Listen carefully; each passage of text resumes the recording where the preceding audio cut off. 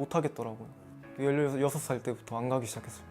학교 그만두에 대해서는 엄청 제가 반대를 했었는데 이제 벽이 좀 생겼던 것 같고요. 인사도 잘 안 했던 것 같아요. 아예 꽉 막혀 있었던 상황이었죠.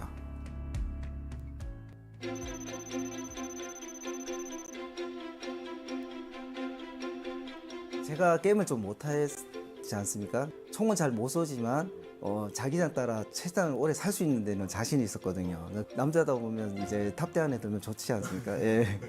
약간 게임을 워낙에 많이 싫어하셔가지고 어머니께서 막 몰래 PC방 가서 게임도 하시고. 게임을 하러 다니니까 제가 PC방에 좀 쫓아다녔어요. 그게 싫어서 집 나가가지고 이틀, 3일도 안 들어온 적도 있고요. 저 사람까지 집 나갔어요. 예. 한 3일 정도 나가서 거의 게임만 했었습니다. 실컷 했었죠, 그때는. 오직 배틀그라운드만 했습니다. 예. 예담이가 옛날에 집 나가서 거기 찜질방에 친구들이랑 같이 있었던 데인데 마침 거기 있더라고요. 그 자기가 아들 찾아와 놓고 혼자 거기 가가지고 아주 놀기에 좋게 PC방 뭐 한 층에 다 있더라고요. 그게 찾았을 때 그 개강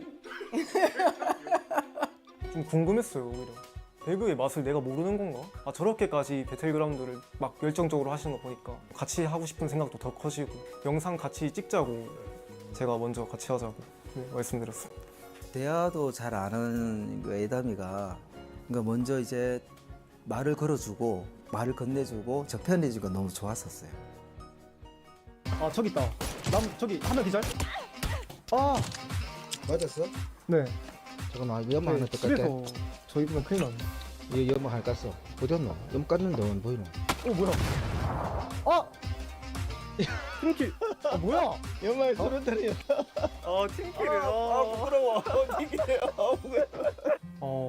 원래는 아버지께 이제 마음의 벽이 좀 세게 쳐져 있었는데 배틀그라운드를 같이 하면서 더 가까워지는 그런 계기가 많이 된 것 같습니다. 자연스럽게 대화가 엄청 많아졌어요. 뭐 엄마는 어떻게 만났어요 이런 것도 직접 물은 적 한 번도 없었거든요. 아버지한테 궁금한 게 조금씩 생기더라고요. 저는 나중에 아들 낳으면 이어서 아빠와 아들 또 하고 싶거든요. 그냥 파밍하면서 그냥 대화만 해도 아 진짜 재밌다, 행복하다 이런 생각도 많이 들어요. 게임하고 나서 달라졌어요. 인상이 웃는 얼굴로. 바라는 점이 있다면 가족이 좀 더 화목했으면 좋겠다.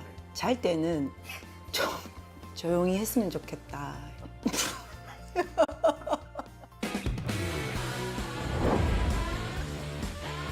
당연히 우리나라가 치킨을 먹는 게 제일 기대되죠. 올해는 우리나라가 꼭 우승했으면 좋겠습니다. 한국팀 화이팅! 아버지 앞으로도 같이 게임 재밌게 하면서 좋은 아빠와 아들 사이가 이어졌으면 좋겠습니다. 애담아 사랑해. 다시 한번 찍을까요?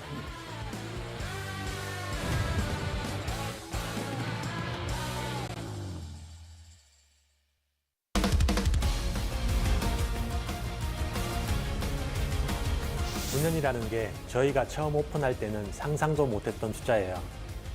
배틀그라운드의 지난 시간은 저희가 혼자 써내려간 기록이 아니었습니다. 전 세계에 계신 팬분들과 함께 써내려간 이야기였다고 생각합니다. 그 깊은 감사를 담아 PNC 2026의 문을 엽니다. 얼리 액세스 오픈 첫날부터 서버가 터졌어요. 크래시는 엄청나고 사양은 미친 듯이 높고, 근데 신기한 건 그 와중에 유저분들이 계속 들어오시는 거예요. 개발팀이 너무 작아서 모두가 달라붙어야 했는데 그렇게 해서 돌아갔다는 게 신기할 정도였어요. PUBG는 유저분들의 반응에 기반해서 변하려고 굉장히 많이 노력한 프로덕트예요. 커뮤니티에서 날카로운 피드백이 올라올 때 그 목소리들이 저희 방향성에 녹아들어서 실제 결과물로 나오는 순간들이 있거든요. 저희가 뼈대를 만들지만 이 게임을 완성시키는 건 결국 플레이하시는 분들이에요. 한순간의 판단으로 모든 게 뒤바뀌는 예측 불가능한 서사가 배틀그라운드의 가장 큰 매력이라고 생각합니다. 익숙한데 매번 새로운 전략이 필요하고 그 안에서 누구나 자기만의 이야기를 만들 수 있어요. 그게 9년 동안 전 세계 다양한 배경의 플레이어들이 계속 모이는 이유라고 생각합니다. 대회 현장에서 울리는 팬분들의 함성소리, 중계 채널의 실시간 반응들, 그리고 커뮤니티의 다양한 의견들이 모여 배틀그라운드 세계가 더 넓게 확장되고 있습니다. 장충체육관은 PNC가 처음 태어난 고향 같은 곳이에요. 7년 만에 다시 돌아온 PNC 2026은 e스포츠를 중심으로 PUBG 세계관 전체가 모이는 특별한 공간으로 진화합니다.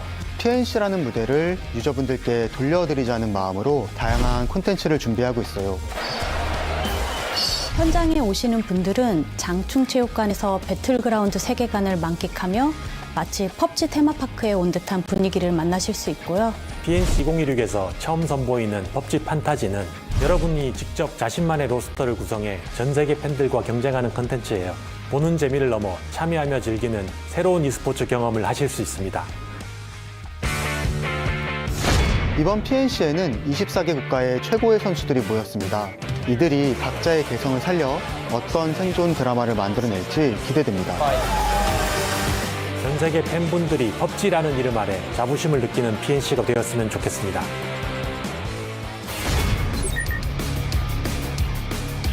10주년도 그 이후도 실망시켜 드리지 않으려고 열심히 준비하고 있어요. 유저분들이 언제나 새로운 즐거움과 가능성을 발견할 수 있는 환경을 만드는 게 저희 역할이라고 생각해요. 저희가 더 노력해야겠다는 거, 그리고 여러분의 게임을 만들어 나가는 이 팀을 믿어주셔도 된다는 것.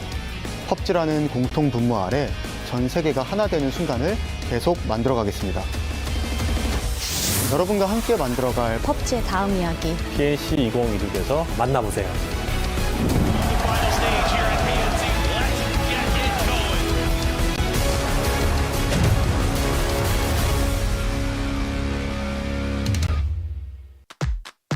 There it is, the Google Play Point.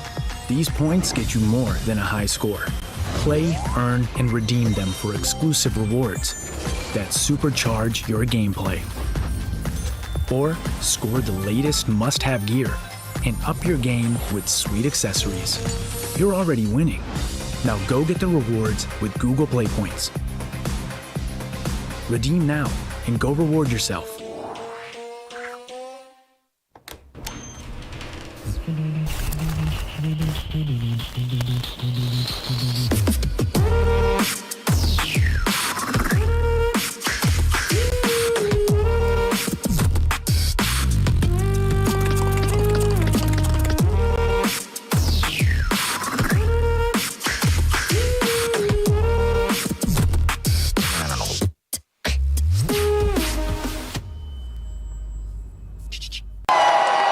Fueled by the same passion as esports athletes, Zowie continuously develops tailored products, empowering gamers to bring their best out.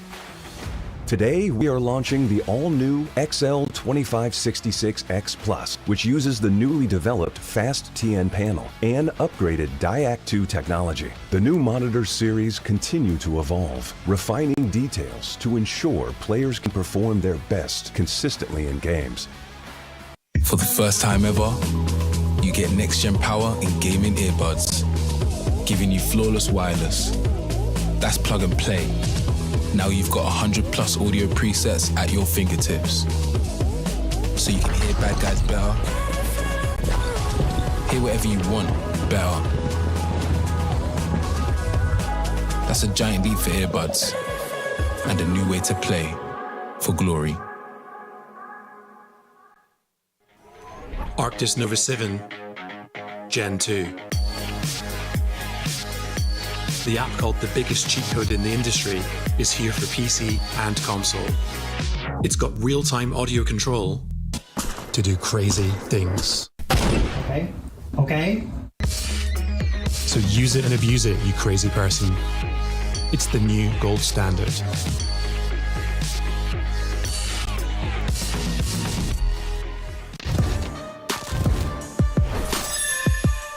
The ultimate battle for survival features 24 PUBG All-Star teams from around the globe. The PUBG Nations Cup is back. This year, things are getting a massive overhaul, so you can do more than just watch. You can dive right into the action and earn reward. In place of Pick'em Challenge, a brand new event pass and PUBG Fantasy are coming directly to PUBG Battlegrounds. Beyond just spectating, here's how you can jump straight into the in-game action right now. First and foremost, a stunning lineup of items created to celebrate PNC 2026 awaits you. Anyone can earn them simply by completing Event Pass missions starting on June 17th. Not only can you get free outfit sets and G-Coins just by participating, but purchasing Event Pass PNC 2026 also unlocks exclusive rare items, including Panzerfaust and mountain bike skins along with various outfit sets. Notably, the PNC 2026 Pass includes standard gameplay missions alongside exclusive PUBG Fantasy missions, such as finalizing your fantasy roster or spending over 90% of your budget. Since PUBG Fantasy missions award massive amounts of XP in a relatively short time compared to regular missions, make sure you don't miss out. And now, let's break down PUBG Fantasy, kicking off alongside the Event Pass, everything from how to play to the rewards you can earn. Once you enter the PUBG Fantasy page, you'll be given an initial budget of $4 million. Your goal is to build your very own roster by selecting 4 teams based on that budget. However, the key rule to remember is that you cannot exceed the $4 million limit. Since you can modify your roster all you like at any time during the event period, we highly recommend trying out various iterations. When it comes to building your roster, the most critical factor is price. The initial value of each team has been meticulously calculated based on past data and matchup difficulty. Defending champions Vietnam and traditional powerhouses like South Korea naturally come with hefty price tags. The core challenge lies in fitting these top-tier teams into your budget. You'll need a flexible strategy, balancing big names with budget-friendly dark horses capable of pulling off an upset at any moment. Furthermore, team prices fluctuate in real time every hour based on pick rate. So basically, the higher popularity among global users, the more expensive they get. If popularity dips, the price drops as well. If the value of a team you own goes up, your overall budget grows with it. Keeping a close eye on market trends and trading teams at the right moment. That's the real key to winning. With your dream team locked in, the PNC 2026 main event will run for 6 days from June 23rd to the 28th, spanning a total of 5 match days. But wait, isn't June 25th a dark day? That's correct. While there are no live matches on Thursday, team trading and roster changes for PUBG Fantasy will remain fully active. This is your golden opportunity to fine-tune your lineup based on the performance of the first 2 match days.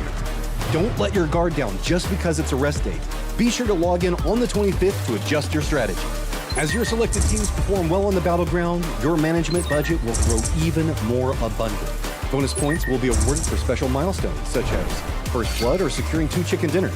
Most importantly, you can designate one team on your roster as your most supported team. All points they earn will be boosted by a massive 1.3 times multiplier. Make sure to carefully choose your ultimate trump card. Rack up points and climb the global leaderboard. Amazing G-Coin rewards are waiting for you. The first place winner of PUBG Fantasy will take home a whopping 15,000 G-Coin, with G-Coin rewards scaled all across the standing. Even if you don't secure the top spot, there's absolutely no need to worry. G-Coin rewards are available all the way down to the top 50%, so keep your eyes on the leaderboard until the very end. Just keep in mind that rewards can only be claimed after the tournament ends from June 29th through July 7th. Event Pass and PUBG Fantasy are entirely new ways to take your tournament experience to a whole new level. Assemble your dream team today and walk away with various items and G-Coin rewards. The fate of your team is now in your hands.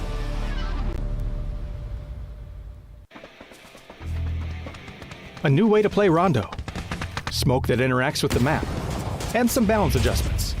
All this and more as we dive into the Update 42.1 patch report. First up, there's a new way to dive into Rondo, with the Blue Zone rule set available through Arcade Labs. The action starts immediately, with the first zone shown on the map right at drop for all 64 players to fight over. There's also an increased loot and vehicle spawn rate to help you gear up faster. But be careful, there's no wait time for blue zones, and blue zone damage is increased. You won't have any special zones to worry about, but you'll still have to fight for every inch in this fast-paced take on the map. Can you beat out the other challengers to secure that chicken dinner?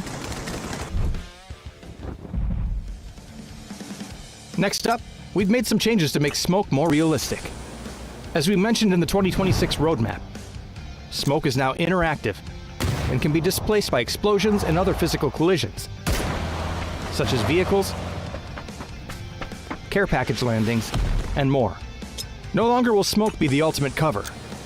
You'll have to utilize strategy to make the most of it or fight against it. We've made a few balance changes this patch as well. The SLR has gotten some improvements. We've rebalanced the blue zone a bit, and healing items have seen some adjustments to weight and cast time. You can find out more about these changes in the patch notes. There's also a new rank season, racing mode added to UGC mode, Intense Battle Royale can now take place on Haven, and more. So be sure to check out the patch notes for full details. Update 42.1 is here. So grab up some rebalanced gear, drop into a faster-paced rondo, and don't wait around for the smoke to clear. We'll see you on the battlegrounds. Team Vietnam as your 2025 PNC champions.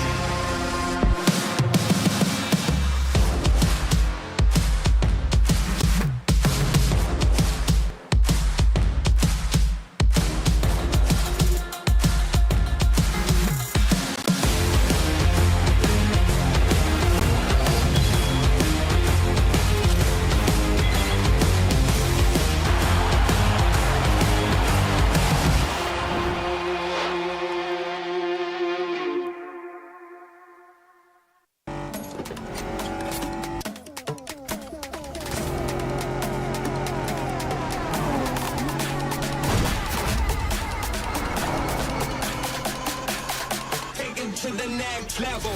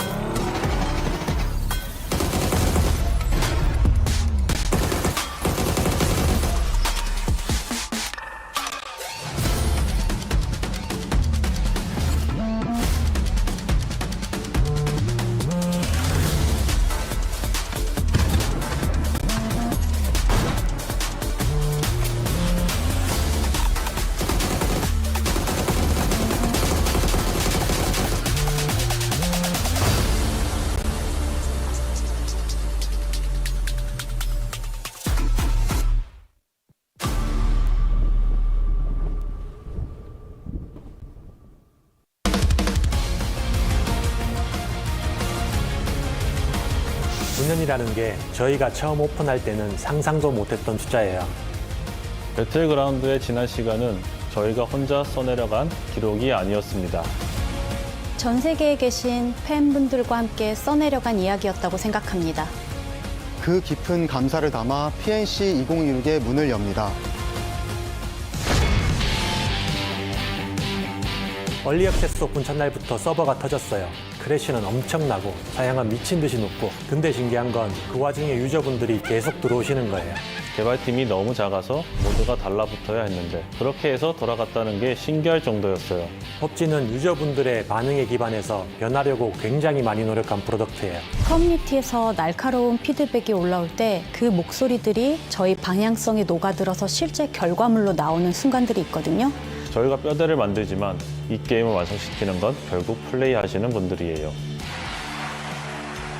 한순간의 판단으로 모든 게 뒤바뀌는 예측 불가능한 서사가 배틀그라운드의 가장 큰 매력이라고 생각합니다. 익숙한데 매번 새로운 전략이 필요하고 그 안에서 누구나 자기만의 이야기를 만들 수 있어요. 그게 9년 동안 전 세계 다양한 배경의 플레이어들이 계속 모이는 이유라고 생각합니다.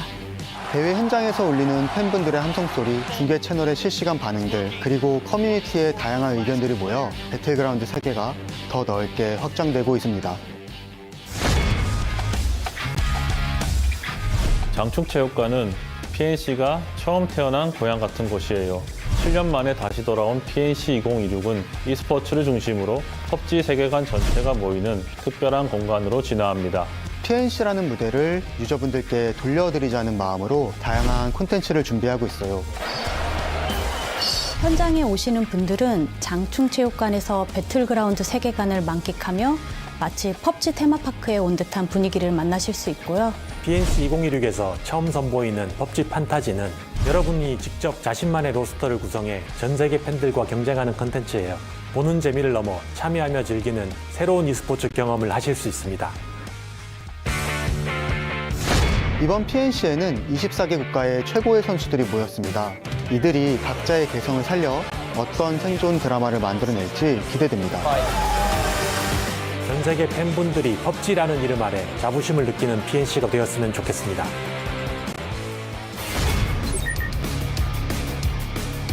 10주년도 그 이후도 실망시켜 드리지 않으려고 열심히 준비하고 있어요. 유저분들이 언제나 새로운 즐거움과 가능성을 발견할 수 있는 환경을 만드는 게 저희 역할이라고 생각해요. 저희가 더 노력해야겠다는 거, 그리고 여러분의 게임을 만들어 나가는 이 팀을 믿어주셔도 된다는 것.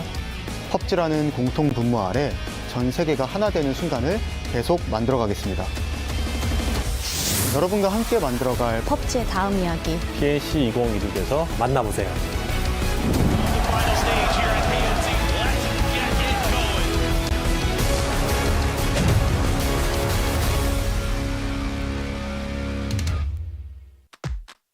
There it is, the Google Play Point. These points get you more than a high score. Play, earn, and redeem them for exclusive rewards that supercharge your gameplay. Or score the latest must-have gear and up your game with sweet accessories. You're already winning. Now go get the rewards with Google Play Points. Redeem now and go reward yourself.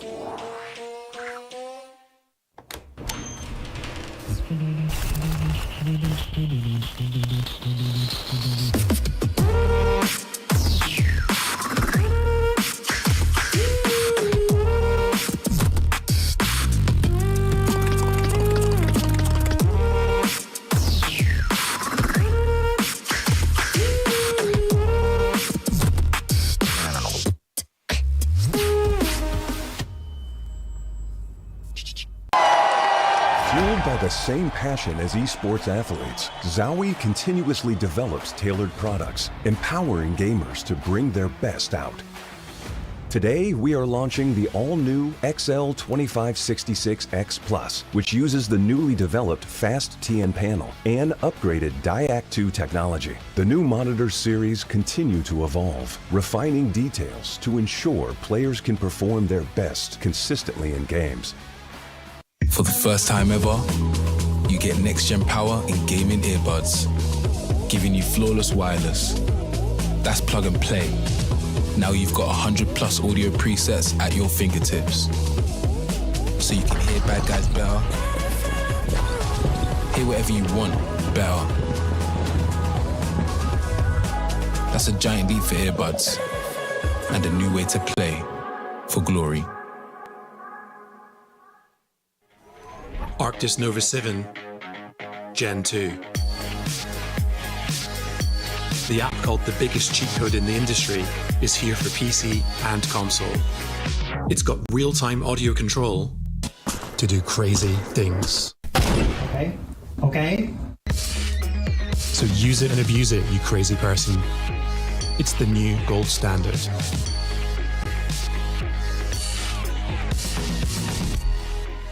Team Vietnam as your 2025 PNC champions.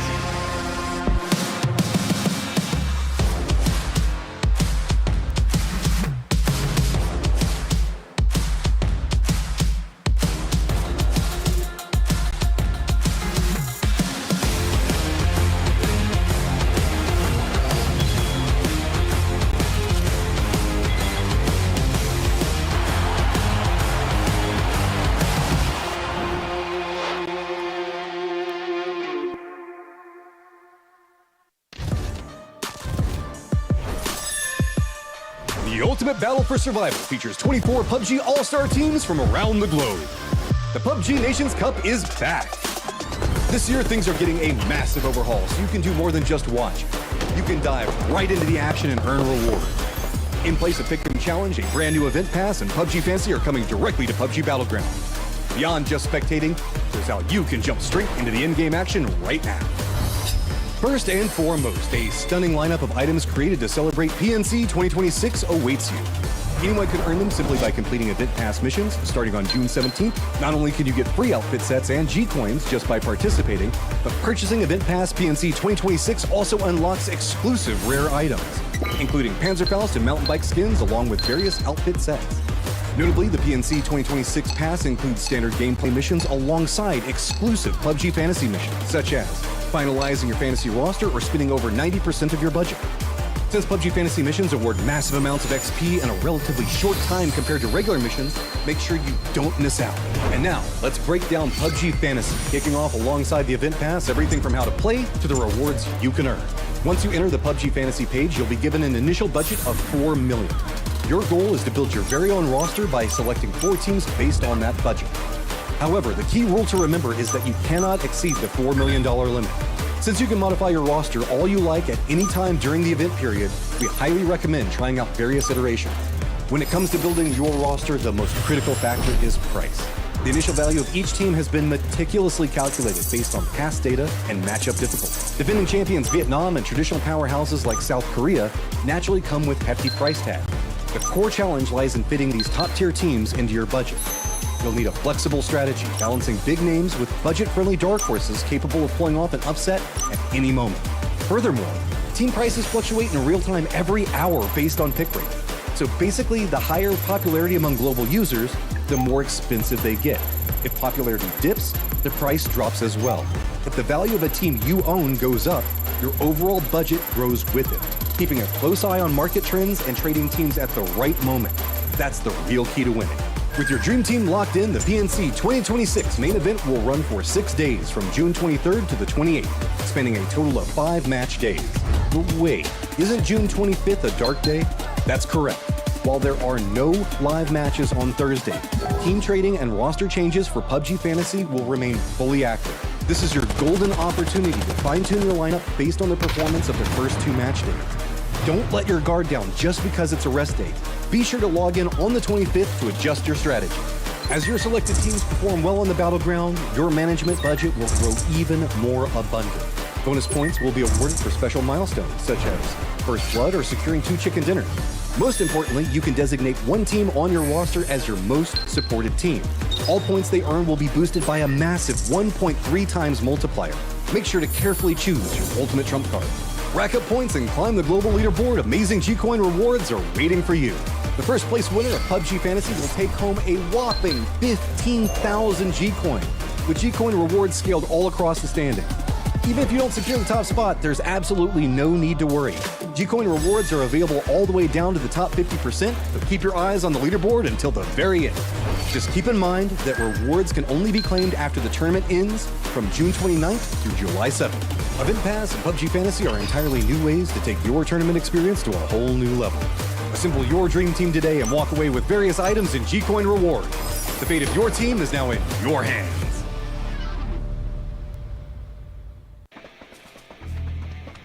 A new way to play Rondo, smoke that interacts with the map, and some balance adjustments.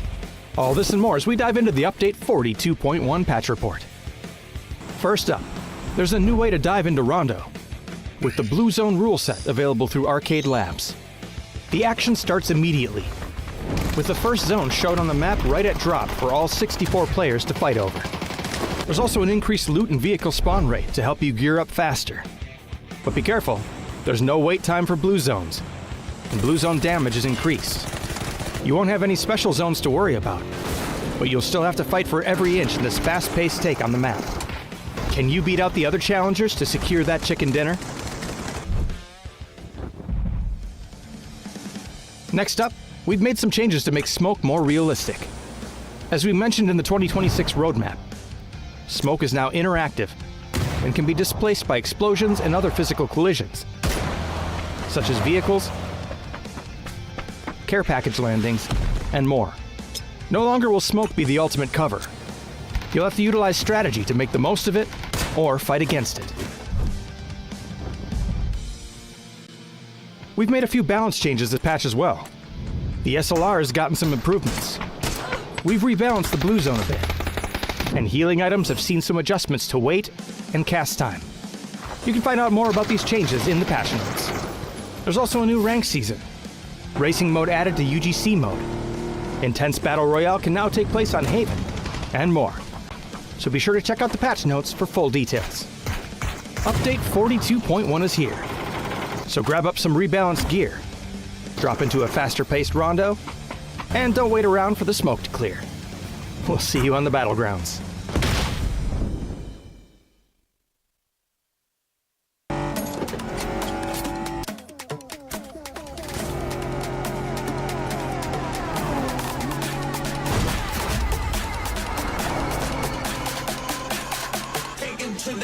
next level.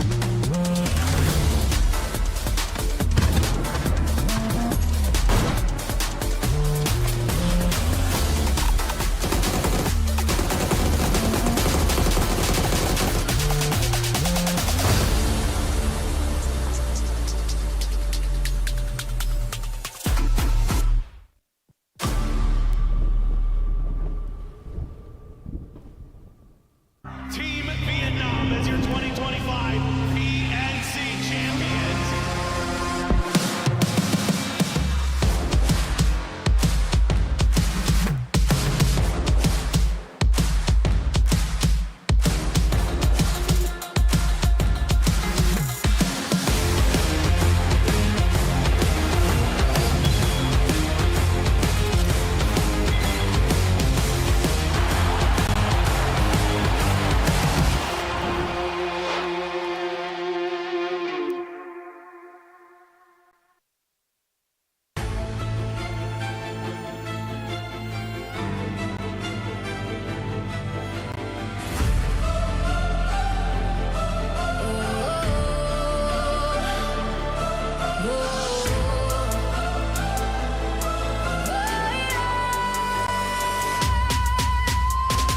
Dust in the air, lights in the sky. We hear the engines calling.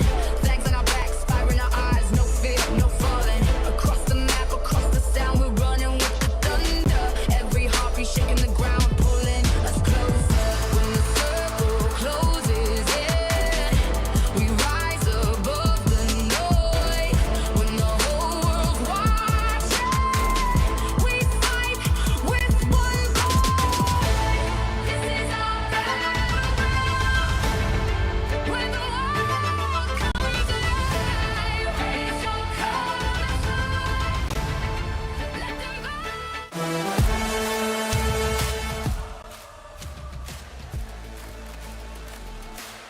With the World Cup gripping the globe, we get to the important Nations fight. The Nations Cup is here for PUBG for 2026 as we are ready for 24 teams to descend onto the battlegrounds as a whole as they are live from Seoul, South Korea to figure out, hey, there's Avenger already. Oh God, how did he get on camera this quickly? That's ridiculous, but it's going to be a good one. We have got an opportunity for one team to rise the mountain once again for PUBG Nations Cup for 2026. How is he doing it? What is this? Anyway, my name is Kalaris, your host. Joining me, I have Matrim, I have Mark Power, I have Gibson. Apparently we have a fifth member over there as a spy. But Matrim, it's going to be a good old time for PUBG Nations Cup this year around for 2026. Yeah, we're in that fun part of getting the qualification stage, so we get a couple of countries that don't necessarily always get the love whenever it comes to the Nations Cup style. So we'll see if they can fight their way into it, but it's going to be a tough competition given the fact that we've got some pretty big names that they're going to be competing against. Yeah, I think the exciting thing year on year is the fact that this tournament has really grown into its own Gibson. Of course, we had, 2019 and other years where it was just a 16-team cup. This time around, again, you've got that survival stage. These teams can try and play forwards to join the top 8 that are already there in that grand final. Yeah, I think more countries is obviously going to make it so much better. And I feel like if you're in the survival stage this year, like, yeah, we've got a chance. And then you go, oh, wait, you got neutral and Ukraine in here. That's 2 spots already gone in the top 8 already. So it's going to just make things a little harder for some of those teams that would have been on the bubble anyway. Yeah, some terrifying competition, especially since in terms of the restrictions, Mark, from year on year, kind of moved and shifted on how many players you can have per team, etc. and things like that. And with these new nations coming on in that are extremely powerful, that have been omitted for a past couple of years as well, we knew that they were kind of chomping at the bit to get in here and look strong doing it. Yeah, we can't avoid the fact that there are players here today that actually, when you look back at some of the historic PNCs, that they haven't been there, and you look at especially our region, James, and go, hold hold on, we've got some of the best not competing. Not this time, though. Our participating teams are including those players. So as you guys said, I think the survival stage is going to be kind of up for grabs for some of these teams. But there, as you say, there are 2 teams there that maybe a few of them might be keeping an eye on. 100%. And I hope everybody's working on their passes in game as well. I've already got my PNC bike that I'm riding around on, ringing my little bell. It's all good stuff over on in-game here. But here's the format as it does stand. We've got a survival stage for 2 days, then a day's break, and then we will be moving into that grand final later on. Matchroom, when it comes to this survival stage, 4 new teams join. And actually, now that I look at those 4 new teams, coincidentally, that might be my picks entirely. That's weird. I mean, they're pretty strong squads. Let's be honest with you on that one. Of course, there are a couple of underdogs that are going to be competing, but it is going to be the top 8 from this one that move on to fight the next top 8 that are already kind of situated. But let's not forget about prize pools as well, because there is a ton of money on the table for this.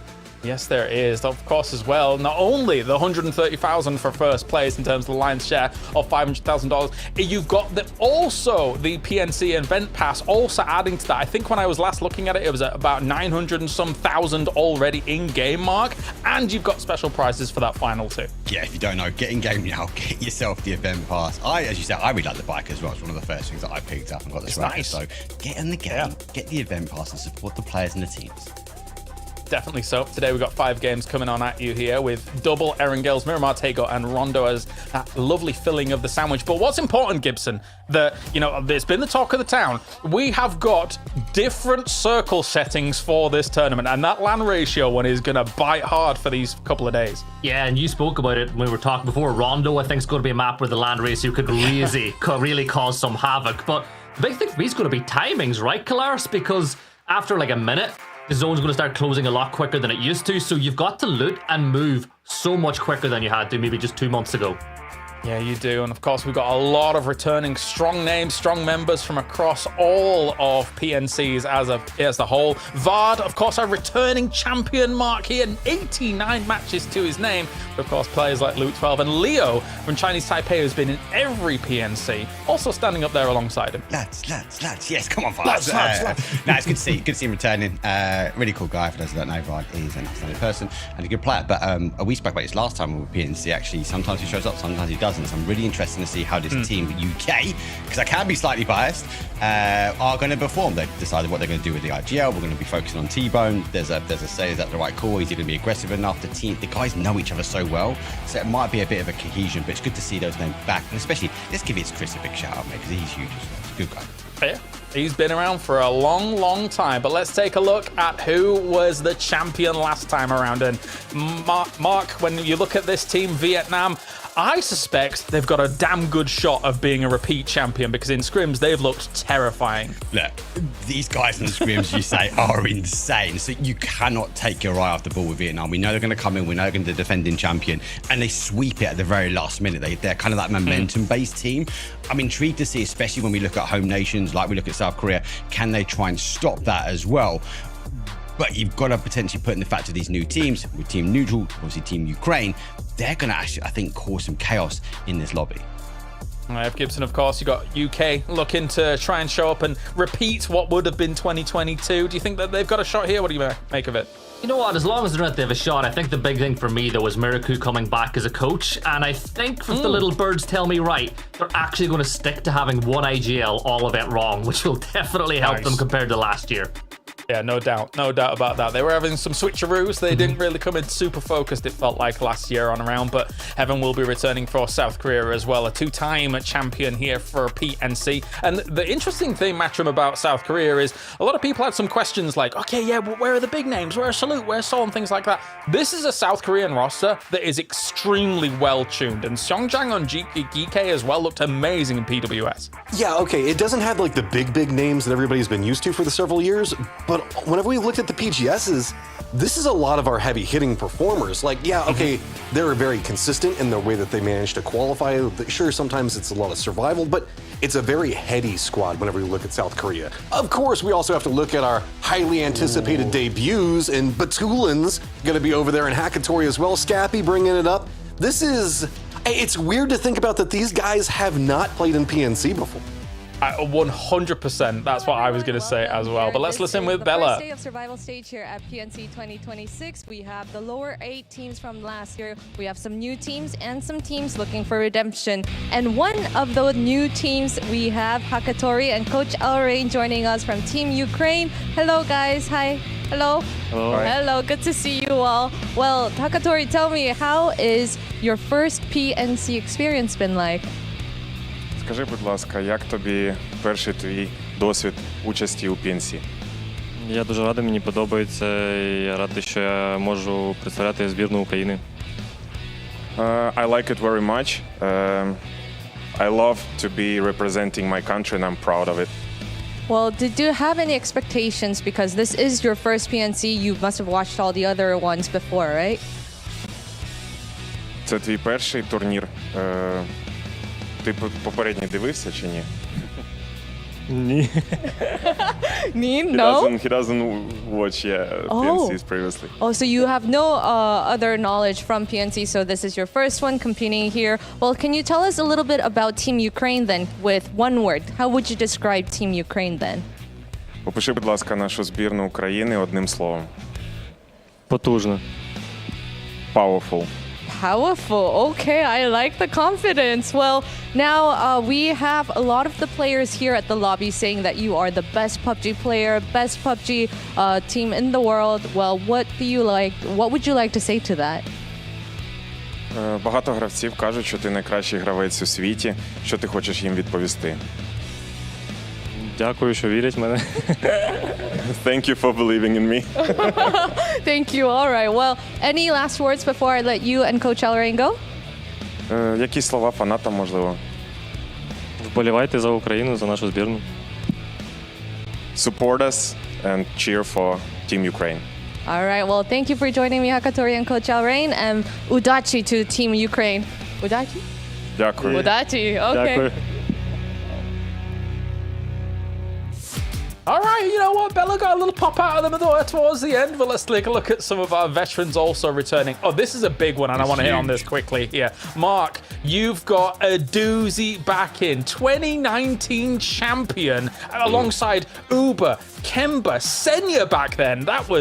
It's great to have him back. Hi guys, That's it's Bella some back big again names here coming for back. a I want quick him back on interview, the and stage. It's Correxy. He is back in 4 years. This is a nice time to be back, right? How are you feeling? How's it like to be back?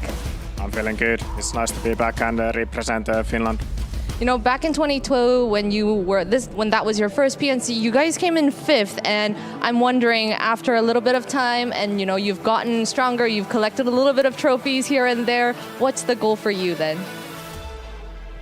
I mean, of course, we're gonna try to play for win, but first we need to qualify for finals. Yeah, right. Go one step at a time. Can you tell us one word? How would you describe Team Finland? Goats. Goats. Yeah. Not 1, not 2, but 4 goats. Would you say your coach is a goat too? Yeah. 5 goats. Okay. Well, before I let you go, any last words from you or Team Finland to the No. fans? To the fans, you gotta say something to the fans. Yes. We're gonna try our best, and thanks for supporting us. All right. Thank you, Corexy, and best of luck to you for Team Thank you. Finland. Wait with me. You cannot leave. Bye. Bye. Of course, Bella holding Curexy hostage once again here. Similar in PGS, of course, Matrim, as we take a look at all the numbers and the breakdown. I think a lot of people are going to be scared of the likes of Tambu and Himas coming in here to yet another PNC. Oh, yeah. I mean, that squad is absolutely nothing to be terrified of. I mean, that is there's so much capabilities in this one.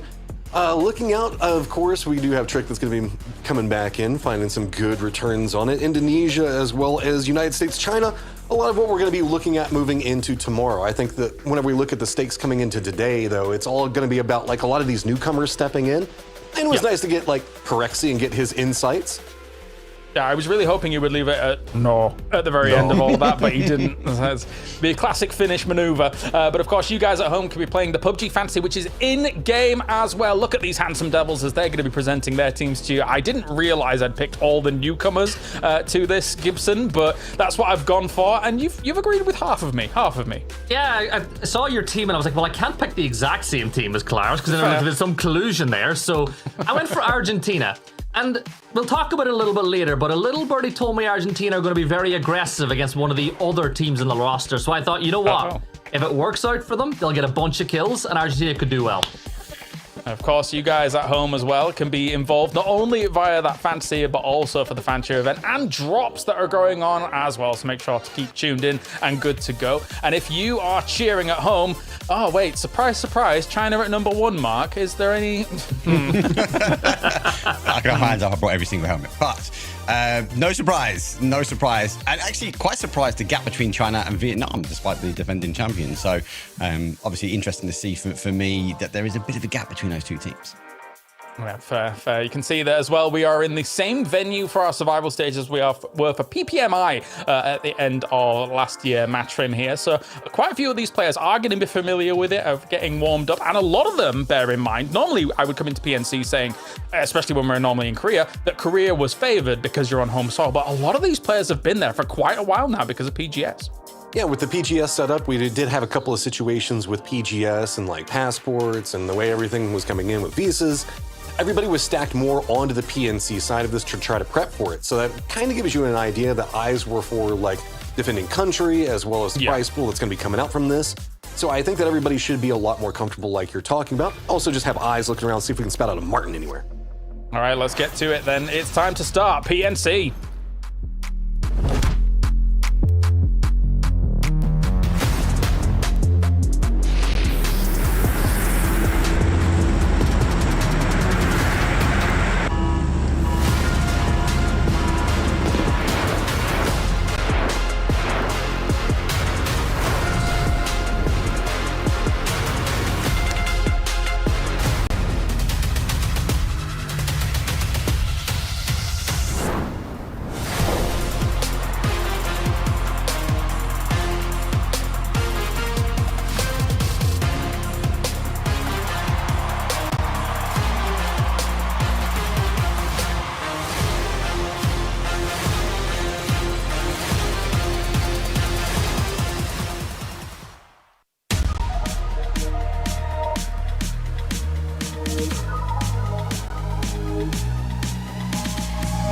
everyone, it's Bella here, and PUBG Nations Cup is officially back. Right now, right here, the 16 teams here are all hungry for their spot in the grand finals. And we all remember last year's survival stage where Team Indonesia actually surprised us with their massive upset. And the question on everyone's mind is, who is it going to be this time? Who is going to completely defy the expectations for PNC 2026? Now, this stage really has it all. We've got the defending champions looking to cement their legacy. We got the newcomers ready to make their mark. And of course, the returning squads out for redemption. And every single player here in the lobby has their own story and a dream for that PNC trophy. But who will actually survive the survival stage and keep their dreams alive? We're about to find out. Let's get the show started. Here is PUBG Nations Cup 2026.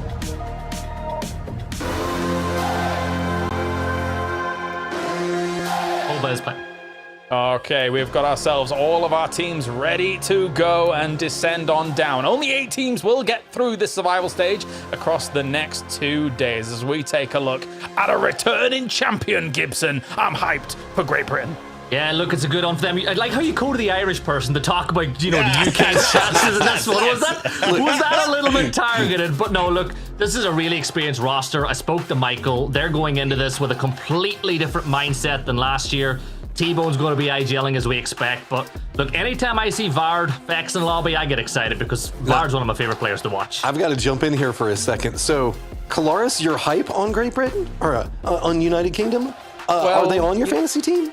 Well, you know, the prices just didn't work out. You know, I would have picked Australia as well, but the prices just didn't work out. Let's be honest.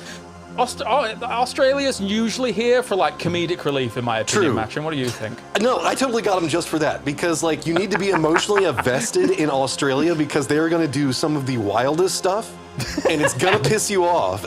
So I specifically chose because Ukraine is going to be, let's be honest, probably statistically better, but Australia will buckle you in for a ride if you pick them. I think so. I was talking to Tiggleton a lot yesterday about how things are going for them. They seem happy with everything and how it's going to go down. But as we said, a powerhouse. Ukraine coming into this, Mark. Of course, they've got 3 of their Na'Vi members. Diffx has played with them all in the past. They are all mega fraggers. Yeah, look. This is a dream team, right? This is a dream team coming out for Team Ukraine. The only concern I've got, there are some big players, there's some big names, and there's some big ideas in this team. How is that going to gel together? How is that going to play? You said they've played together. I get that, and some time has passed since then, so maybe they've settled. But it'd be intriguing. I think they're going through. I'll be shocked if they don't, but I'll be interested to see how aggressive this team plays. Kazakhstan are a newcomer here, Gibson, as well. They are subbing in from 2-1-0 to Hobber. And Hobber, man, I mean, he has a pedigree, right? He was technically their coach listed, but he's played at PGCs. He knows what he's doing. I think they've got better, right? Bringing in Hobber, I think that's a big impact to the team. And I Am 5 is another player that I'm excited to see. Look, there's a reason why Kazakhstan have been invited to play here, and I think they're going to show us today. I think so too. Of course, we've got India returning as well for yet another year of PNC, and Matrim, they've been playing the EMEA scrims as well. They've not looked kind of unfamiliar to this. They've had a bit of a rough time in the 2 PNCs that they've played in the past, but I think that this roster has a little bit more power relative to those other ones. What do you make of it? I mean, whenever you look at it, you do have to admit that this is a squad that's coming in with far less like LAN experience overall. We do know that India loves PUBG, and whenever we look at like PUBG Mobile, the way that they play it, they understand the mechanics and the meta in certain fashions. But now it's just going to be about making sure that they figure out how they flow into what's going on with all the other teams around them. Yeah, look at him, the cheeky man. Batulins here for neutral. What a roster this is as well. Lou, Levante, Batulins, and a doozy. Mark, it's an all-star roster. This is a crazy roster. I'm really interested to watch how Aduzi and Batulins play. Again, 2 massive names from our region, right? I'm interested to see how they go. So we've got Blue sitting there. Levante's a big name as well. So you look at that on paper, it's big. I hope it gels together. But as you have all picked apart from me, they're on your fantasy team. I just was a little bit unsure about how these Aduzi and Batulins might play out. But they're a qualifying team again for me, though. That's a fair criticism and potential concern of it, right? Because way back years ago, when they theorized a roster for neutral, I talked to Batulins and he said, okay, yeah, but maybe a doozy and him would conflict in terms of style because they're very different IGLs. But I think for sure they're going to be on the Batulins playbook, especially with having Lou on board, right? They're going to be following that kind of style, I think, and just allowing a doozy who kind of wanted to move into the fragger role anyway, as of when he kind of joined Seoul alongside the rest of his roster, Gibson. So maybe he's going to be happy just shooting at things. I spoke to him before the event, and he's going into this like a grudge match. Like, he really wants to win. He's a little upset about the fact this is his first PNC. So Batu is going to go into this one playing hard. And look, I've always said it. I think he's one of the greatest players there.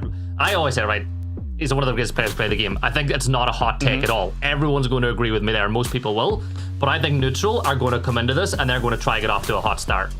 Oh, they're taking their maps away. You know what that means, Matrim. It's almost time to get into our first game. We've got a lot of teams to talk about, but there's only so much time. Let's start this off. It's PNC 2026 live from Seoul, South Korea. Game number 1 will be on Erangel, and it's going to be me and Matrim to bring you the first game. So Mark Gibson will get you back in after this one. Let's get it. Game number 1, Matrim. All right, it is PNC time. We are starting off even having Levante neutral off the go in the plane. So going to be coming in from the west, or the eastern side, moving into the west. So pretty much everything's going to be on the table on drop. A little bit longer of a stretch if you're wanting to go over to military base, but this should be a pretty standardized drop from most of our teams, Coloris. Should be. Now, of course, there was kind of things like we saw the potential for some hot drops going down. I asked UK straight away, are you going Milta? And they believed that Argentina was going to be going elsewhere and kind of circumnavigating that entire situation. That said, looks like they're going towards Rozhok. Looks like they're going towards India. That might be the first hot drop scenario here, Matrim. Oh, India. We were talking about needing to figure out how you move into, like, the environment here and figure out how you work around these other squads. This is going to be a really hard start for them if they have to deal with it. A little bit of distance coming out, and yep, India, Unforgiven, at least does manage to get into the car first. Can't quite get the run over, but Can he manage to line it up? It's a little bit awkward whenever you're that close to try to run somebody over, and it's taken some time to do this. Can he get to the tree and survive? Yeah, the funny thing is that this is all towards Boatyard as well, like that, even though Rostock is completely free, so they could have detached from one another, but they challenged for vehicles this early on, and now are kind of still encroaching on this Boatyard position. So there was technically room for both of these teams to have a spot, and they've decided to be a bit more aggressive. I can kind of understand it from Argentina's side, right? I think that they probably believe that India is a bit of a weaker mule in this lobby compared to some of the other ones, based on some of the track record we've got, as well as a lack of exposure to those international lands. Look, India's already had to just kind of drop down to the belly, try to get some TPP vision on what's going to be going on around them. Argentina is a lot more aggressive in trying to find utility as far as weapons and getting everything set. They already know that they've got enough of one angle contained, so if they can pick off one player, they might just be able to swoop around and find more. Given the fact that this is pretty much in the circle in a great position to kind of maneuver around from this point forward, there is no rush on either one of these squads, but that does mean it's more complicated for India as they have to figure out a way to extricate themselves. Yep, I'm just trying to bail out the other side of Boatyard by the looks of things, but as you say, with Unforgiven on the other position, it's a bit more difficult to make this work on out. Sort of 37 new players participating in this PNC, so a lot of fresh blood, fresh meat, potentially, for some of the veterans, as well as some of the top-level players. But at the same time, a lot of those top-level players are also the newcomers, so it's going to be exciting. The way this is set, India does have the capabilities to kind of turn this, but they have to make sure that they get these pickoffs on angles of approach coming up from Argentina.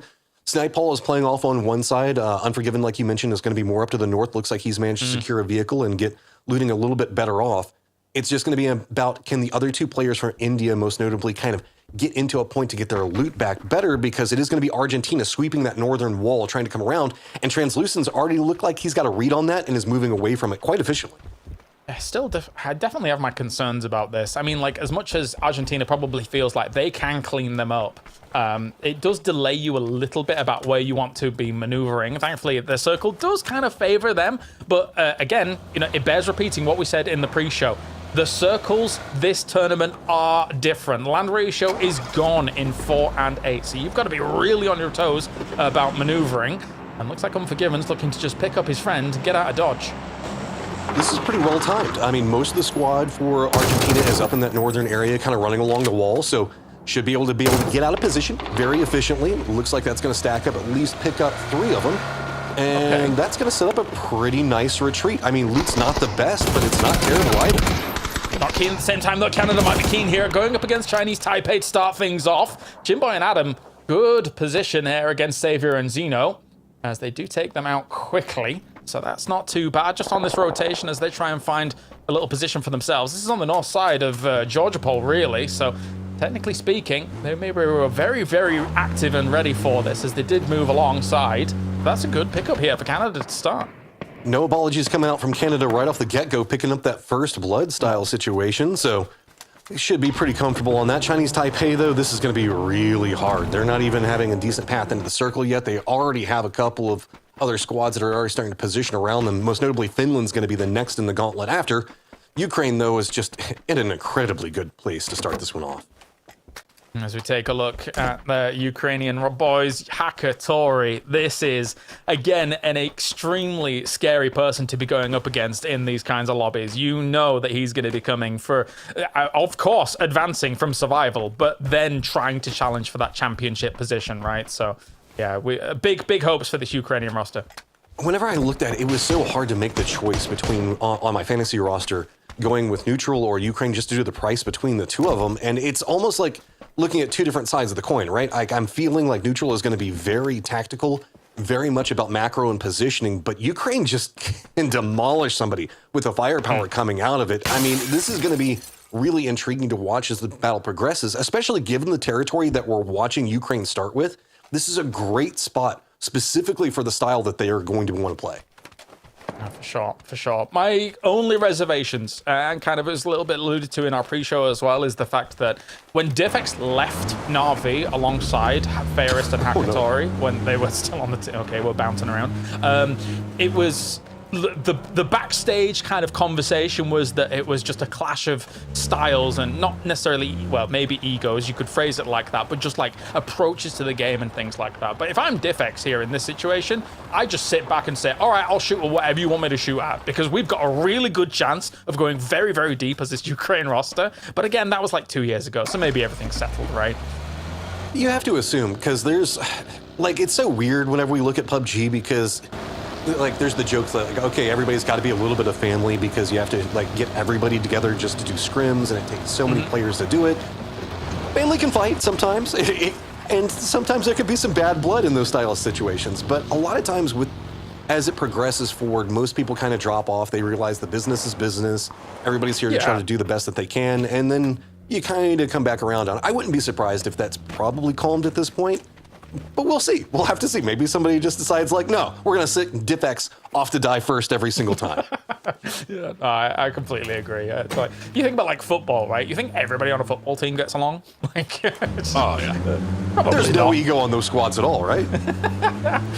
So it can happen from time to time, but I think, yeah, the eyes on the prize is going to be very important here, especially for some of these great rosters. Kazakhstan is one that might end up flying under the radar as well, as Fex already starts off against Code Marco. I feel like this lobby might be very EMEA coded. I was talking to you, the boys in the back about it before this, but I mean, we've got some really good rosters here, and haphazardly EMEA also has a lot of countries that do exist within it. So I think that there's going to be definitely an EMEA lean to the play style of a lot of this lobby. But that's not necessarily bad, because it does mean the fact that it's going to be a lot more macro-based. It's going to be about moving and positioning, not necessarily more wild, let's just try to kill everything that we can, which does mean that good strategy and good gameplay will be rewarded in this qualification. So not necessarily as loose as some people were a bit worried that the qualification series coming into this could be. As you can see, it's already pretty settled. Most of the squads understanding exactly what their win conditions are and where their danger points that they have to play for are. And as these circles narrow down as well, it will be even more spicy as to where this could go. Because, for example, if this just kept hard shifting north or hard shifting south, all of that water could still stay in later in the game, but it's not going to. This gives our teams a bit of a reprieve as to what could potentially occur in our circle settings as a whole. But also do remember as well that our red zones or hazard zones, as DraftKings starts off with a double here against K-Man and Adam with the M249. That's a good spray down for him to get things rolling. All right, they didn't find India, but staying here does manage to find some damage onto Canada, finding a couple of kills. This is going to be right on the edge of this new zone that's going to be pretty much centered around Pachinki. There's a lot of dead zones going to be around it, most notably the Badlands that are going to be kind of in position a little bit more along this kind of area coming out of Sunken City, or Boatyard, whatever you want to call it, moving into that school area. We do have neutral that's already in position over there, eyes on to Finland. Finland's going to be right next to Argentina, trying to keep them out. Denmark's actually making a rotate right on top of Canada. There is nowhere for Canada to go. Every single position that they try to play for is just getting bullied, and this is just continual harassment. Canada is the first eliminated. For sure, that's a beamy kill read. That is the kill feed kill read, and he said, okay, let's just hit them hard alongside Gustav's calls, of course. That is them reading that perfectly to a T. So well done there by Denmark to be able to capitalize on that after seeing the casualties do go down, but at the same time, Cole Marco now peppering some shots in against Japan. Where do they want to go? I mean, it's not actually a bad spot that Japan is currently taking up here on the south side of this circle. I mean, it's so much more of a cluster over into the north and into the east right now. Japan has managed to set up a pretty nice 2-2 split. Good compounds, a lot of control. No real team's necessarily going to be jousting up or going for a hard crash into them yet. Maybe Norway, who's kind of playing along the peninsula just over into their east. Malaysia, though, they've got Great Britain on one side of them, going to be making it a lot harder for them to kind of deal with, or United Kingdom.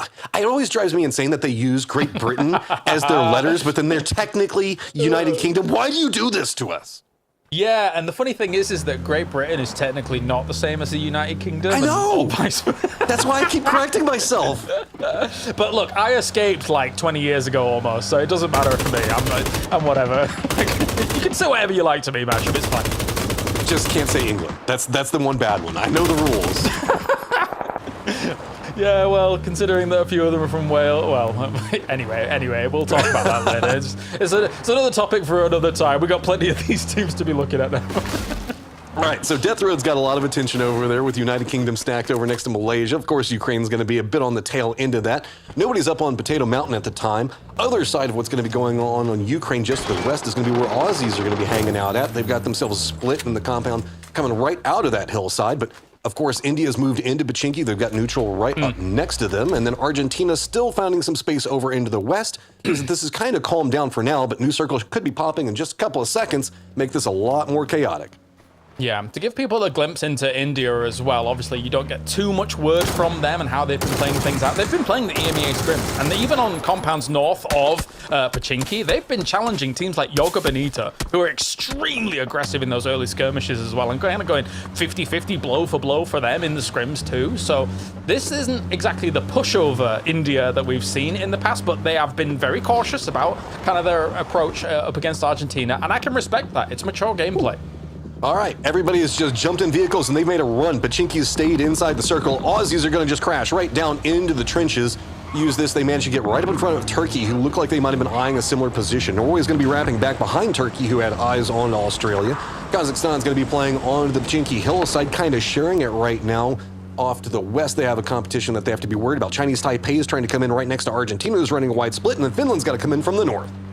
It's a toughie of a circle because there's so much field that still does exist in it, right? So taking those trenches is not too bad a spot to be able to take up. And of course, on the east side of Pachinki, there is even those kind of war dug trenches. But of course, you got to remember, we still do have the pickaxe in play. We still have all those explosive in play. You can make your own trenches now in those fields, and it does make those fields a lot more dynamic.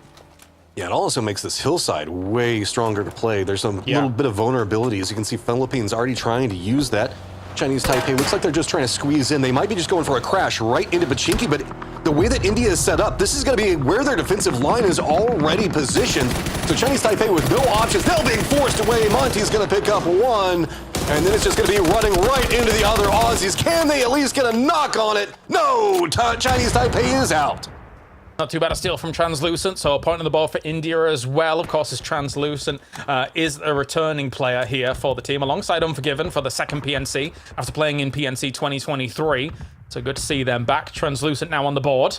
Alongside Ryzen here, who's, again, as you say, holding out this side of Pachinki in a pretty decent spot. So they might be able to get quite a couple of points off of this. As now Finland still scouting around up on the church position here. If they can move forwards onto church, they'd have quite a nice spot themselves. They're just looking to kind of like hold out those edge positions, because this Finnish team here, Matrim, as well, they are very well versed at playing ranked with each other, pubs with each other, even Finnish tournaments, as well as some Nordic tournaments. So I think that this is definitely a scary roster to go up against. Uh-oh, are we going to get some geometry coming in? Looks like Tig's got the line in.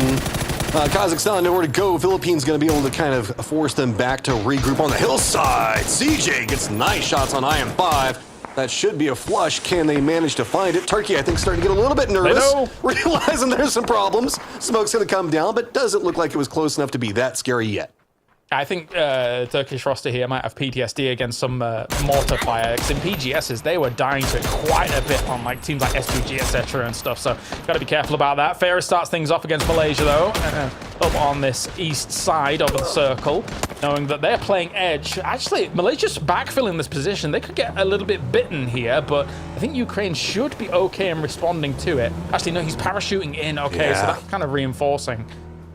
You know, it's just going to be on the setup of angles. Ukraine now starting to just feast over here. Malaysia has nowhere to go. This is firmly entrapped. It's just running right down into the United Kingdom or dealing with Ukraine up on top. Vard's going to go ahead and get some victories out of that for himself. And where else do you go? Just make a run for it. And no, can't even land in Pachinki. I'm hoping Malaysia can do something here throughout the survival stage as well. Shen obviously being the absolute star of that roster. And then alongside him, just a great team of R8 as a core, right, that have been able to qualify through to EWC at the most previously Vega Esports. So we'll see, though. That's not exactly the best start from them. Coming in on the edge against Ukraine. I mean, what are you going to do, man? Yeah, I mean, you're moving down into an open field with Ukraine that's now firmly encroached you on both sides. You were just trapped over there. And Malaysia did kind of put themselves over there, but they were in the hunt for going on to kills. Looked like they were trying to harass what was going on with the United Kingdom. there are still a couple moving factors that are going to be moving into this a bit more vulnerable. Most notably, it is going to be Norway having to deal with Japan pretty close, as well as the Philippines trying to sneak their way in, but they do have Pachinki Hillside to work with. Can we get a closer zoom in on Hakatori, please? There, that would be just enhance, all right? Like, you can see his paws and everything. But no, it's a good start here from Ukraine. The thing is as well, though, for Ukraine is that as much as it's a good start from them on this edge position, it's a little bit difficult oftentimes to actually get off of this hillside if you want to go straight west. So that's why we're probably going to see them go for this wide ramp south to try and, well, take fights and then just find themselves a bit of a better entry point. The problem is that there is teams here. Norway's here to try and greet this. Yeah, but I think that this is Ukraine's strategy. Oh They're like, God. no, we'll just shoot and destroy everything. This has got such high firepower. They're like, just play edge. Wrap. Okay, we can't go west. We'll just try to kill anything. But it does look like United Kingdom has realized there's an opportunity. They are starting to maneuver over into point to see if maybe they can go after Ukraine. But Ukraine just takes down Norway so fast. Booster ain't gonna miss those nades. Oh, what? Hakatori, hello? Okay, well, that was as quick as anything there. Fex, a little bit disjointed. Wait, they're actually jumping on that at Ukraine. That's a crazy maneuver, but it actually just might work out, knowing that they're very separated. At the same time, Philippines here going up against Japan, knowing that all of these teams on the south side have to make a big move, and Japan is getting destroyed. Yeah, Japan wanted to get away from Ukraine real bad, and that just put them into another problem. Crossfire down in the low section of a valley. Philippines does have one of their players go down, should be resible. It's just a matter of how much do Ukraine want to continue running. Oh, the circle pulls over into the field. That is going to be problematic for Pachinki. Yes, it is. Ukraine's not stopping either. They get more knocks on the boys as they're trying to find themselves a position. If I'm Ukraine at this point, yeah, I want to clear out the south side, but at the same time, eyeing up the position of Great Britain to try and wrestle that away and use that as a linchpin for maybe a win here for Ukraine to start off this survival stage would be huge. At the same time, Matrim, the teams in Pachinki might have a bit of a hard time about transitioning between some of these buildings. I suppose Denmark's probably quite happy on the south tip of Pachinki, though. Yeah, I like this coming up from Finland, realizing that Pachinki is just it's too hot. Too many people over there. You just try to gotta get out. But where do you go? There's just firing lines everywhere, just trying to get over into a field, which is going to be entirely open. They're getting picked apart. Neutral just has such a good angle onto it, but at least they managed to find a dip. Oh!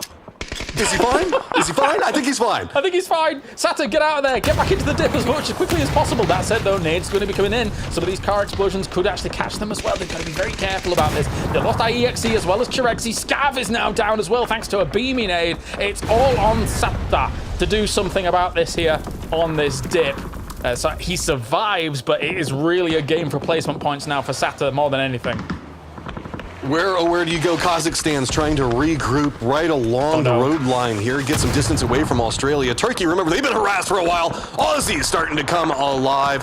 Easy nade toss just to drop them right on top of Kazakhstan, and there is nowhere to go. Remember, Ukraine still has a hillside and is throwing bullets over into this direction.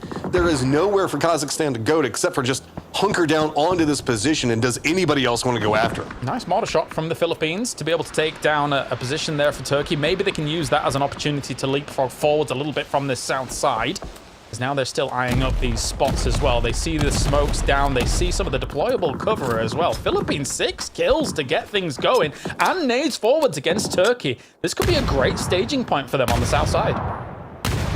They've just got to be careful. They're playing great position right now. The way that these two hillsides kind of come in gives them a great defensive position to play for the time being, but as they're now having to move more into the open, it's a big problem. Kazakhstan's just a little bit ahead of them, and you can see what they're having to deal with right now. So Philippines has to firefight their way through what's going to be Turkey, Australia, the remnants of Kazakhstan, but it's coming up big enough. Hey, is they're going to get knock on a Schiller. Never mind mortars, just ordnance experts entirely with those nades going forwards against them. Now Argentina moving in. Argentina versus India. Feels like this fight was broiling since minute 1, and now we're back with it. Translucent down, Captain finishing that off, and Kazakhstan is gone completely thanks to Tiggleton laying in some mortar shots as well. That trench has been great for them. We'll just see if they get the circle shift next up. Denmark's positioning is very aggressive. This full split around inside of Pachinki, this is saying we think that we can just firefight everybody that's going to be walking through and we can take you down. Neutral is trying to move over into the east, make it a bit more complicated, but Denmark's mostly focused on what's going on with this Argentina-India still situation. But good old Unforgiven still staying alive, but how much longer is he's going to be walking right into a kill box of multiple teams? All right, a prediction on what actual fights could occur from here as well. I mean, yeah, Argentina and India, yeah, we'll take it. I think every Erangel, unless somebody really wants to pivot away from what is going on in Boatyard as well as Rozhok. But it was also funny, actually, when you said Sunken City before, because every fiber of me, Matron, wants to call it Atlantis, because there's like 6 names for it, even though it's now Boatyard. Yeah, I know. It's like, there's so many bad names. Like, I remember a time period whenever it was called Houston because of oh my God. just things that were going on. That was bad jokes, but it's been long enough now. It's fine. It's fine. All right, Denmark time to come alive as poor old Unforgiven is just trying to fight for his life over here. Can Denmark use the opportunity that he has provided to jump onto Argentina? At the same time, Ukraine now charging up some nades, going up against Great Britain on this side of things. Nade goes forwards from T-Bone of all people against Fairist. So not too bad a start here to kind of dissuade Ukraine from being more aggressive on here, but I don't think it's going to work. I think that they are going to continue on this line of thinking completely. Gustav takes down Captain. They've been keeping a strong eye on this fight, as you mentioned before, to being able to shut this down and then take a fight afterwards wherever they may need to go is much smarter than anything else. You've got to shut down those teams backfilling you. This is all just defense right now, and they have to be careful because, again, there is still Neutral just playing off to their east. They know it, but Gustav's just doing everything that he can, secure every point, stacking up the kills right now. Argentina just down to 1, about to get that res onto Capitan, but Blue Zone on top of him, and Denmark is staying focused on this. They're not retreating back into the safe zone. They want to make sure that they clear out anything from Argentina before they set up for anything to deal with Neutral. Definitely a toughie of a circle to start off, PNC, but at the same time, I suspect we're going to have much harder circles throughout this tournament because of the land ratio changes. Everyone kind of, you know, sometimes expects fields endings and things like that, but we are definitely going towards those fields, and eventually a team like Denmark, unless they get crazy hard shifts, will have to move into those fields. Like, so at this point, get as many kills as you can on this defensive setup, and then from there, see what happens. No surprise, DraftKings probably just going to surrender it over to the Blue Zone, as now Denmark is starting to set up more in their defense for Neutral. Neutral has managed to get very close to the safe zone, but they are going to be walking into a couple of areas where they could have some cover. Looks like Denmark's already kind of read that. The rest of the circle still has Great Britain over into the east, with Ukraine just to the south of them. Turkey's still got a player up right in the middle of it all, and there goes Argentina as he actually doesn't surrender it over to the Blue Zone. Walks out, and Denmark thanks him for it. Yeah, into the placement points to get things rolling now. So it will start stacking up. And that circle, oh my. Okay, so anybody on the west side, good luck to you. Now, the crazy thing, I think, for Australia is that as much as they've survived long into this game, getting your cars out of there without being shot and then making a transition will be very difficult for them of all teams on that west side. And this is all going to come down to timing, because Denmark's kind of keeping an eye on what's going on with Australia. They know that they've got Neutral back behind him. Neutral has to deal with Denmark in the closer range threat. Philippines is going to be on the other side of Australia, so it's a little bit of a game of chicken right now about who's going to go first and how the timings of this is all going to play out. Technically, the longer that Neutral survives opens up more of an opportunity for a firefight between Australia as well as the Philippines to break out, but no big commitment happening just quite yet, as it is pretty much 2 contained arenas where these different squads are kind of fighting it out. Neutral trying their best to slow down Denmark. Shots come in, though, from Michael from the distance, so that will dissuade Beamy from looking this way at the moment. Giving it, but a lot of shots hitting a doozy. He does not go down, though. I swore that some of those could have easily been headshots, as a Molotov will go through from Mixon, but doesn't quite connect, so a doozy will live to fight another day. Now you can see as Australia has moved out of that trench line, try to create themselves dips as well to move into, so they've got a little bit of cover against the Philippines, but a P90 in hand. There's just nowhere for the Philippines to go either. Denmark is using this opportunity to position to catch whoever moves out of this next. Aussies are trying to use the high ground, but it is all going to be about the firepower that the Philippines can manage to pump out. Good shot's going to come out from Gustav to get the knock on to Monty, and Australia's crossfire problems are going to continue. This setup from the Philippines is good enough to force a line right up on top of Denmark, and Australia just has to firefight their way through it. Remember, they've been loud for so long. They pissed off so many teams that the Philippines wants vengeance back. Look at the aggressive movements coming out from them. At the same time, Levante is going crazy against Denmark in the kill feed as well, as they've actually done quite a bit of damage towards Denmark that I can kind of anticipated. Oh no, he stepped in front of him. That's a disaster there for Philippines, but they were able to shut it down anyway. Good stuff, denying this maneuver here from Australia. And Aya does take down Gustav as well, despite the trade coming out against it here. So not bad by Denmark to try and get out of that spot, but Philippines, man, they come out as the winner on the West. Limping into the circle right now, 2 players up, but they at least have space away from Ukraine, who just decided to massacre everything over into the east. So full-on control coming up from them. Now it's just going to be about the solo in Turkey hiding up in the middle of it all. Denmark still got Beamy alive, and Levante trying to creep his way in, but this is going to be... I don't even know how you could try to survive this. There's so many people focused in. Ukraine's even got vision on the other side. Yep, just surrendered over. No. Now we're in our top 4. Yeah, as much as technically there are 2 members of Ukraine outside this circle, the fact that Ukraine is starting off this strong, it's almost like the harbinger of doom. Oh, but Beamy, good shutdown here from the Philippines. 11 kills go the way of Denmark so far. Despite getting out of Pachinki, it was going to be difficult. They've done well for it. But again, Matrim, the bell is tolling. Ukraine is 4 alive and looking devastating.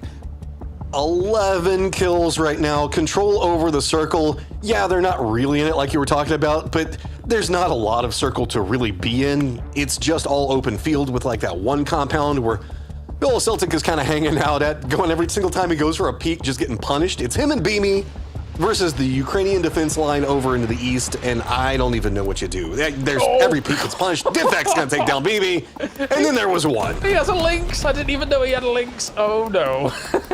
As if there wasn't any more problems coming from the Ukraine side. Now, they're just going to run up on this. They know exactly where he is. Celtic is not even in the tower anymore. And there you go. The Lynx shuts it down.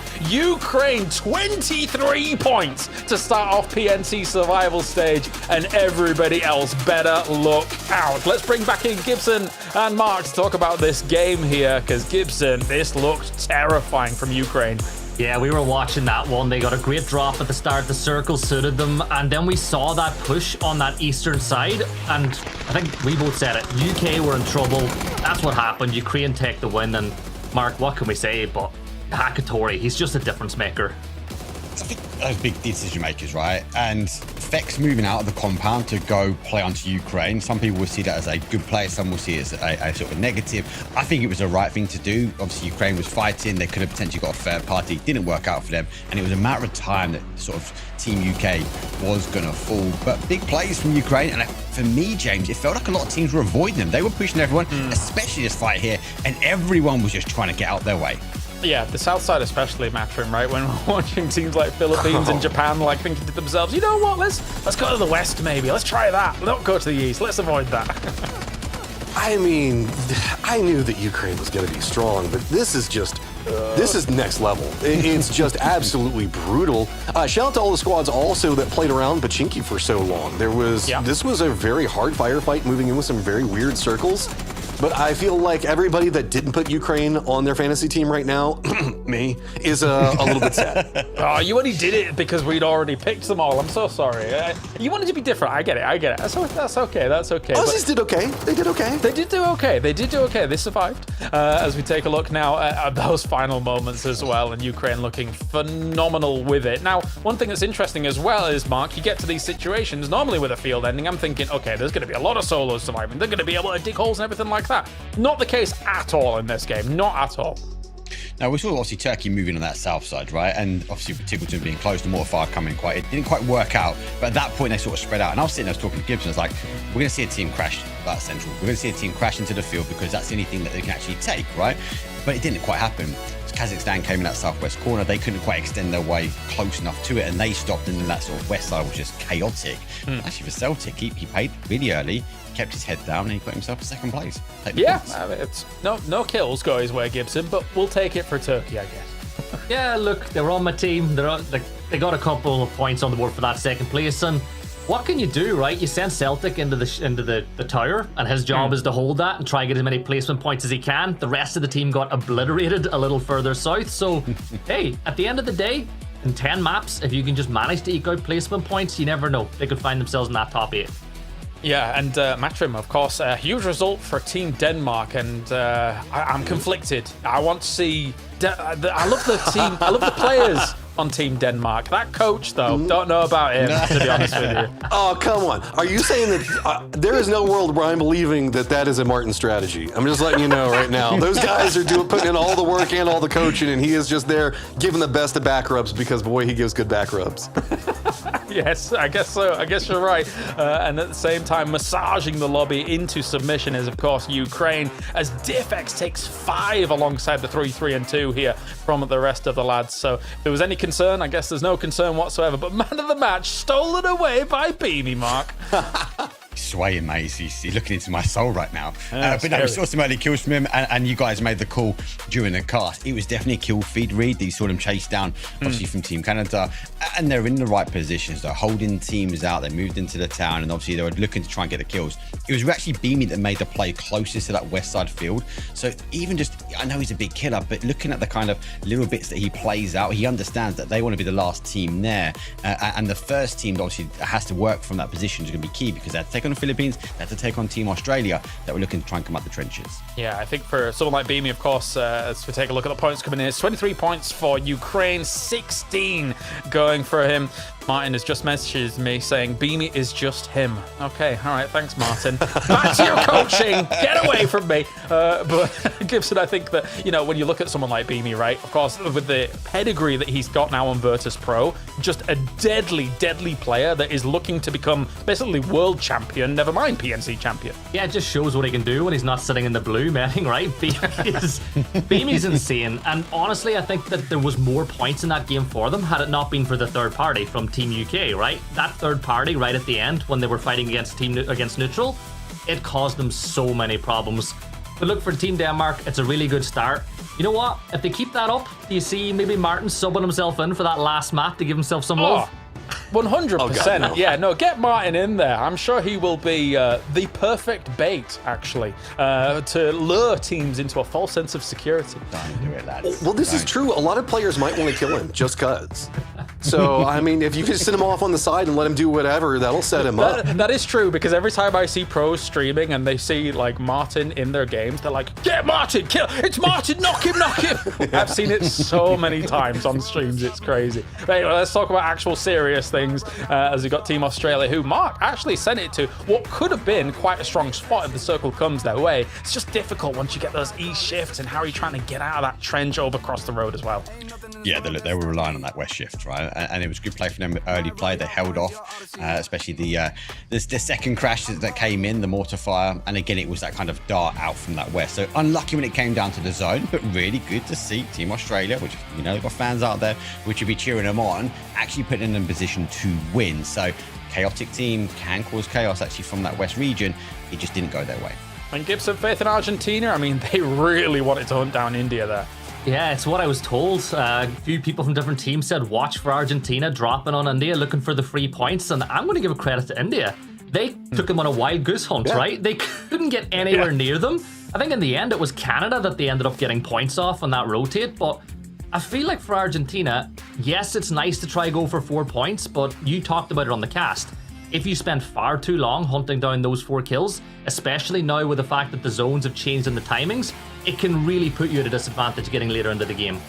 Yeah, especially a toughie considering that Pachinki's in, fields are in. Okay, if you're late, oftentimes there is an onus matchroom on saying, okay, well, let's just crash into Pachinki, see what works there. Obviously, Finland didn't do that. They went around it as well. But for Argentina, they were keen to go for it, and eventually you get caught by what was the Denmark hold. Yeah, and whenever we look at Argentina, this is a squad that has a lot of expectations to qualify. They think that they should easily be in the top 8 moving into this. No surprise on that one. I do like the fact that Argentina is coming in aggressive, though. They're coming in with game plans, strategies. They're wanting to try to, starting to assert a lot of authority into the game very early. Sure, that does mean that they're bullying a couple of squads that are trying to find footing, but that's what you got to do. If this is all about competition at the end of the day, it's not about making friends, and they're coming out with specific goals, and they did end up pretty decent on points at the end of the game. Yeah, I think if you look at the current makeup of this PNC, if Brazil is in top 8, right, Argentina has a very similar pedigree, Gibson. They're going to be able to potentially challenge those kinds of positions. Because you think about that region as a whole, they play with each other a lot, and they're mixed up in all those teams as well. So I think Argentina's got some good chances. Yeah, they really do. Look at last year. I think them and Brazil won a bunch of maps over the course of the previous PNC, and you speak about Brazil. That rivalry between those two countries as well, like, yes, they're both South American, but there is a rivalry. Like, if Argentina see Brazil take a knock and they're beside them, they're third partying without a hesitation, and I think that can maybe hurt them a few times as well. You know, wanting to hurt your rivals so much can actually impact your own chances, but good start for Argentina, points on the board. Yeah, I mean, rivals, right? You've got teams like Neutral, who had a bit of a tougher time in this game, Mark. They kind of fell victim to the, okay, we're in Pachinki and now we have to try and skirt around the edges, which, to be fair, Levante actually did a pretty darn good job of putting in the boot against Denmark towards the end. But there's only so much you can do, I think, trying to make the transitions later on in that game. Well, it's one of those things, right? It's always well known that you only commit to a city if you know it's going to end there. I think Neutral didn't really have much options. They went there. Denmark already had the hole, but Levante, we know he's a powerhouse, right? He's always going to dig deep and actually get some points. Like, he did get caught out by the zone, but he caused so much damage actually for Denmark being able to exit, which I think kind of put their game plan in the back. You remember, Beanie went really early. Beanie at that point assumed that Denmark were coming out and they were the first team to then try and hold off the Philippines and Team Australia coming in. And actually for them, it was Levante that underpinned their game plan. Yeah, not bad at all. Not bad at all. I'm getting word that we have just a small delay before we actually get into our next game here. I was thinking to myself, Matrim, you know, obviously with the World Cup going on, we heard a lot of chants from some of these fans of teams. Like America's, of course, had an amazing chant. We believe that we will win. Just, you know, top tier stuff, Matrim. Do you have any chance that you... Yeah, of course. You come to the American ass and going, no, I can't make any of the chants because I was more on the side of what, I'll be honest, the European chants about America, way better in my opinion, but we can't get into the nitty gritty on what a lot of those were a lot. Do you guys have any chance for your specific teams, or you think anything along those lines? Because, like, I'm guessing some Aussies probably have some good ones. Well, I can't speak to those, but they're probably cuss words related. Yeah, they've got a really good one currently at the World Cup, but yeah, we can't say that one. All the problem is being British, actually, Mark. Now that I think about it, all of ours all do have cusses in, so it's very difficult. We haven't got anything we can put on production, I can tell you that. Maybe I've dug us a hole here, haven't I, really? Yeah, that's it. Let's get out of this one quick. Get us in trouble. We just have to do the Netherlands dance. That's the only thing we can do, right? Oh, the sideways thing. Yeah. No chance for you, Gibson. No. I got taught a chant at PNC last year by the Norwegians in Norwegian. It's definitely not stream safe, but it was played on the broadcast all the time wrong. So hey, it was a lot of fun. I actually wonder, Mark, maybe you might know. Did any of the Norwegians make their way to Korea this year? Because they gave me this. There are some there. They gave me this last year. Yeah, look, my little. Oh, that's cool. A little Norway reindeer. Little moose. Yeah. Oh, reindeer. Okay. Yeah, I think it's a reindeer. Oh, okay. I've not seen a reindeer in real life. I saw a moose though when I lived in Finland, and let me tell you, that thing was ginormous. Right? I ain't going anywhere near those moose. They're big. All right. So. Anyway, we'll see if Norway can make something happen as well off on the other side of things, because they had a bit of a harder time here, Mark, of course, kind of getting caught off on the south side because they got stuck in the bulldozer that was Ukraine down on that south side. I think bulldozer is an understatement, right? Yeah. They were one of the. I think they were the alarming team. Once they got wiped so quickly, we saw Japan leave. Like, we're like, no, we're not having anything to do with it. You got to look at their position. Their position was well. I actually backed them for a team that potentially will qualify. I think it's a strong team. I've got James, we know Tekers and Nancy. Him, man, obviously is going to be a big hitter as well. And look at their position. They were playing in the right spot. Now, when you've got Team Ukraine to sort of point direction and they were the next target, and the fact that we saw Hakatori of an M16, a gun which I can't even hit a barn door if I stand in front of it, the fact that he was getting knocked, he spins around and gets Vex, who's trying to get the third party on this, is insane. I think, though, that positioning from Ukraine is going to set the stance. People are going to avoid them, and the question is who's going to try and stand up and stop it, because if they take so many points away, when we look at that cutoff line, it's going to become pretty close. Yeah, it's a funny one having that M16 actually, because then the knock after you see, and he has a mini in hand, right? So I think that the Matrim, the Ukraine drop is an interesting one on Erangel, because I feel like they know, okay, yeah, we're very used to this drop, of course. We're going to go here. We're going to have whatever loot we can have. But with a circle like that, you're not moving far. So your loot is a little bit thin compared to, you know, what you would need. And you need those knocks to make it work.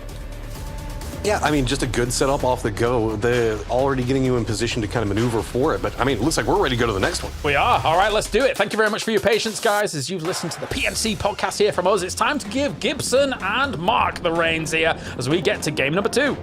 It is time to get ready, Mark. We're going to Miramar for the second map of the day, where Ukraine will just look to increase that lead they got in game number 1 straight off the bat. But the flight path, Mark, really player friendly, going from that northeast down to the southwest, just slightly north of Picado. Yeah, it does tease us through that kind of Death Valleys in the southwest, that El Pozo, we get lots of zones around there. But looking at the hot drop map, I don't think we get too many clashes apart from obviously the one which we'd indicated earlier, Argentina potentially going after Team India. This time they've not hot dropped them here, Gibson, but they're in a position that actually they could get looted and apply pressure, or hold them out if the zone goes down towards that southwest side. Yeah, 100%. They're on the ground early too, which with I think in the new way that the PUBG's played with the zones, those early flight drops are going to be a massive boost as well, because you can get all your loot, you can get on the move by the time that phase 1 circle starts closing in. But when you look at the map, Mark, it's Canada have dropped all the way down on the very southern side of the map by Valle del Mar, and there is nobody anywhere near them. No, Chumsera is the closest point, and that's Team Turkey. So again, a couple of teams going late here, which is not expected, especially when we look at obviously when the team sometimes plan to go, but Flight Plan obviously has a option for that. Zone does shift. It is pretty much in the middle. We do push towards that El Pozo, a little bit of unplayable on that west, but for our neutral, they're sitting in the middle. They are taking the lead from Battalions and looking for that Twisted Minds drop. Yeah, but look at the drop they have. Like, they're in a great spot for anywhere the circle went, and then keep an eye for them to maybe catch Australia as they rotate in. But you'd expect with Tigleton on the team that moving from Picado, they'll be moving more towards that Monte Nuevo side. But I'm looking towards the edge, right? You've got so many teams on that western or eastern side of the circle. Kazakhstan, Ukraine, UK, and Malaysia. And a team with a big split, Mark. Do you see the Philippines? 3 players in the center of the circle. And then I think, is it Shen? I'm not sure who it is. It's in the middle of both Argentina, Japan, and even Malaysia. I think he was going for the drop in the car and got taken away by Argentina. So he had to force his way back into the middle, arguably to some safety, as they would have maybe expected that team sort of playing towards that south. Gonna have a quick look though at Battalions. Again, a big highlight. I feel like for me, they've not kind of hit that 6th gear. They're kind of in this sort of learning development stage back, because obviously we've had major resets, we have some changes here. Twisted Minds obviously coming to light, but Battalions is such a big name and more importantly a big brain when it comes down to this, because he's the one making a lot of these calls and shots and directing the team into the right positions. Oh, when I think of this map, Battalions is the first player that comes to mind. I'm not going to lie. Remember, he used to get himself up on top of that hill where you see kind of Finland and Corexi playing, overlooking Mini-Milli. But we watch Malaysia as they rotate in. I actually think Malaysia are a fun team to watch, right? Shen, AJ, you got Empton there as well. They actually have real pop-off moments. Like, I think when you get into the final lobby, it can get a little bit different. But Malaysia, they're a fun team to watch, Mark. Yeah, they're an unknown entity in the context. They might apply pressure and push, or they have the hold capabilities. It looks like they're making a play to sort of this south side of San Martino. They're taking some high ground here. Shen most will go up and take some more high ground and get a little bit more information intel as they do look across the other side, look further into the play where Denmark is now going. So good position, early rotation from them. A lot of these teams now getting set up.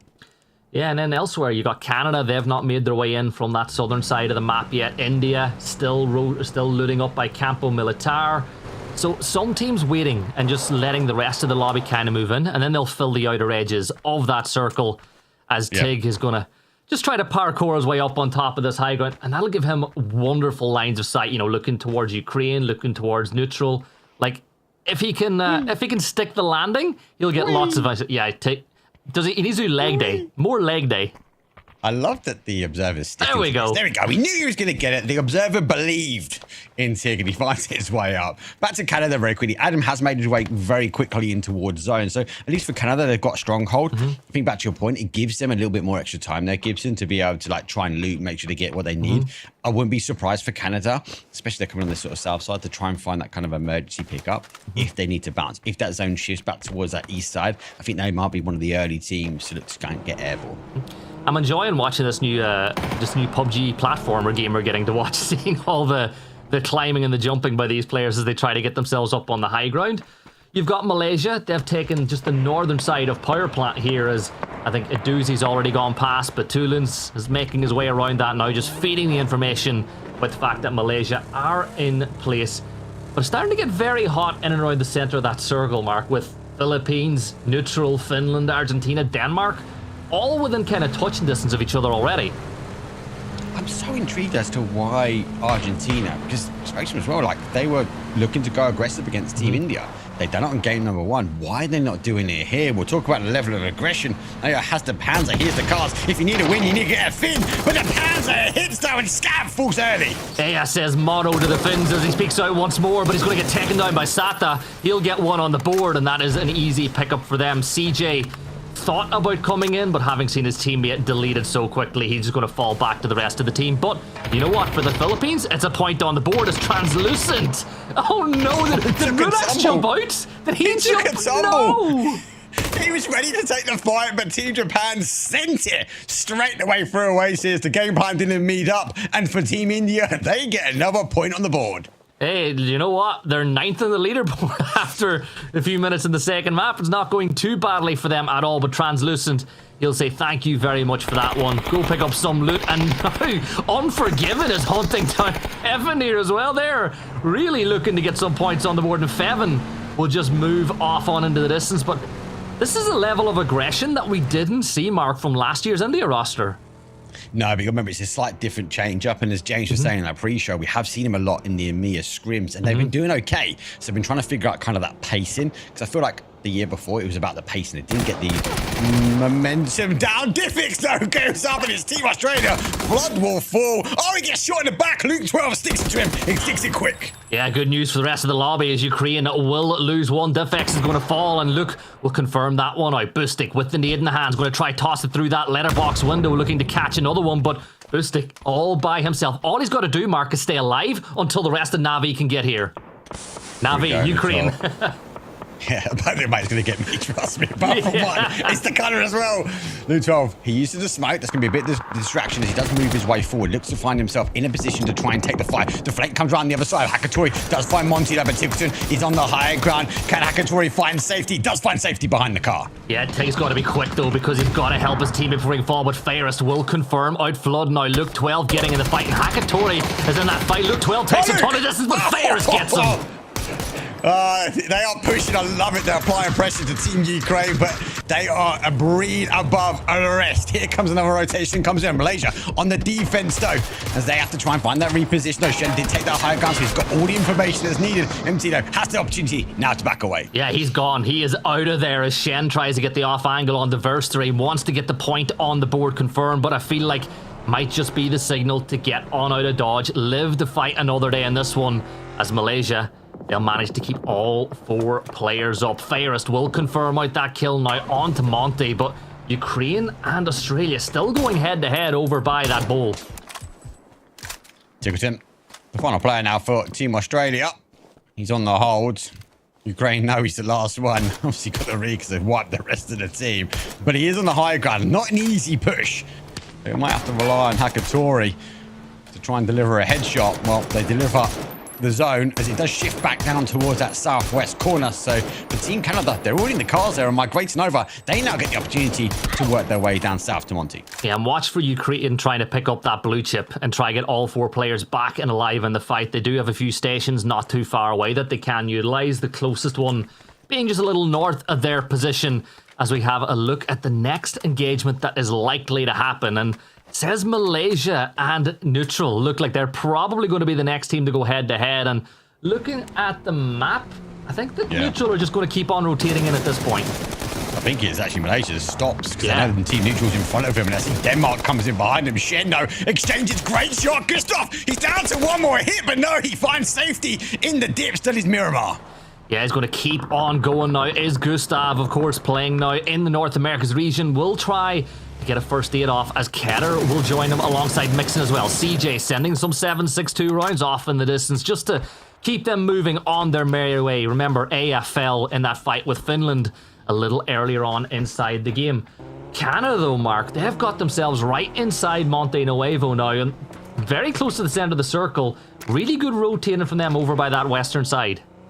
I'm just worried about their 2-2 split. Yeah. They're kind of got 2 in that corner of Monty, but they've taken 2 north, K-minus Shinboy. They're holding that kind of high ground towards that north overlooking, as I classify, I still call it the face compound that Team Turkey sitting in. Good spot if they can try and defend it. But again, you think of this, we've got 16 teams still up, 58 players, and we're going to be fighting for these areas. These are kind of key areas these teams want to try and take. Yeah, Batu's going to just start digging himself a little hole here as well that he can peek up from and provide him a little bit of safety. And I think that the pickaxe, right, as much as it's made it really easy for teams to make defensible positions, something we saw a lot of, Mark, at PGSs, where, well, if you dig a bowl and someone tosses a nade, gravity's going to do a lot of the rest of the work, right, and bring that nade right where it needs to go as we look at maybe some of the suggested rotates that some of these teams might just make inside the circle. Mark, Turkey again. Yeah, Turkey again, train center. What's that mean on paint? I like the rotations. Powered by Craft and AI, so thank you very much. Yeah, pretty much on the money. These teams are looking to do sort of rotations on their way in. There'll be some more engagement this time. Philippines sees Denmark over the top, has to get the information though out towards that east side, but they come back. Keta with the bolty in hand. You don't want to overpeak him because he might put you down in the dust. Yeah, you always talk about it. I think when we were away recently, you actually said to Ketter you think he's one of the best bolty players in the world, if not the best. But Alec, he's got a bad idea. Ketter's going to run over his teammate. CJ will find Mixon, and the Philippines putting in the work onto the Danes. Not so great for them right now, as Mixon will probably be the next one to fall. And, well, what do you do now if you're Denmark? Do you try to bring the fight to the 3 members of the Philippines, or with another player going down, do you just back off now and try to live to fight another day? Zone obviously pulls back their way. I've got to think, might be the best bolty, maybe not the best driver, as he has caused catastrophic damage, unfortunately, for Team Denmark. They have to now try and hold, but arguably they have to hold the Philippines working their way in, and that is a high hill to run their way over. So the more that Denmark can try and hold here, they'd hope teams pray their way around. They might take a big stab at the Philippines. Nice rotation round for them. They do go back. They are looking for those vehicles. Did you read that fun fact, by the way? Beamy apparently is a heavy snorer. Also, fun fact for the viewers at home, last year at PNC, there was a bunch of Koreans with Beamy signs. The Korean fans adore Beamy. Like, he was the only player that I saw signs for in the venue. Yeah, to be fair, you had an entourage of people that were chasing him down. The entourage at the moment seems to be Philippines, as they do see Finland as they take the compounds, and it does give the opportunity now for Denmark to move away, but they move closer towards the defensive line, the dug trenches from Team Neutral. Yeah, Batulin's just peeking over. Remember, Denmark have taken a beating already. Beamy and Ketter, the last 2 players standing as they continue to do a little bit of fortification here, and Batu will just use the bike to move silently a little bit deeper inside as they look to play the shanty town just on the edge of power grid. India, Mark, still all 4 players alive, but what does that really mean? Because we still have all 16 teams left as we move deeper into Phase 3. I just don't believe that Beamy's a snorer. I just think he must dream about PUBG. Like, he hasn't got time to snore. He's methodical in his approach. India, on the other side, has the opportunity to apply pressure towards Canada, but do they have any idea that Argentina is a couple of meters away from actually scrap that? They have disengaged. They are going back round as they look for an entry point now on the other side. Norway trying to stop the entry point coming in from Team Japan. Yeah, Japan want to just make ground here because in the last map they got caught out on rotation as Hoba will start spraying over towards Feven, who takes a ton of damage, but Hoba just can't get the angle he needs to finish it off, and Japan will keep on moving in, this time towards Norway as Jeans will just jump back into BDRM and get that first aid off. It's dangerous. He's positioned himself in such a good position, especially for a south shift here. And he can just jump back in, get their med back on. Japan using the sandstorm at the right time. They find their way through. They have lost 1. Qatar is now gone as they try and climb high ground. Tiggleton not too far away. He did have a Panzer in hand as well, so lucky for Team Japan, they look for the high ground. Oh, I think that Feven almost might have made a mistake there. He could have first aided inside the sandstorm, but instead he's going to lose that Bronco. He steps up in the distance as Tiggleton, the solo for Australia, will try to get that kill on the board, but Feven just about, well, just as I say, made it to safety. I am 5 from Kazakhstan will get that knock, and now Tiggleton, he says the Panzer catches T-Bone, and Australia get their 2nd point mark, but here come Australia. Yep, down to 3 man here. They're going to try and make the push. Tickleton, though, is a 1-man army. We know that. And oh my God, he gets the back. Vex jumps down and he falls out. That's number 2 here. An Australian digging out. And Michael has to have an explosion engine. The only way to stop Tickleton, though. But that's 2 points on the board for Team Australia. India pushing up here. K-Mine's going to fall at the hands of Snipeball, but he's traded back by Pipa not too far away. Using that DMR. Finna using the smoke for some cover now. Remember, Canada, they, of course, have a different roster this year. K-Mine stepping back in, and that's a perfect nade. That should confirm it, but DraftKings steals it away, and he steps on up and does a lot of damage. Shinboy's going to be the next to fall, and Canada in a world of trouble, and it's Argentina again. Adam said, no more. I'm out. I'm digging down. I'm going to dig my fortification. He has to try and hold. Philippines will go for the top side, but Torrens will fall down, though, as it is death from above. Levante doesn't know which way to look, but he's got a target inside. He drops his way down, does find the exchange, though, as another one will fall from the Philippines, though. And for Team Neutral, though, they're backed up into a corner. Yeah, Aya's going to go and get that res off, and Levante with a need at the ready, but jumping on board with Ukraine now, pushing towards UK again.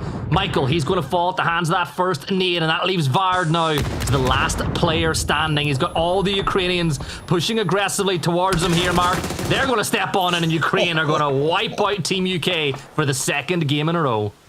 Yeah, 2 out of 2 here. Ukraine versus Team UK. That's an early death for them. No, definitely, it was Australia, which I suppose dispatched of their opportunity.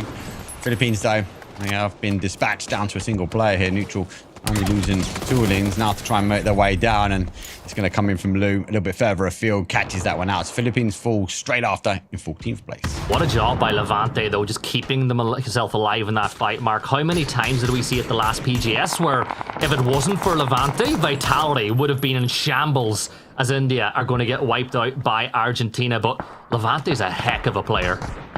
Correct, see. No for interviews, yes for aggression as he pushes his way forward. Levante, huge nade, he comes off the high ground, finds one, sees the opportunity, underarm though, Japan falling down. DraftKings gets Beamy though, and for the vehicle, well, Levante has a clean sweep for Team Japan. Yeah, right on cue, we speak about him, he gets it done as we jump back on board with the ever so talkative Finn. I'm going to say it, that interview by Corexi was probably the most talkative interview I've ever seen by a Finnish player. Like, I think Hakatori's interview was more Finnish than the Finnish one. Bella's get the best out of him. She knows now. She knows his game plan. But does Argentina know? Ace in hand, uses the train to his advantage, but the zone is now ticking. Has to grenade, cooks it out. Zone shifts away, has to make an explosive dart here. There goes the grenade, swings it over. He finds the first one. DraftKings will fall. Grenade doesn't do the damage that he's needed. He's out in the blue, so he has to take a pause. He has to get the med on. Yeah, but Chinese Taipei wrapping around on Finland now, causing a problem for them as they push in towards Argentina. Pipa will confirm out that kill as Corexi tosses a nade and a molly. Still inside the blue, taking about 5 damage every single second he sets there. But what a molly that is. Emmy is going to fall as things get a little bit hot here for Argentina at the edge. And Chinese Taipei still putting the pressure on. There's going to get down by zone here. It does go down for zone. They should get that confirmation. They do. Sata worked his way down. Scav, obviously, is the final player here now for Finland. I like the aggression, but they didn't counter that sort of north sweep, though. And for Chinese Taipei, they're going to continue to apply the pressure. And Argentina get a bit more breathing room, but they're down to a solo player for Pipa. Yeah, and Argentina, they're still sitting in 4th, so it's not too bad for them after 2 maps. But Malaysia now, no kills just yet, but all 4 players up, looking to maybe put some work in. But look at poor Keter, he's trapped in a shack. But I think the big problem for Lou is with only 1 nade and no BZs, it's a little bit of a trickier fight with Keter than maybe he would want. But Keter distracted a little bit further away with a bolty, so Lou's just waiting for the right time to fire these shots off. I suppose he's not going to try and hit for the bolty first and apply the pressure, but he knows where he is. He's trying to, I suppose, get the rest of the guys in. They might have the utility that is needed to do. So he takes the high ground, sees Chinese Taipei, so they've got a balance of over peaking towards Keter. Keter looking towards that top side. Chinese Taipei, though, has to try and leave, but they leave and they have to wrap their way around Team Turkey. Their position already here. Now, they've got some opportunity, but where do they go? Sheila gets Levante down. But if Chinese Taipei don't stop here, they're going to apply their pressure in towards Norway. Yeah, and they're just going to park up here for now, play the edge of the zone, but that Bronco's not going to be too much longer of this world. Either is Keter, as Denmark will be the next team to fall. Placement point window has now been opened as we're inside our top 8, and Celtic from Turkey has the off angle here on the Chinese Taipei, and 4 kills for Turkey already, and they've got the northern section of the circle on lockdown. This could be a really good game for the Turks. what I fear is we haven't seen Ukraine for a while and they've got back to a 4. Like, where are they hunting? Today, he's hunting though, and Komarko finds the final blow for a doozy. So for neutral, going to be down some bodies. Final body is going to be Lou. 8 kills is a big gain from them. The zone, it might be the final but stab in the dark, but Scav is still out there as well, so they're looking for the final blow between Scav for Lou. Yeah, a lot of this lobby left alive is from EMEA as well. So I think for you guys, you're pretty happy, Mark, you and James, with how this one might be looking out, as Hoba will get that knock on the upchen as Kazakhstan playing from the south, putting in work in Finland. Eventually will go down as Turkey find their 6th kill of the game. Circle getting ready to shift here once more, Mark, and this could be really good for Norway if it goes the right way. Let's go towards that sort of north side. Remember, the update towards the land ratio and the shifts is critical. We are phase number 6 now. You got to remember, James was here. That BRDM positioned up very early on from the guys. So they're going to try and now control that southwest corner. They're going to make sure actually how and where do these teams around them sort of work their way in. Turkey has a compound as well. So I'm alluding to that Chinese Taipei. I'm alluding towards that Kazakhstan of like, where do they want to breach? And we might see a little bit of a split here. Kazakhstan versus kind of Norway. Chinese Taipei, they have a decision to get in the third party or moving towards Turkey. Yeah, and Turkey, I think with the warehouse they have, they're in a really good spot. But Chinese Taipei, Mark, they don't have a vehicle. Like, I just don't see how they're going to make this one work. Particularly, I think the only good thing for them might be the fact Kazakhstan will probably be a little distracted as they try and make their own rotate in from the south. But as you can see, Turkey are looking to give them no quarter whatsoever. No. I can't see them getting out of here. They're going to need a massive smoke line wall here. Turkey don't need to move. They've got the high ground on them. If they played towards that south side, do we argue that sort of Norway would potentially come in with a good couple of shots? Forget that. Malaysia's got the high ground on them as well. Komarko finds not just 1, but 2 for the price of 1. And they're finished off. Double grenade. Wouldn't that? Turkey now on 8 kills as they start to climb the leaderboard. They're now in 6th. Looking good for me. This is one of my picks for actually the fantasy, as Shilla will confirm out that final player, moving Turkey up to 9. And that leaves just 6 teams left alive. Lou, though, inside the blue, got 4 first aids left, but I think this is going to be where we will see neutral team end up on this one, Mark. It's been, they've got a lot of kills to neutral, but it's been tough sledding so far in the first 2 maps. Yes, it's bit zone, sort of shifting away from them. Not that actually we see Norway kind of some aggression now. They are coming towards this sort of west side. James finds Komarko and puts Turkey back in their box, forcing them back towards their compound, and Cax Komarko out in his zone. That gives them the opportunity. Look at the trench line as they set up now the defensive against Kazakhstan. But Lou ends, it is 6th place. Placement points will come through. A survival game, but you'll take it. Yeah, and they just about sneak in on the southern side of the circle now, but Celtic's got a Panzer at the ready, but AJ's got him lined up, and Malaysia will find another knock on to Turkey. Just 2 players left standing now for the Turks, and I think Shill is just keeping his back safe while he focuses towards James, who, by the way, Mark, still has that BRDM, so he's going to hop back inside in first aid. So really, it's just a case of take some damage, hop in, and that might just give Turkey the time they need to get the res off here on the Celtic. You got to remember as well, given the information that BRDM is not too far away, that's why we're seeing the Panzers in hand. On the other side, though, the Nox, the distraction from Norway, has potentially allowed a little bit of an opening here for Kazakhstan.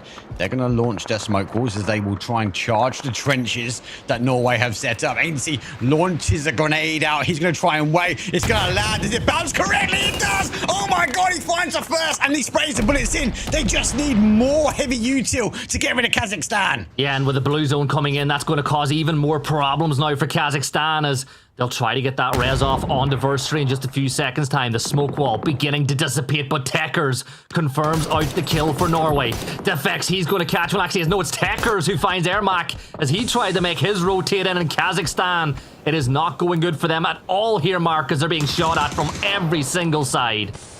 No, Malaysia, they're kind of zeroing in on this. They've tunnel visioned. They've forgotten about Ukraine. That's right next to him. Hoba, the sub in, the super sub. He launches a grenade out, but it's going to be a little bit too short.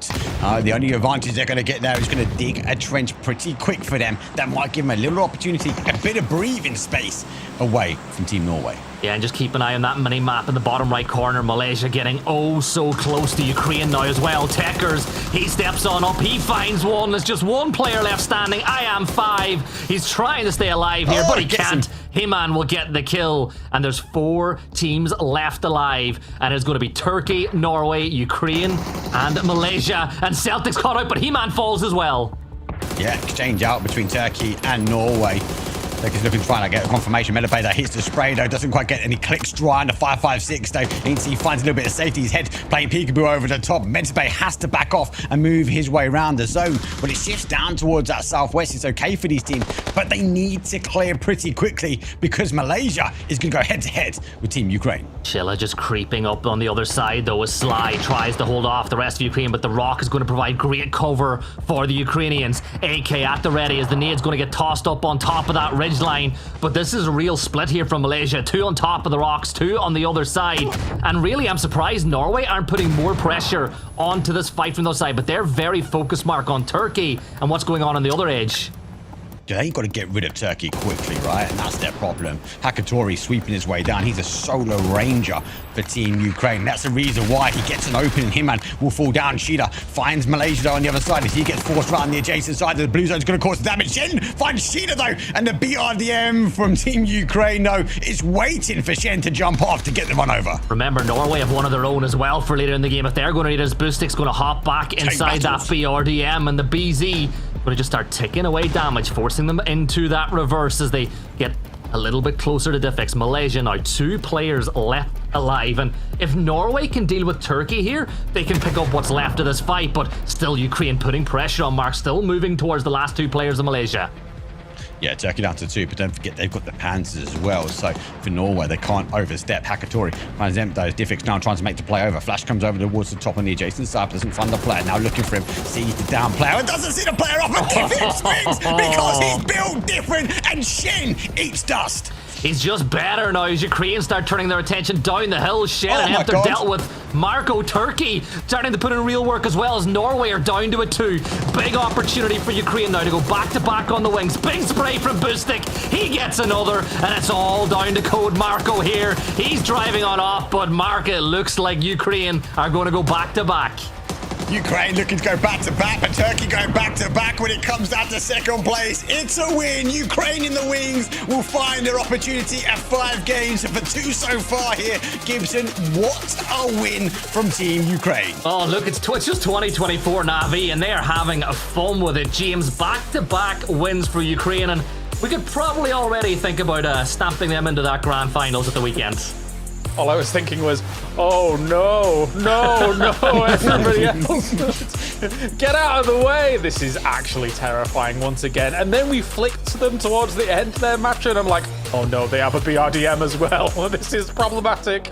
BRDM high ground with this roster. Oh, this is going to be a problem. It might just end up being the whole world versus Ukraine if this continues going. Might be. I mean, as we take a look back at the highlights as well, Mark, there were moments where I thought, oh, okay, actually, yeah, Australia, they're bringing the fight here to Ukraine, and then all of a sudden, oh, never mind.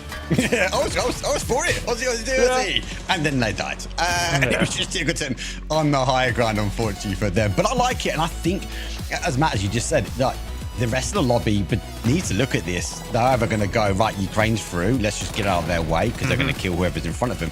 Or will we see other teams like Team Australia actually try and take the fight? Because if you can get rid of Ukraine, maybe you're that team that can have that big game, get a victory, and also secure your spot. I mean, I've got to err on what you said at the beginning of that. Like, I think Gibson, it's got to be a stay away from Ukraine because they're going to have too much impact on a lobby like that, right? If you're coming in, you're getting back to back, you're going to feel so comfortable as them. You know you're probably going to be through just off the back of this alone, never mind anything that comes along in the next game. So they are a monster to deal with. Yeah, and when they're in this position already, it makes them even more scary because they can just have fun with it and really put up the pressure and ramp things in going into the weekend. So I think it's tough. And it's like we said, back in 2024, this roster were playing together. So whatever rust there might be for some other countries, I don't think Ukraine will have it. Tough one as we take a look back at these last moments as well. One thing that did shine through as well, though, Matchroom, also watching that game, Turkey. This is an important game from them, considering the first one. Well, they managed to make it in the later stages, so they got only 6 placement points in game number 1. No kills or anything else like that, just due to being in the catastrophe in the south. But this time around, we really saw like Code Marco, Sheila find some good successes, found some kills on this one, push themselves up in the leaderboard, and whenever you've got a point sponge in Ukraine up at the top, every single point that you can get, specifically if you're trying to encroach on that 10-point kill line, gonna feel incredibly good. Well, get used to this, because we've already seen it twice, and I'm sure it's not going to be the last time, as they're able to bag a ton of kills, are Ukraine once again. I mean, the problem is, Mark, we saw as the rosters were being announced, and we saw that there was a lift of a limitation on these teams being able to come from individual rosters and things like that. And we're like, okay, this is almost an unfair roster, but man of the match will be Sheila with 7 here, Mark. He played well. You remember he was by himself eventually at a point where he went and sort of pushed up the north side. And as Matt said, like they had to have a bit of a, I wouldn't say a salvation game because there's only 2 games in, but they only got those placement points game number 1. So this was a sort of an opportunity for us to show Turkey actually as they go to that level of aggression. And they did play aggressive. They pushed their way in that northwest corner. They fought other teams off coming out from that old phase compound. And again, they find themselves in 2nd place. So that's 12 points alone just on placement. Yeah, huge stuff. 19 points go the way of Turkey for them, as Ukraine does take 21 as well. And Gibson, just to kind of remark on Turkey again, because I think we're going to be talking about Ukraine a lot. Turkey, for this one, 25 points go their way. Schiller for S2G in PEC and PGS was really the standout here, trying to drag the team along to some of the higher placements. So hopefully we get to see even more of Schiller throughout the day. Yeah, I think Drag is right. Like, it's been tough sledding in those PGSs for them, but he has been the standout player. And look, it's a different roster than what Turkey had last year as well. They weren't great, so I think with the 2 changes they've made, I think they are a lot stronger, and the teamwork does look a little better so far too. Not bad at all. Not bad at all. Matchroom, anything else you were able to take away from this Miramar? Well, my big concern comes into this. We were talking about Ukraine and what they're doing and the amount of points that they're managing to generate. How much influence are they going to take on trying to maybe eliminate some of the other teams? We don't really talk about that enough whenever we look at PNC, but with this stage already, the amount of points that they've managed to accumulate, and it feels like no real teams are capable of running right up against them in a 4v4 firefight, do they start focusing on some teams that they may not want to have to compete against in these later stages? They can do that already, and that's terrifying. Yeah, isn't that ridiculous that we're thinking about that 2 games in out of the 10? But I mean, it's a reality. It is a reality. All right, we're going to a break here for PUBG Nations Cup. When we return, 3 more games here for day number 1 of the survival stage. We'll see you soon. They're never.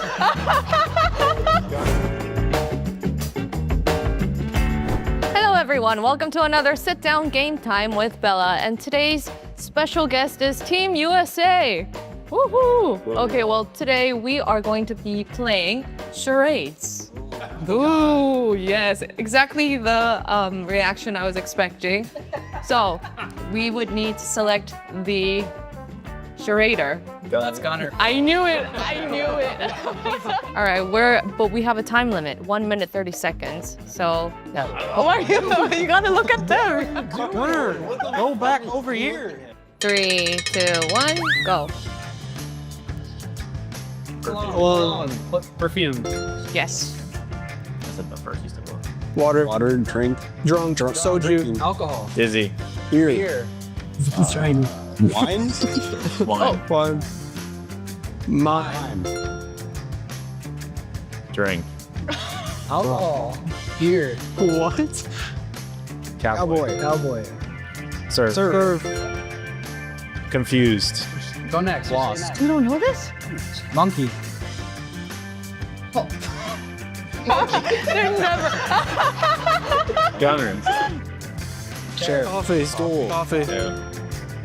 Time is up. Bitch. Okay, yeah, that was great. That was great. But you have to riddle me this. How do you not know what a kebab is? You don't know, dude. No, it wasn't kebab. It was kebab. Good news is you now hold the record. 8. Yeah. Who was the second? Are we the first team? Yes. Yeah, I figured. Are you serious? Thank you for joining me. Next team is Team Canada. They stink. Yeah, they're gonna Okay, be how many do you think they're gonna get? 5. Yeah. 5? All right, I'll see you guys at the next one. All right, Go Team USA. Bye. Bye. Is here for PC and console.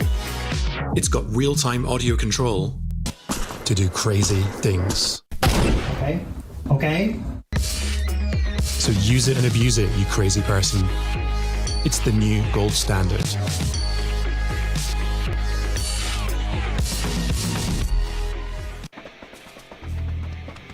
A new way to play Rondo. Smoke that interacts with the map. And some balance adjustments. All this and more as we dive into the Update 42.1 patch report. First up, there's a new way to dive into Rondo, with the Blue Zone rule set available through Arcade Labs. The action starts immediately, with the first zone shown on the map right at drop for all 64 players to fight over. There's also an increased loot and vehicle spawn rate to help you gear up faster. But be careful, there's no wait time for Blue Zones, and Blue Zone damage is increased. You won't have any special zones to worry about, but you'll still have to fight for every inch in this fast-paced take on the map. Can you beat out the other challengers to secure that chicken dinner? Next up, we've made some changes to make smoke more realistic. As we mentioned in the 2026 roadmap, smoke is now interactive and can be displaced by explosions and other physical collisions, such as vehicles, care package landings, and more. No longer will smoke be the ultimate cover. You'll have to utilize strategy to make the most of it, or fight against it. We've made a few balance changes this patch as well. The SLR has gotten some improvements. We've rebalanced the Blue Zone a bit, and healing items have seen some adjustments to weight and cast time. You can find out more about these changes in the patch notes. There's also a new rank season. Racing mode added to UGC mode. Intense Battle Royale can now take place on Haven, and more. So be sure to check out the patch notes for full details. Update 42.1 is here. So grab up some rebalanced gear, drop into a faster-paced Rondo, and don't wait around for the smoke to clear. We'll see you on the battlegrounds.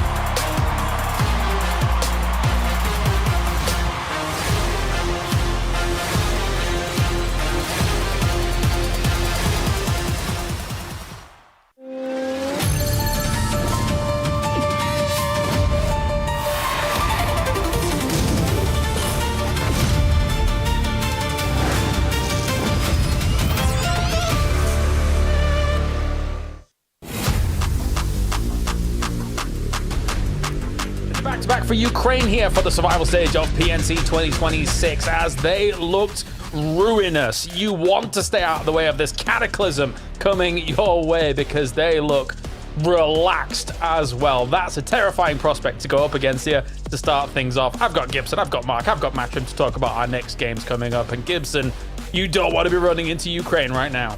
You really don't, and there was a little conversation in the break as to how many Ukraine helmets we're going to see at the bottom at the end of the day.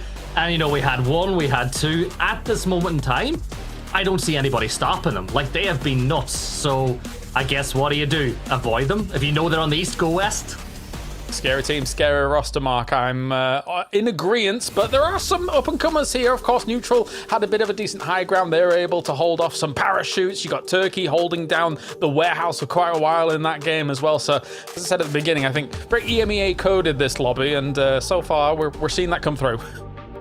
Yeah, and it's how they're playing out, but do they get too confident at some point? We'll come back to Matt's point just before the break. Do they start going aggressive against other teams? Well, who do they go against? Teams at the bottom, or do they go against some big names? Because there are some big names in this lobby, and they know how they play.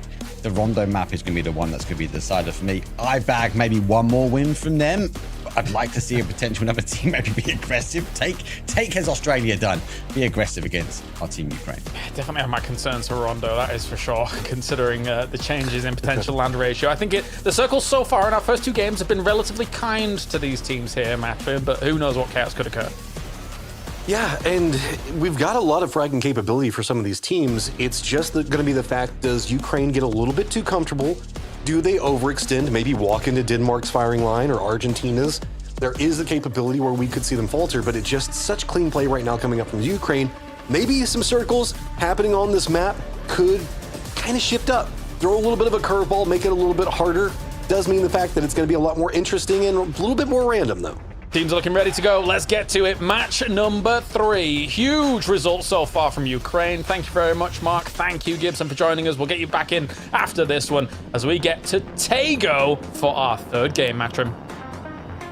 All right, so plane path's going to be over into the west around that so kind of coming in a little bit south of airport. It means the fact that we do have a little bit more of a lean into the northern area. So if you're wanting to go for longer stretches down into Songam, could be a little bit more complicated. Center drop is going to be a little bit dicier as well, given the fact that stretches down to the south are going to be more complex.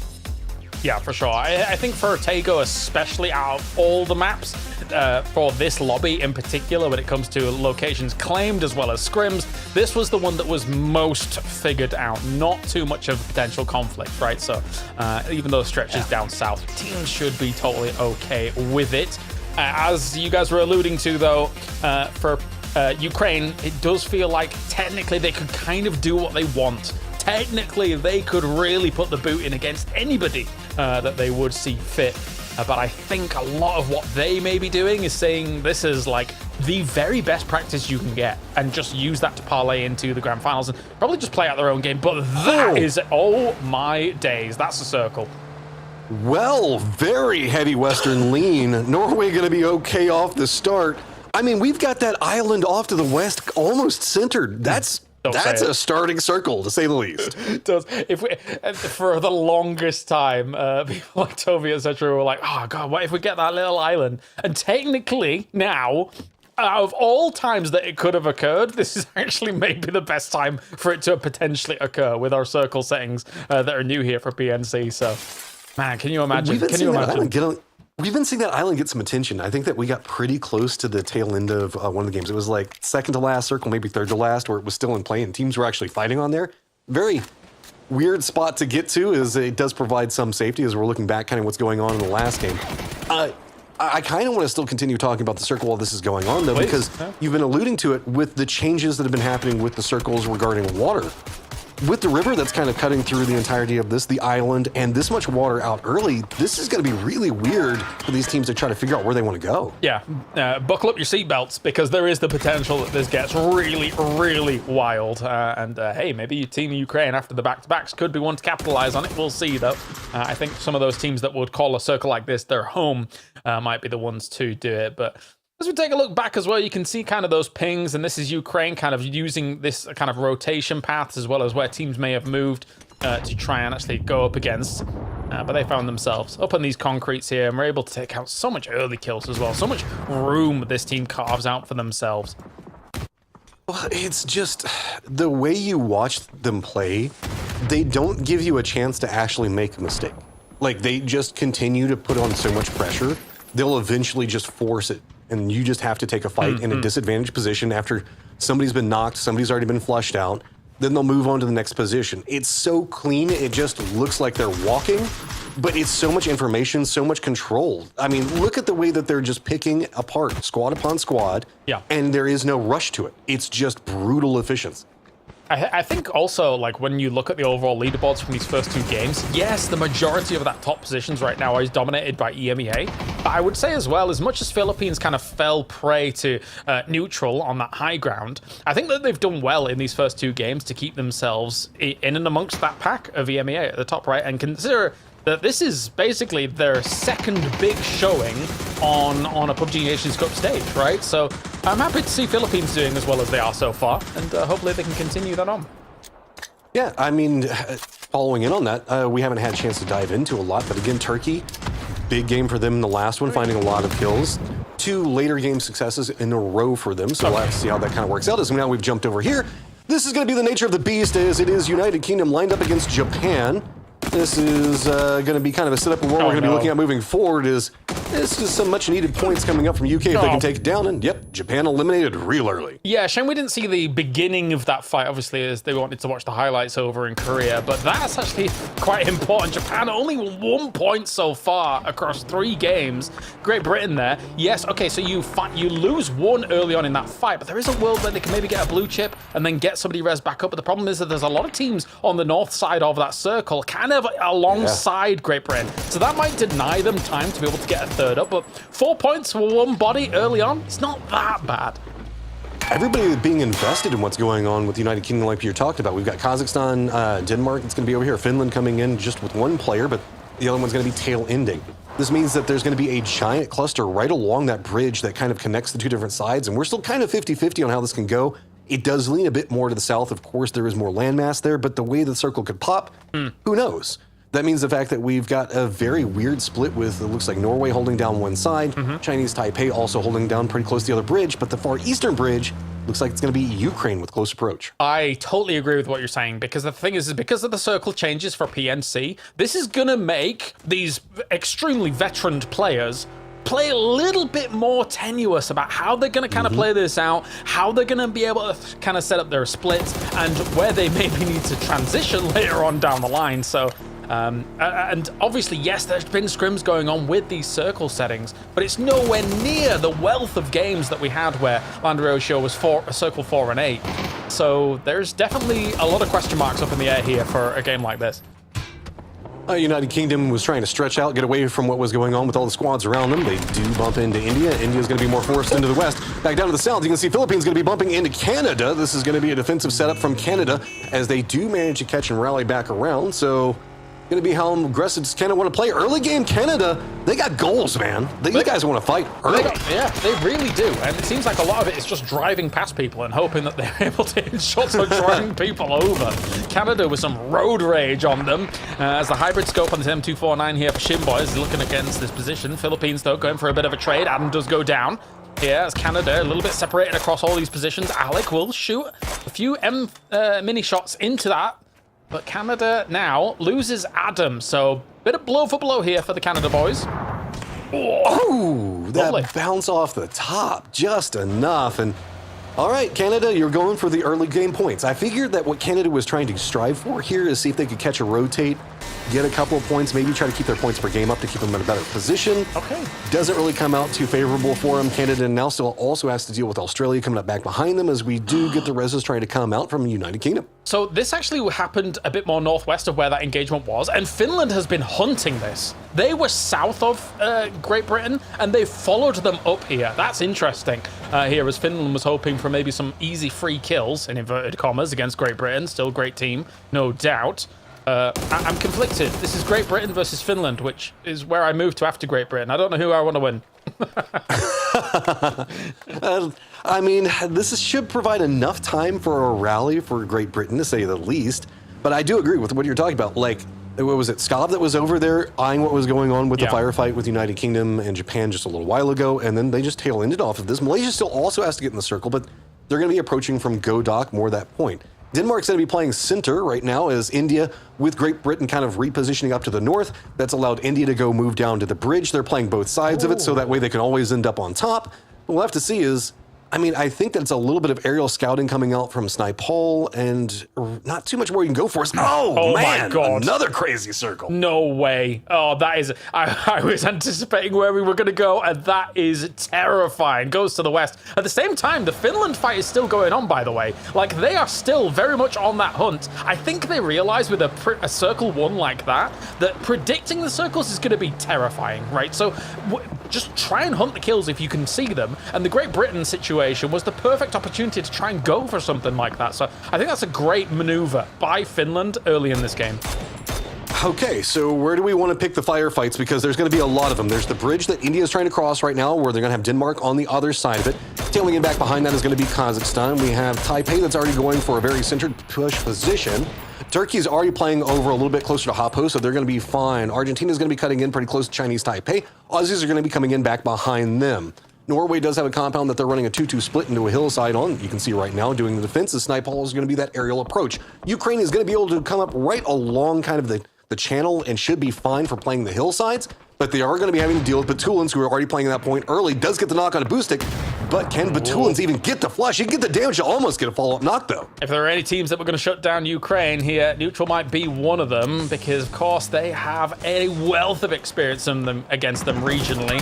And even some of them have played alongside each other a lot when it comes to ranked, when it comes to pubs, etc. But now, Mornay's getting charged up here. Diffex trying to thwart any potential pushes by Levante. He's in the distance. Hakatora shooting at a doozy in the distance, though. Doozy needs to take some cover and get out of dodge.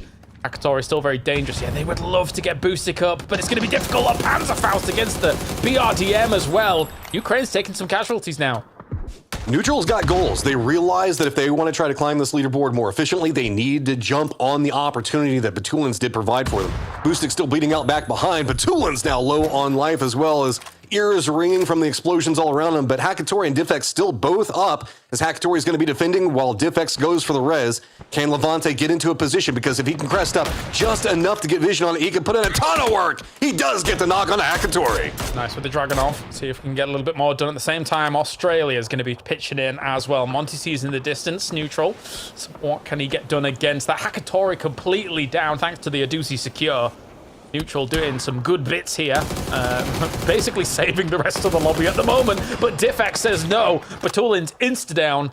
Oh dear me, that's going to cause a few problems. Of course, as the IGL though, maybe he can lead from the skies. Maybe they can get the blue chip after the fact here, but Lou does see him through that grass. Good shots, doesn't quite get the finish though. So Australia is set up right along the zone wall, doing a lot of harassment on the firefight. Neutral tried to jump around and gatekeep out. That put them in the position where they were getting backstabbed by Australia at a lot of their problems, but enough to where at least Luke can get that knock on a boost. Can they get the follow-up? Can they do the big work that the rest of the lobby needs and be able to take down Ukraine? It's going to be more and more problematic as it mounts. Even now, Great Britain taking shots in. And Ukraine is gone here, as they will be down and out. That opens up the lobby here for a lot of these other teams at the moment. Unfortunately, Levante dropped a nade on Knock, and that does take down a doozy here. So Levante and Luke going to have to be playing things out. Meanwhile, other moves going on. Denmark's taken a really strong high ground position for a circle like this. There's some weird things happening as well. Malaysia's swimming at the north. I don't think I've ever seen in a pro game people swimming up towards that small island. But hey, here we are in 2026. Look, this circle is just going to be weird enough as we're looking at it. Like you were pointing out with Denmark on the high ground, that leads into a pretty much field center that we're looking at, where Norway is running a 2-2 split. Turkey is going to be kind of holding down Hapo on the other side of this, leaning into the field. There is also the hillside coming out of Hapo that is entirely vacant right now. They can find something to work with. Argentina is playing along the kind of defensive down to the southeast. Here is your swimming, the mermaids of Malaysia in action. They've got a boat coming in slowly. I wonder if they all pile into that and hope that there's no one looking at the coastline later on. Okay, here's our tail end approach into the circle, as Kazakhstan just a little bit ahead of Finland. Turkey does spot out James, going to be able to flush him down pretty quick, as this circle, while it does finally leave a lot of the water behind, still has a lot in it. Denmark, though, on defense, very solid. Now it's going to be Kazakhstan just running for the fields. One of the scariest things for these teams, you talk to them, it's always the holes at top of hills, because it's so almost impossible to scout out, and that was a casualty there for Kazakhstan because of that. Oh no, the red zone! Oh, Luke and Fex down as well here. Australia taking down Great Britain, kind of, but also having some help taking down the oppressors. Good job, Australia, against Great Britain. Red zone coming in full effect. We haven't seen that one in a hot minute. Australia down to just Monty and Flood. But they still have to figure out how they want to get into this circle with Norway's defense. Remember, Norway is a bit more scattered across the circle, trying to get a foothold into this field position. Argentina is also going to have vision onto it, as It does look like Malaysia taking the waterfront approach might be rewarded as everybody's got eyes into the circle in Hapo. The area that they're approaching from is pretty open. Yeah, I think you might be right. They might actually just make landfall and be totally unscathed because of it, which is an interesting one. But here we go. Sure, I mean, technically, like, there is small moments here where you should be in earshot of this boat, and I think Xavier realizes, but he's just got this BRDM. I don't think there's any reason he should be getting out of this other than just using it as cover and maybe taking some shots, but you don't want to be giving up the BRDM. So he wants to try and get back to wherever Lunlun may be and set up shop here. In true Twisted Minds fashion, you can see that Neutral's going to be hunkered down while we have a Doozy and Batulins trying to make some a little bit of a recovery here. Don't know exactly where they're going to land. Philippines are going to be down to the south. Circle Plus back up to the north. Denmark in that high ground going to be even stronger now. Yeah, a big circle for Denmark, as there'll be a certain Dane very happy in the background, no doubt. But of course, as we take a look here, Neutral trying to be... Oh, they get shut down by Shinboy once again. Batulins was back up and good to go, but Alec takes him away. And now, for Neutral, it's all for nothing here. I think it's going to be very difficult for them to get back in a decent position for this. Aduzi is parachuting in while this is going on, but he is being shot at. He's gone. Yeah. Neutral, I feel bad. You guys went against the raid boss in Ukraine and are punished for it. True. Unfair. As now Norway has to make their rotate, and Aussie's getting pretty close to Denmark. Yeah, no tier gear for a Neutral. I'm going to have to go back and figure out another raid later on. But you got yourself Norway here, who, for Tekkas, He-Man, and 8C, they've tried to find themselves central spots, but Chinese Taipei is moving on in a position where they can try and find this. Thankfully for them, they can take little dips alongside these fields if they so desire. I think seeing the smoke, they thought, oh, okay, maybe it was a solo or something like that. I don't think they have the full read on it, though. I just got a kick out of Lunlun driving right next to the Scarecrow, maybe hoping it could eat a bullet or two for him. As Finland in their approach, they were pretty timed out, remember, because they were on the hunt for those kills up to the north. So they're coming in a bit tail-ended on this one. Going to start getting vision from Denmark in just one moment. Malaysia's already definitely spotted them out. Norway could see them, and Turkey as well as Finland, I think, found this little bit of a dip, but they're going to call this content. Yeah, taking the Porter, they've got quite a bit of gear in there by the looks of things, as well as IXE does take a knock, though, against Beamy. That high ground is menacing. Like, they have such a good overlook against a lot of these positions, and even some of those craters right there. You can dig as much as you want, but Denmark will see you down on those low grounds. At least they throw down some smokes, keep the Porter going here to be able to give them some cover. And that's the big thing for Tego, right? You've got a Porter, it's got a great capacity size. A lot of teams do prioritize that to be able to get around there and carry as much loot with them as possible. Snipeball for India has gotten pretty close to Denmark and now been spotted. That means that Denmark can't necessarily harass down into the fields as much as they wanted to. Aussie's still on the other side of them, so a little bit of a reprieve coming up from Finland in a very needed moment. Looks like they might be just trying to dig out a couple more holes to get some space, a little bit more safety. Finland does have to keep an eye on that bay back behind him because it has been aimed and controlled by Malaysia. Still staying aquatic, but finally managing to make landfall. Yeah, that second nade setup wasn't just about Denmark shooting at them. It was also just in case they suddenly have, like, mortar fire raining down on them, right? Like, you cannot be in the same crater all as 3 players. So, good stuff there by Finland to shore up some defenses. They still need quite a lot of points to start catching up with the top leaderboards at the moment. It goes forwards against them. Argentina, Chinese Taipei embroiled in a fight. And there was a Panzerfaust in hand by Argentina. I think Chinese Taipei realized that there was too much util going up against them, so they had to get out of dodge from that one. Notice the position down to the south where Philippines are playing for. That's been a hillside that's been getting some control of the south, so it's been pretty much them and Denmark uniting to take on everybody that's down in the fields, but it's pretty much going to cut out everything that Philippines can work with as well as hot post. That means that Turkey is still going to have the compound where Celtic's going to be playing from, and it's going to be more where does Philippines even go for? There's a couple crossroads and safety that they can play, but that is going to open a lot more safety for the teams playing down to the south, no longer having that hillside in play. I mean, at least they're still 4, right? Despite those little earlier engagements, despite Canada trying to, like, roll up alongside them, still really good fortitude by Philippines so far. Definitely an impressive start for them, as they have found themselves in a position where technically they can join up with the AR, but it's not exactly ideal. Are Malaysia always in the water? What is this? Finally, this is a commitment. Look, they've beached the boats. This is where they're going to fight, and they're going to focus up on Turkey, with a little bit of friendship coming up from the United Kingdom's tail end and Vard. I think the last one up for his squad right now. Philippines going to be more focused on the circle, so it's going to contain this fight a lot more. Finland can't really take shots due to the raise in the hillside leading into the road, so this is going to be its own arena, but I think the Turkey's already got the timing ahead of this one. It's just poor old Vard left back behind that's going to be watching this.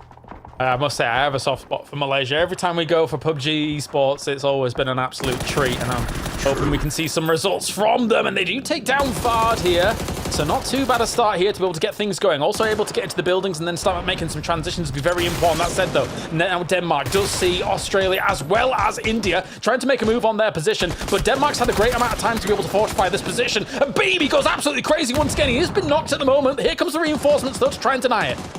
India just coming in full force right now. Denmark was not expecting it. They still got the rock cropping for control. Gustav has come up, controlled angle, but other side of this one could spell doom if this nade is cooked well, or just a couple of bullets, but Gustav buying enough time to reset this, can't get the counter knock on the nade, and India just coming up with full force and gusto has made a massive problem for Denmark, who thought that this game was under so much control of theirs. Oh!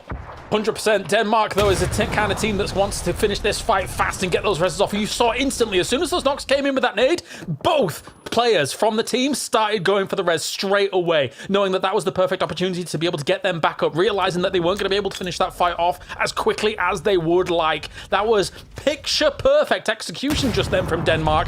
Oh my God! It's a banger! What a performance from Denmark there. Whoa! Everybody else was hoping the fact that maybe Denmark would go down, give a reprieve to the rest of the circle, but no, high ground control pops back over to them. It is Malaysia making the push into Turkey's defended position, but they've got a little bit of a read on it. Still already down just 2 players up for Malaysia. After all the aquatic antics, they are walking right into a potential kill box. Shilla on the other side. And at the same time, yeah, the circle shifting away from Denmark. That means that they're going to have to try and make some work of it up on that north side. They know where Finland is, so do they use that as a path to be able to try and get some kills and then move on in, or do they try and go a bit east? I think east is probably going to be the play for them. We'll see down the line. There's now Philippines here on the south side of this. These fields do give them a little bit of a reprieve. They've got some smokes down, got some emergency cover as well. Shinbai in the distance. They know where he is. They just need to get rid of him. The circle is pretty much full on fields. There's a smidgen of the hillside that Denmark's been playing still in play, but it doesn't feel too comfortable to play from. And this is kind of what you're looking at when you look at the fields. It is just destruction, mortars, explosions, and Turkey, Finland, Denmark now all have to move right down into the trenches with everybody else. And ho, Kapitan, great work. I think Turkey on the west side is actually moving in at a perfect time here, considering that they had the buildings now are moving up to what is like a little lip alongside one of those fields. That might pay dividends later on down the line. Philippines still weathering the storm, and Shinboy is gone, so that gives them a little bit of maneuvering room. Mixon, though, crashes in on this northern side. Monty wedged in. He lies down for the shots. He does Mixon to take him out.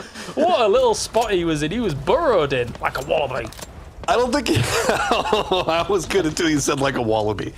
All right, so Monty at least managed to get the knock on to 1. So Denmark's got most of the control up to the north. Finland still could be a problem for them. They're trying to figure out how they want to move into the circle. They did spot out Denmark and how they made that shift down the hillside, but Finland's got just pretty much open field. And I mean open field with maybe a tree or two, a little bit of a defilade in front of them, but nothing really that you want to work because it's going to be vulnerable from Norway's position. Turkey, like you talked about, got a great spot down below them. I don't know where Finland can go without taking a firefight in this. It's going to feel good. Baby taking some shots. Oh, just sat there through the foliage as well. Drex goes down. Beamy, he takes all 3. Oh my God, Martin was right. Beamy is him. Oh my days. All right, well, Denmark's got control of just about everything to the north. Norway still has a player over here, as well as Kazakhstan, and you can see that instantly turns back over to him. Denmark now flooding around the sides. Down the south, Argentina's starting to get some vision as they move up closer to the road that they were using for some level of control and safety, but it looks like Philippines going to continue to pepper in shots onto them. That means that Denmark gets more maneuverability up in the north.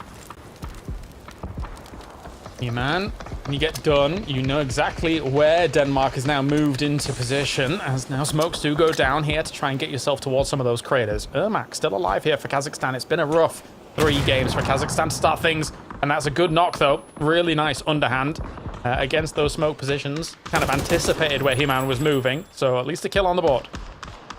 And that's big information right now for Kazakhstan because they know that they have a little bit more breathing room, and that circle pop definitely helps. Now, Ermak can provide some cover for the rest of Argentina, and well, depending on how Denmark's positioning is going to be playing. I said Ermac for Argentina. Stupid colors matching just a little bit. Apologies about that one. Now Turkey's got to make a move in, and the Philippines as well. How long has Aitzy been here? I want to scroll back on the map. It's been a while. It's been a very long while. I mean, it's working, right? Like, if you get a shack like this, you know, and you're set up, and admittedly they lost one much earlier than all of that, but at the same time, the story really has been about Denmark as well as Turkey holding down their positions and being able to play on in. Denmark, though, I think has an amazing spot to be able to convert on this game. So Turkey's going to be trying to play to make the crossroads position work for them. That means that they're going to have to pretty much push across a field where Philippines can do a lot of harassment. You can see that the road just to the left side of the screen that Philippines are playing next to isn't necessarily the biggest incline to work with as far as cover goes. That's going to be the other side where Turkey's going to be trying to play from. Norway is going to be in the center of a lot of this one where Turkey and Philippines are going to be kind of focused in. But Chinese Taipei is still going to have to deal with Argentina and Philippines in approach and the other side of the road from Turkey. All of this is just stacking up more favorably for Denmark and Norway's positioning. Drafting Lou. He's Philippines in the distance. Philippines at great fortitude, man. Like, yeah. I'm still so impressed that they're still alive in this game. By all rights, at this point, they should be dead. Down on that south side. Doing all right for themselves. Capitan with a great post through against Xavier there. I think Philippines realizes, yeah, we're probably not making it further into this one. Okay, so there's the opening for Crossroads. Argentina now on one side, Turkey on the other. Denmark still trying to use that little bit of a high ground that they've got control over. Turkey has also managed to kind of squeeze their way over next to this rock, providing some cover and a very open field, because this is the entirety of the circle that we're looking at. That is Turkey all the way over into Denmark, so both sides of the circle already available. Okay, can they line it up and time it well? It's going to be rolling right up. The explosion does stop it out, but that's going to be close enough. Do they even expect it? Did it get exploded? Nope. Shot out. Shot out, shut down. Good stuff there by Turkey. Once again here, as now they're able to greet them on forwards. Captain, though, good. Just go crazy. Starts things off against Code Marco. Can he get a little bit more done? Everybody else is knocked at the moment. There should be more Turkey reinforcements coming in and shutting this down completely. Wait, where are you going? On the left-hand side. Okay, it's in a bit of a smoke. Colored smoke. Didn't realize. It was very, very transparent. There you go, though, as he does actually spot him on out and takes him down. That is Schiller and Code Marco being able to shut out Argentina. Let's go Turkey, just now 2 points behind Ukraine on the climb. Denmark, other side of this one, just a couple points back behind, 13, and there is a ton of kills still to be had. Don't forget about Ermac, back behind him, still causing a problem as Denmark can't focus in what's going on to the south. The way this new circle is popped means it's another move for Turkey, though, and they're going to be walking right into the waiting arms of Norway, and the way that this is said is Ermac is just doing a great job on staying alive long enough to make it a problem for Denmark and open up so much more opportunity for everybody else. You gotta do what you gotta do. The thing is just for Denmark is they're gonna know at this point where everybody is. Like, they know where Ermac is, they're just trying to dislodge him from there. They know that there's probably somebody in the shack, and then there has to be a team on that south side. Elsewhere, there are no other threats. So Denmark has a bead on where every threat does currently lurk. Oh, but they might not know that Ermac has a Panzerfaust. Can we talk about trigger discipline? How long has he been dealing with Denmark and still has that in the pocket? Waiting for the opportunity. Does the patience pay off? Doesn't quite get the knock. He tried to follow up with a couple of shots, but it just wasn't there. I can respect it. I don't mind a little bit of a longer range Panzerfaust shot from Ermac. Now still somehow surviving with some of these smokes. Doesn't have any more left though, so now he's gonna have to make a move, knowing that Mixon and the boys are gonna be overlooking this position, and he sees him jump peeking as well. I think he might have just seen the top of his head there, so was shooting in that direction to be able to shut him down. He saw the transition. Surely he got shut down. Yes, he does. The timing on that was almost so good for Ermac. So Turkey used the opportunity of what was going to be going on, the distraction in the north, to get right up on top of the circle. Now found themselves in a little bit of a safer point to play from. Norway, who's just been kind of hanging out right now, letting Denmark and Turkey do the work for him, is now gotten too close range. The firefights are just brewing. Have they put themselves in too pinched of a position? Foldable shields, a lot of opportunity here. Beamy almost at the 1k club, 928 damage at the moment for Beamy, who's looking absolutely bonkers. What a performance from him in this game so far, and he continues it on. Celtic down at the moment here. Medabay did take down Aitzy, coming out of that shack to try and do something as well. Tekka's on the back side of it, burrowed in, but surely this is a Denmark victory match for him. Peeking around the sides, Tekker's just trying to see if he can get anything more out of it, but Denmark just coming down full gusto. I won't even say coming down, they're just kind of sitting there, letting everybody walk into their crosshairs right now. It's just stacking up kill upon kill. Tekker sneaks around, tries to see if he can get something out of it, but the angles just aren't there. Turkey's gonna take him down, but massive cost. Schiller, the last one up. 16 kills. Can he make a miracle happen against Denmark? I just don't feel it. No, here they come as they will be invading onto this position. Get in the rowboat, swim along. The Vikings are on their way, but Schiller, crazy stuff to get things going. 1,100 damage at the moment. He's in the blue though. Surely it should be done. I don't think they know exactly where he is. Does he have any lethal nades? No, he doesn't. He has to come out of here and he's gone. He's gone. That's Denmark here with Game 3 victory, Matrim. But hey, Schiller tried to make it a bit crazy. Let's go ahead and tack back in our other friends here as we're going to dive into all the action as Ukraine finally doesn't get one, Gibson. Yeah, Ukraine taken down early in that one as well, giving a lot of advantage to teams, and big shout out to Turkey. Big performance by them, but Mark just about 5 minutes within that game, Mark just turned around to me and goes, yeah, Denmark's won this game after that big fight with India. Yeah, you can tell. No, let's just go back one point, right? Yes, Ukraine didn't win, but you need to call out the fact that you were screaming at me in the ear for Monty not to continue fighting. You wanted to see Team Ukraine fight neutral, and you were so upset that Australia was getting involved, but they only play aggressive though, James. Yep, they do.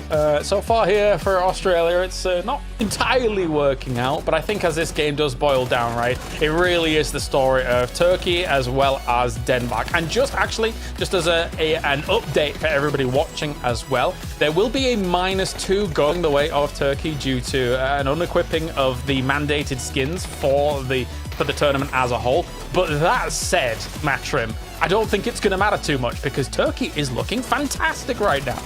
Look, sometimes it's worth losing 2 points to make sure you get your fit right and send a message. And Turkey definitely sent a message in that game. They did not care. They were walking through squads. We've been talking a lot about what's going on with Ukraine, how they're popping off. And Turkey took offense, man. They didn't get circle control. They didn't have the high ground. They were having to fight for every inch of territory. Yeah, of course. Again, that -2 points will come at the conclusion of match 5. So if you don't see that reflected in the scoreboards for now, you know why. Just to keep everybody as up to date as absolutely possible. But let's talk Denmark here, Mark, because Denmark, well, I mean, your name is in their name, so talk about them. I can't start with that. I've got nothing to do with it. It was good play. Look, when they took that high ground, I think they were hoping for the zone to shift back their way. But I think even at that point, guys, they were really aggressive. They were taking fights, the defensive play. I like that we saw Team India try and play aggressively in towards them. But they had set up. And at that point, it was a set and match for me. They came off the high ground and they stormed their way to a victory. Gibson, are you ready for a second beamy man of the match? It's almost coming, but I want to give a shout out to Gustav as well. That play on India was insane, and me and Mark had the conversation. I said, Gustav, like, just going to play in the Americas has made him such a better player. Like, going to work in America improved him so much.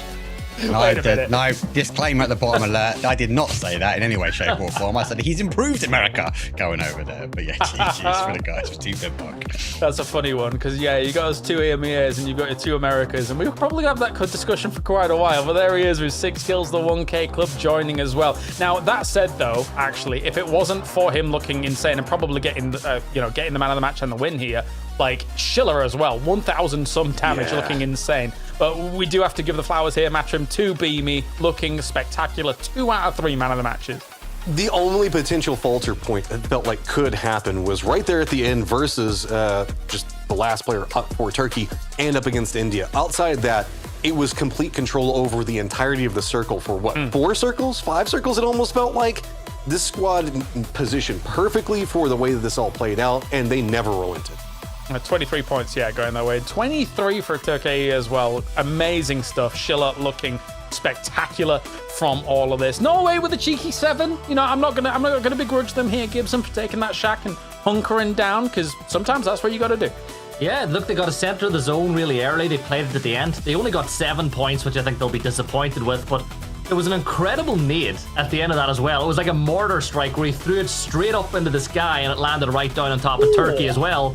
But look at that leaderboard. 30 kills for Turkey, when I spoke to Shilla before this weekend, he told me his plan was to play like Predators. And with 30 kills, he's basically doing that. All right, they've got the laser sights, they've got the camouflage, they're weaving through the jungles, but 48 points, nothing to sniff at. We're going to need Arnold Schwarzenegger maybe to shut them down from all of this one. That is a result and a half Austria from just playing. 3 games. There's no Austria. Well, so that is how do we true. stop them? Yeah, good point, yeah. Well, they're isn't away he- with it. They've run away. Okay, Isn't he before we go Californian down now? this one. Isn't he American? Yeah, I guess if you're governor, you count. Yeah, we'll allow it.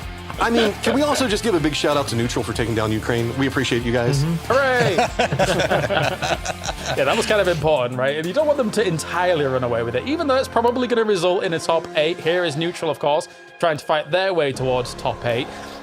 It's an interesting one watching them play at the moment, Mark, because I think we've had our reservations about how Twisted Minds has wanted to play things out in regionals as well as PGSs, and it's looked a little slower compared to some of the previous years. So hopefully they're kind of able to overcome some of that, maybe, if Batulins is leading the charge, right?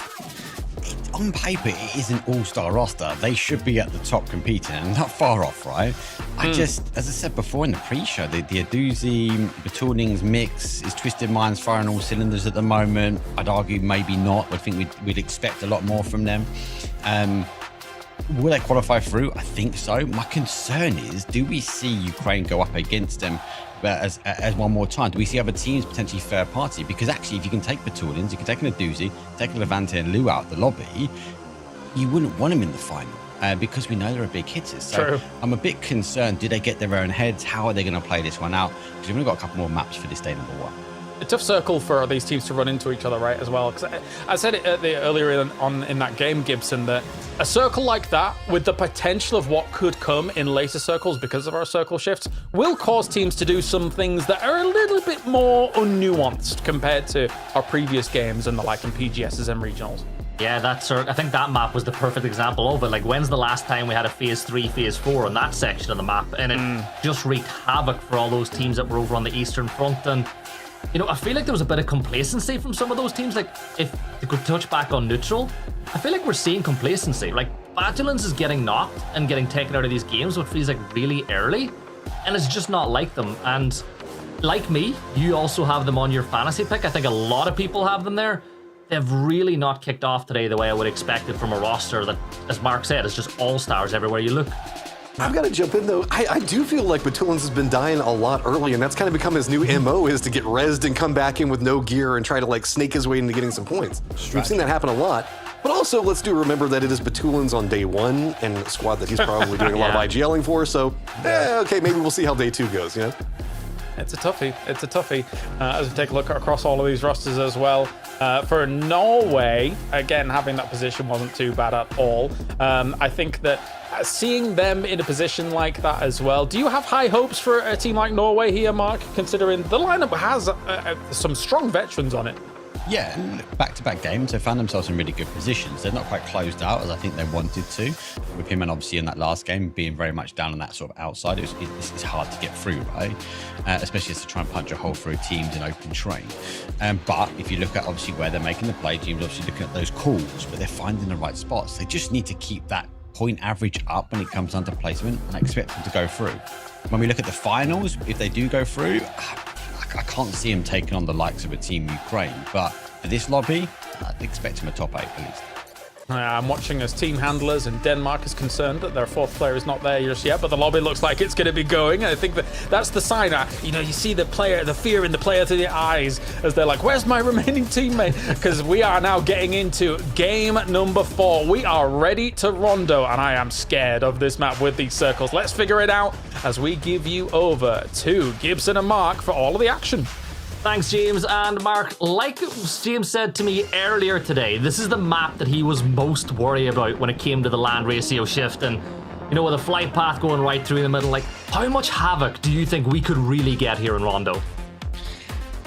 I don't want to say anything. I don't want to jinx it. I think the guy spoke too early about that island in the last one, so I'm not going to say anything on that. I just want to see the organised chaos, should we say, unfold. This flight path, though, is a south towards the north. It is pretty much going through the middle, but I do want to allude to that sort of middle pack, right? We've got, I'm going to say, the Na'Vi and the Twisted Minds drop. Those sort of teams, rosters going in there. Will they go head-to-head early? That's the one I'm waiting for. Yeah, we spoke about it, and we've seen maybe even in just the team version where Na'Vi and Twisted Minds have been fighting a little bit more often, so maybe we might just see Neutral and Ukraine pushing towards each other, particularly with the fact that this flight path will allow a little bit of time for it, as Denmark, one of the earliest teams off, they'll send Keter all the way over to Rinjiang to secure a vehicle. But Mark, what do you think of the new tempo? I actually think that these games feel so fast with the changes we've made to the circle timings. I think it's that. Plus, let me add the caveat. This is an all-star roster, right? So these are the dream teams, the players across the world. So I think that aside is also going to help out. And that's why we're seeing some of this sort of early chaos. Vex will go down. Team UK is going to be there for the defense. Not best for driving. He's got a gun. Run! Oh, poor Team UK losing another player. No! And maybe another Zopchen will find T-Bone as well. And, well, those blue chips, I think that they will be able to get them back a little bit later on because they'll be on the way for... You don't think that... No, he's putting it straight in the car. There's one. He's going for the second one now. Right, he's going to go tie up with the rest of the guys in Team UK. It pains me to say they're playing match number 4 as a duo. What did they do to poor Chinese Taipei for that to happen? Team UK going to get slammed as we have a little look at what happened in that last map and how Denmark managed to get the win. You see, like when you get a circle shift like that, Mark, and you're already pretty much in the good position for it, it set Denmark up for the win, but they still had to go ahead and secure it. Nixon played really well in this map as well. Really enjoyed. He took the high ground, caught the rotations, and we know Tego and Rondo, these kind of rotation where you can pick up some kills. And then it was just that Beamy, one with his skin on, absolutely love their level 3 helmet. He had the Groza, but he needed to try and get that player. And actually, arguably, he sacrificed himself at that point, Gibson, to get rid of that kind of critical player away from the lobby. And are they playing well, Mark, because of Avenger or in spite of Avenger? That's the question that James wants answered here. Because these shoulder rubs are on point. I love how Martin always makes the camera at the beginning as well. So GG's. It's because he's so tall. They set the camera up. They're like, right, we'll give it, we'll put the camera so anybody below like 6'1" won't show up, and then Avenger just walks in frame. Like, I don't think it's visible. That's too antique for him. Him and Itzy are like two of the tallest players that we have in PUBG, man. It's not even funny. It's pretty bad. But look, he's making calls. He's making the right plays from the team. They're playing this level of aggression. I love this defensive grenade out from Monty Mixon, though. Again, showing what he can bring to the lobby. And this team, Denmark, looking strong. They've not found the circles, but they found the kills. Yeah, and one thing I always like to say is if you need a win, get a Finn or call it Winland. It's not really gone the way the Finns would have liked it to go so far on the day, but let's just look at how this is. You were talking to me about Mixon here. You're like, he's not the strongest player on the team, but when your weakest player is as good as Mixon, you'll be all right. And he pulled off a huge play to get them that victory in the end as well. Loves that play from Tekers. The Hail Mary at the top here picked up to Turkey, but Sheila just showing that he's world class. Which again, you got to look back when we look at the PGS circuit. What's obviously happening with their team and what they're going to do coming to the second half of the year. So, lots to be said, but again, All-Star, it's PNC. It's where we get these type of rosters. I'm not even gonna lie, I can't wait for the weekend whenever we see the real big hitters coming in. Vietnam back in play, Korea, China, USA. Like, it is going to be so much fun. And I suppose we'll give a shout out to Germany as well. I believe Kowo back coaching him this year. But Vard, he's going to line up the shots towards Chinese Taipei, but elects not to go for it. Doesn't want to bring the attention towards himself. But what's the best case scenario for Team UK now, right? They're down early. This is going to be tough. It's down early and out of zone as well. Got to remember in the southeast corner. So they're by Tinlong Garden. They've got to rotate a real long way to get in. Maybe a glider, stay in the air, stay out of sight, out of minds, maybe, or play the edge and just pray the zone sort of shift back. It's got to be a survival game. It's best of 10 over the survival stage, right? So one bad game, you'd accept it. We're not playing a best of 5 just for the survival stage, and they are on the cutoff point at the moment. So you kind of take it. It's a bit of a reset though. Still a superstar, Tiggleton, 92 kills, 5th all time when it comes to PNC. And you'd imagine that if they play, with them playing in the survival stage going into the weekend, they will be dating expert, by the way. Okay, Tig, but he's number one. He's number one. He's getting a win. Give it to Tig. That's what we want to see. Are we trying? What a sexy lad, that's Tig. Our production trying to find Tig a partner. Is that what's going on here? This is PUBG dating game now. Come on, this is what we signed up for. This is why me and you've been matched together. A match made in heaven knows. Tig charging his way forward. The opening knock, though, from Australia. Give him an opportunity. I think Australia, it's a chaotic team. They're going to go for some kills, but they can disrupt a lot of these big teams that want to play a bit more controlled. Yeah, sitting outside the top 8 now as well, so they want to get some points on the board, getting closer and closer to day 2 as IXE will peek over towards Tiggleton, lands a nice headshot with the Mini 14, but with the knock secured, Australia really want to push into Finland and get these points, and you can just see them sending Monty out to try and get that off angle. They're trying to find the off ankle, and they're trying to apply that pressure. Scav trying to find safety, but they will not allow that, so he'll be confirmed out. Point will go on the board now for Team Australia. Give them a potential opening now for disengage and wrap their way around, and for Finland, they get the opportunity to get that blue chip, and Team Australia stops applying the pressure. Yeah, it's a point on the board for them, though, as they look to just add to the tally that they've put together already. As Pipa, congratulations, recently got engaged as well. I actually really like this Argentina roster. I said it to you already, Mark. They won a few maps last year at PNC. You know, they've got players playing at international events. Capitan obviously didn't get to attend the one most recently, but he did spend some time inside Europe. But I think Argentina could do well. Like, I'm not saying they're going to win the event, but I definitely think that they're more than good enough to be in the top 16 going into the next weekend. Yeah, you obviously alluded at the very beginning they're going to be aggressive against Team India. We saw one map so far from that, but for whatever reason they've disengaged. But they definitely have been aggressive, though, and the level of aggression unfortunately keeps going the opposite way for Great Britain. Michael will fall down. That means Team UK are now down to a solo player. It is Vard. We know he has the opportunity to provide that level of expertise, but as a solo, they've got to stay their heads down. Yeah, India picking up a lot of easy kills so far. They only got 5 on the board so far, but it feels like the kills they are getting are just being delivered to them pretty nicely. Norway, they're rocking up now towards Turkey, who are on 48 points, but remember there is a 2-point deduction to be added at the end of the day. But Turkey so far, the pick of the bunch, just constantly in top 4s, Mark, picking up kills for fun. This is a completely different roster than last year. Top 4s, top 2s. Yeah. They've got second. They are the most consistent team when it comes down to placement. They are sitting at the top of the leaderboard, though. 48 points over 45 for Team Ukraine. So to wait and see. The zone obviously is about to show us which way it's going to go. Team UK and Favad has to try and hold up, and the zone holds away.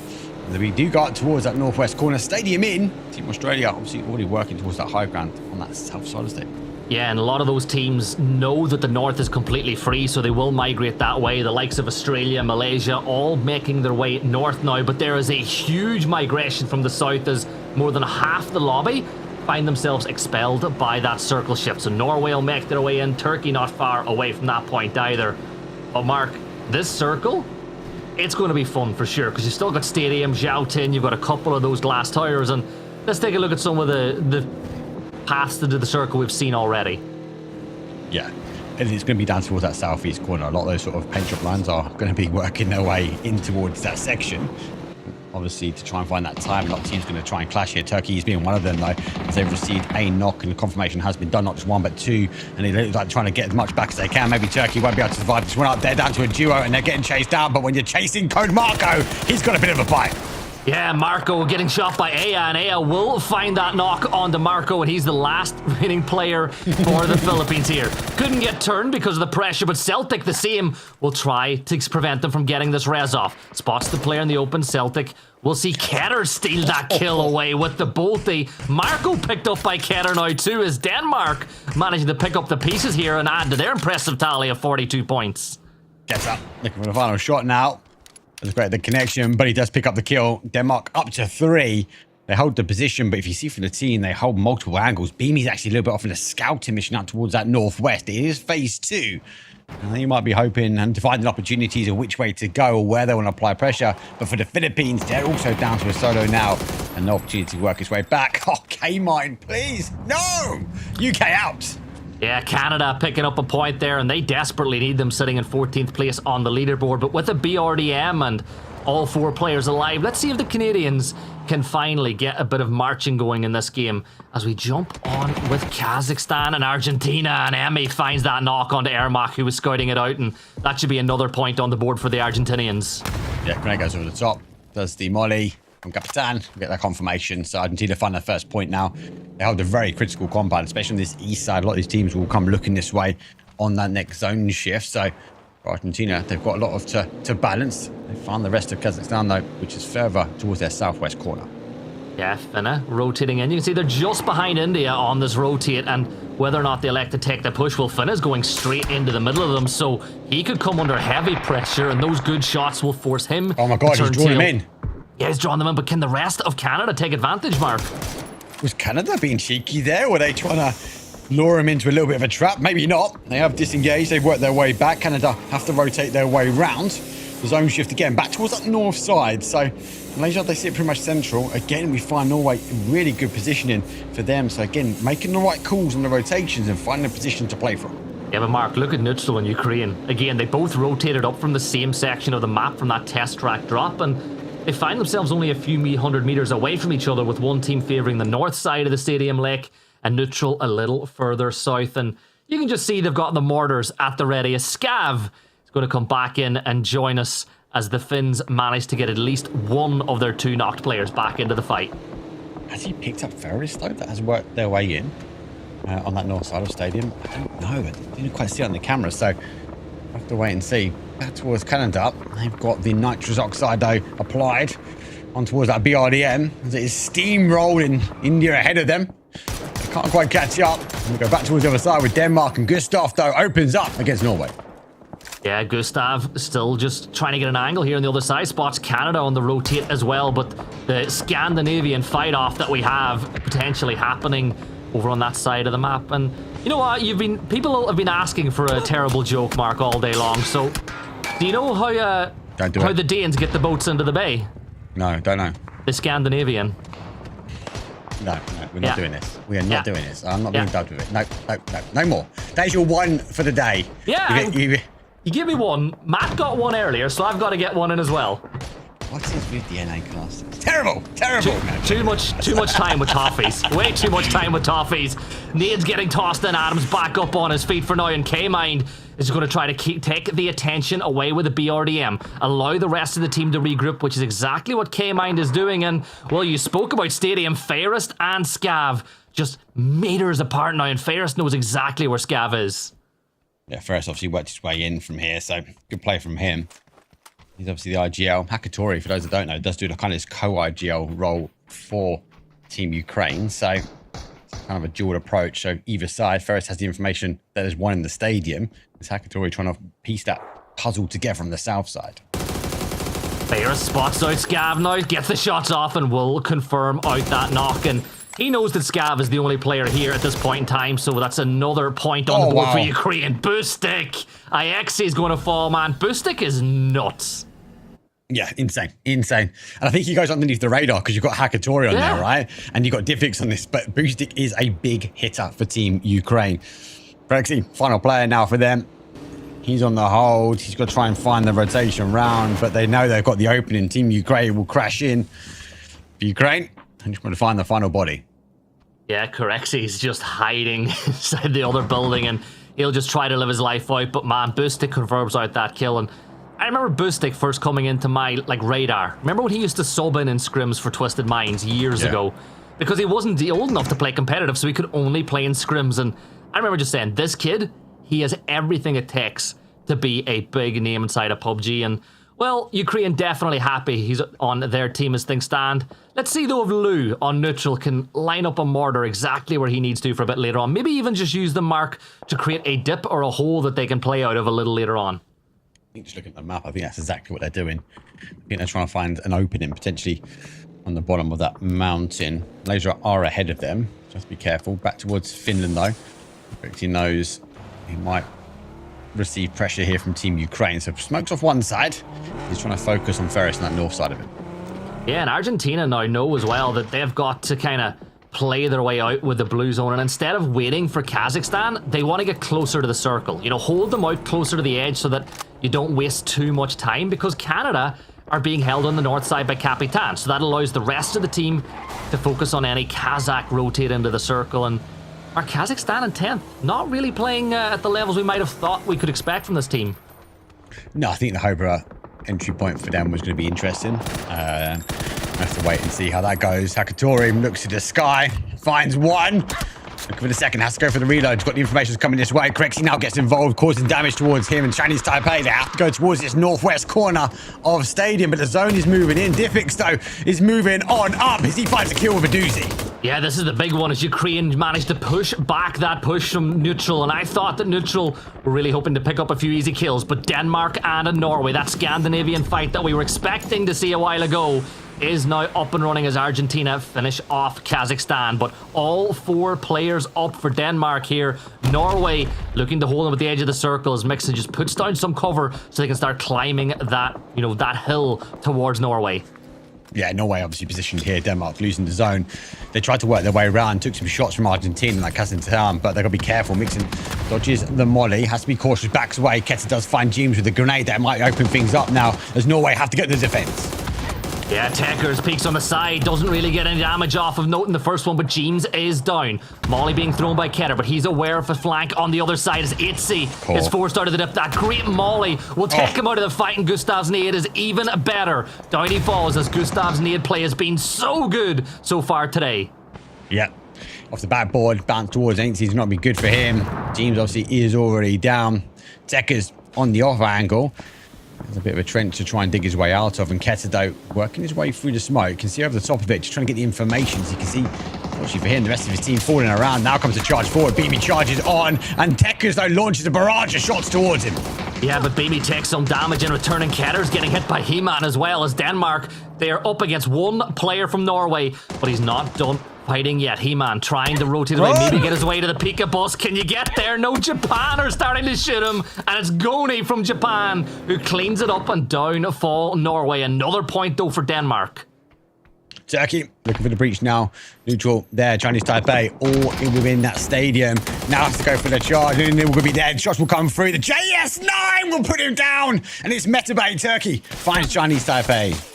Yeah, but now coming under fire from Monty as well as Australia try to hold them out. Remember, the blue zone will start closing very soon, but keep an eye on Batu on the stairs with the shotgun.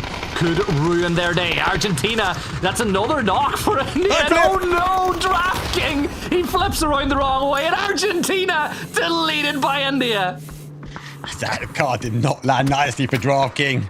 India defensive. I was questioning why were they not pushing down. That's because they've dug themselves a trench. Here comes Canada. It's going to be chaos. Malaysia get involved. K-Man going to try and run him over, but he gets in the car in time and takes huge amounts of damage. And Gustav puts Finn down. Yeah, and Finn has been knocked, but Diffix actually from afar got that knock onto AJ, and K-Mind is trying to steal it by reversing into him, and K-Mind will pick up that point for Canada. Now he'll try to just drive on off. Remember that BRDM providing so much cover as Denmark start pushing their way towards the rest of Canada, trying to get more points on the board here, Mark. Love the aggression. I love the aggression from Denmark. They've picked one side. Now they play forward. The BRDM, well, it's going to have a big factor. Adam, though, obviously looking over. Malaysia already pitched up. We've got Team India, though, that has entrenched their way in. It's going to be Chaos Gibson on the southeast corner. Yeah, and look at that. Finna is down. Adam is down. Canada just getting torn apart here on the edge of the circle as Mixon confirms out another kill for the Danes. 47 points and counting. And Shen's got a BRDM coming his way, but no Panzer to help him out here. But Canada just want to find somewhere to play.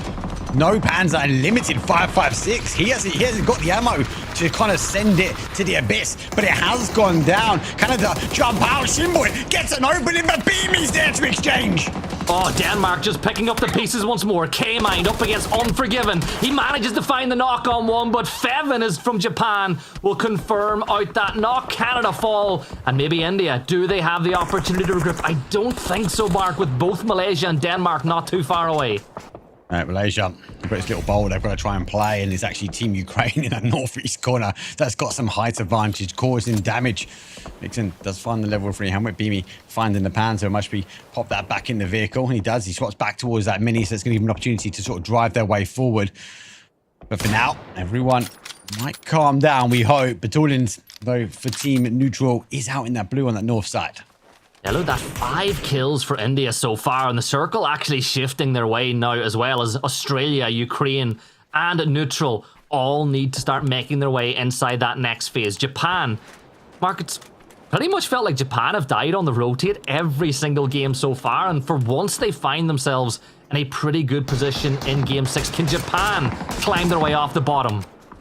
See what they can do. They have got the zone. You're all right. They got caught in those rotations. I feel like they took that one step too far. But this time, the zone's giving them the opportunity. But it only gives them the opportunity that those grasp it by both hands. And that team, for me, is Team Denmark. They make the push now. India launched a grenade out. They cause damage. It's a complete Kobe to Gustav. Oh, he's going to toss another one towards Beamy, but Beamy manages to avoid the shrapnel as he steps across. Translucent, another nade at the ready as Beamy will try to send one back the other way, and Beamy's one might just do the damage. It does just a little as Translucent somehow manages to stay alive here. But Japan starting the third party on this one as well, Mark, as they encroach in. But that's what they have to do. They have to clear up, be the last team on the south side. Japan up to 4 kills. Ukraine taking advantage, and they will deny Turkey an opportunity at second as they will take top of the leaderboard. Yeah, Bustic gets the knock on to Tiggleton as well, as Australia will manage to get that regroup in, but it puts them behind on the rotate. Here comes the rest of Ukraine. Sunny side up in a fight with Faris. Faris, though, he's going to get caught out, and Ukraine will fall as Japan pick up their 6th kill of the map. 6 teams left alive, Marco. That was great play by Sunny side up. Not just 1, but 2. Maybe 2 of those Sunny side up eggs. Malaysia able to sort of peek out above their little precipice, their little hole. And though, of course, took a bit of damage, though. Australia have a 2-2 hold. He goes for the over peak. It was a bait from Team Australia. Now they divert back and they apply the pressure. Malaysia, 1 kill for them so far, but they've got Australia and Lou from Neutral starting to push into this position as Monty will just first aid inside the smoke. Remember, this is a tough spot for Australia. Luke will now leave the compound as well. Tiggleton still playing a little behind, but do they know about Lou? No, he's been sneaking his way in for a little while, and he's got I suppose the cover, the foliage. And they get away from it. Malaysia, Shen, launch your grenade out. Neutral caused some damage. Now they play peekaboo over the top. But what worries me here from Malaysia is only 1 peeking over at a time. Tiggleton coming in on the other side. They're going to close their way up. They're going to get the information. Malaysia go for the rotation round. But for Neutral, though, when does Lou activate? Yeah, this is great for Lou. This is a distraction. It's going to get more placement points. Maybe even a few kills he can steal away a little bit later. Monty tossing that nade up to try confirm the down. Maybe even get flood back up, but pushing up as Empt as he tries to just preemptively strike onto this team. Shen will find one. Empt steps into cover. Tiggleton finding himself in a world of trouble. More damage being dealt as Luke 12 steps up. He gets that knock. And Lou steps up now and he falls.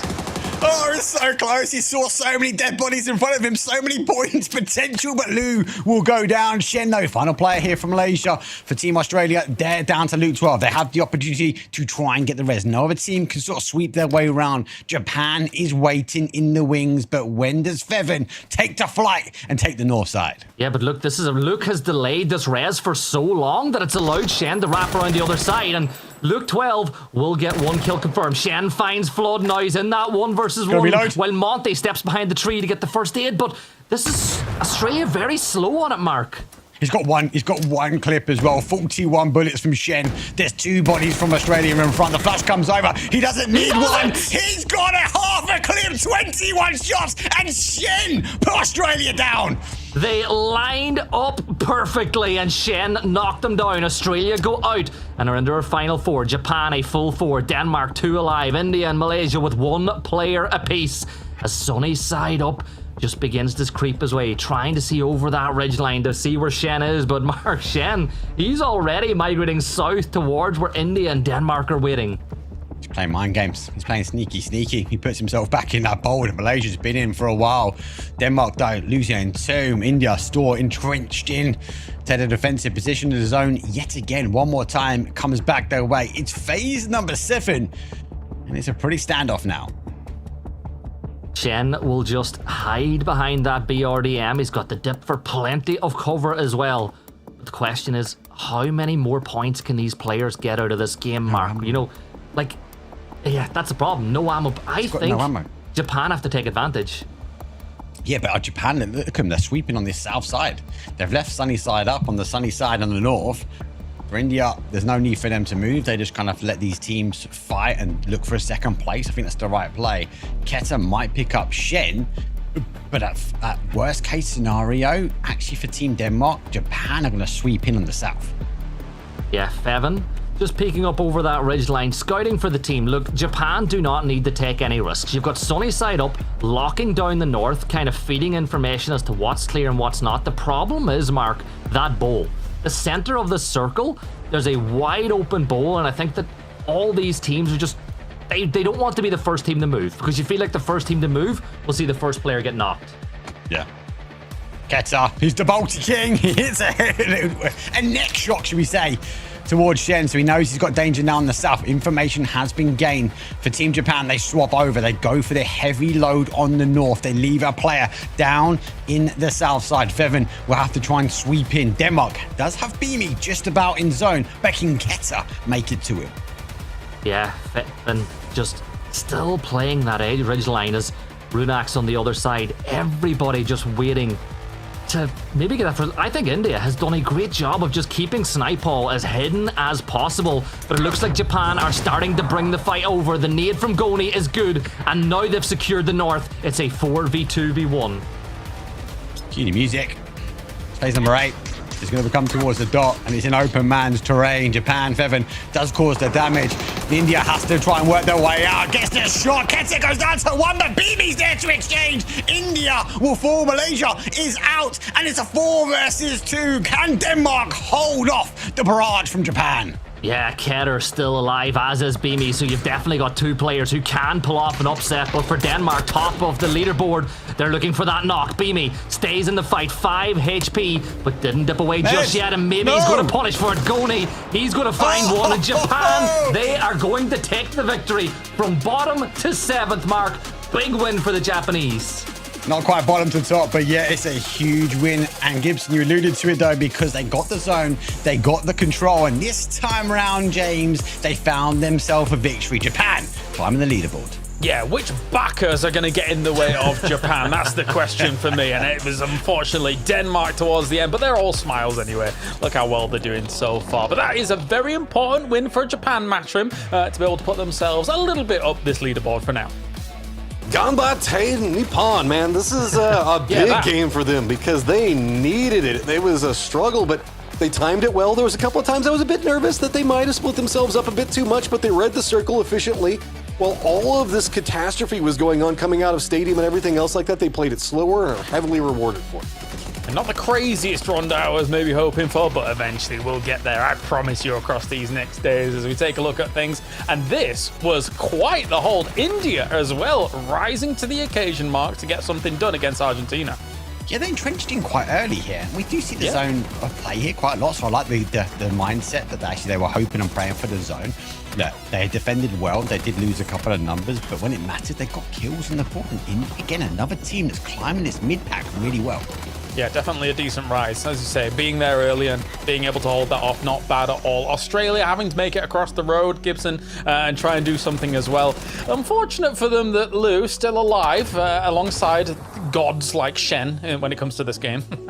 Yeah, and I think that Lou's probably disappointed that he didn't do more damage from that position as well. But as Mark pointed out, Shen had 1 clip and he managed to take down both of those players as they lined up perfectly.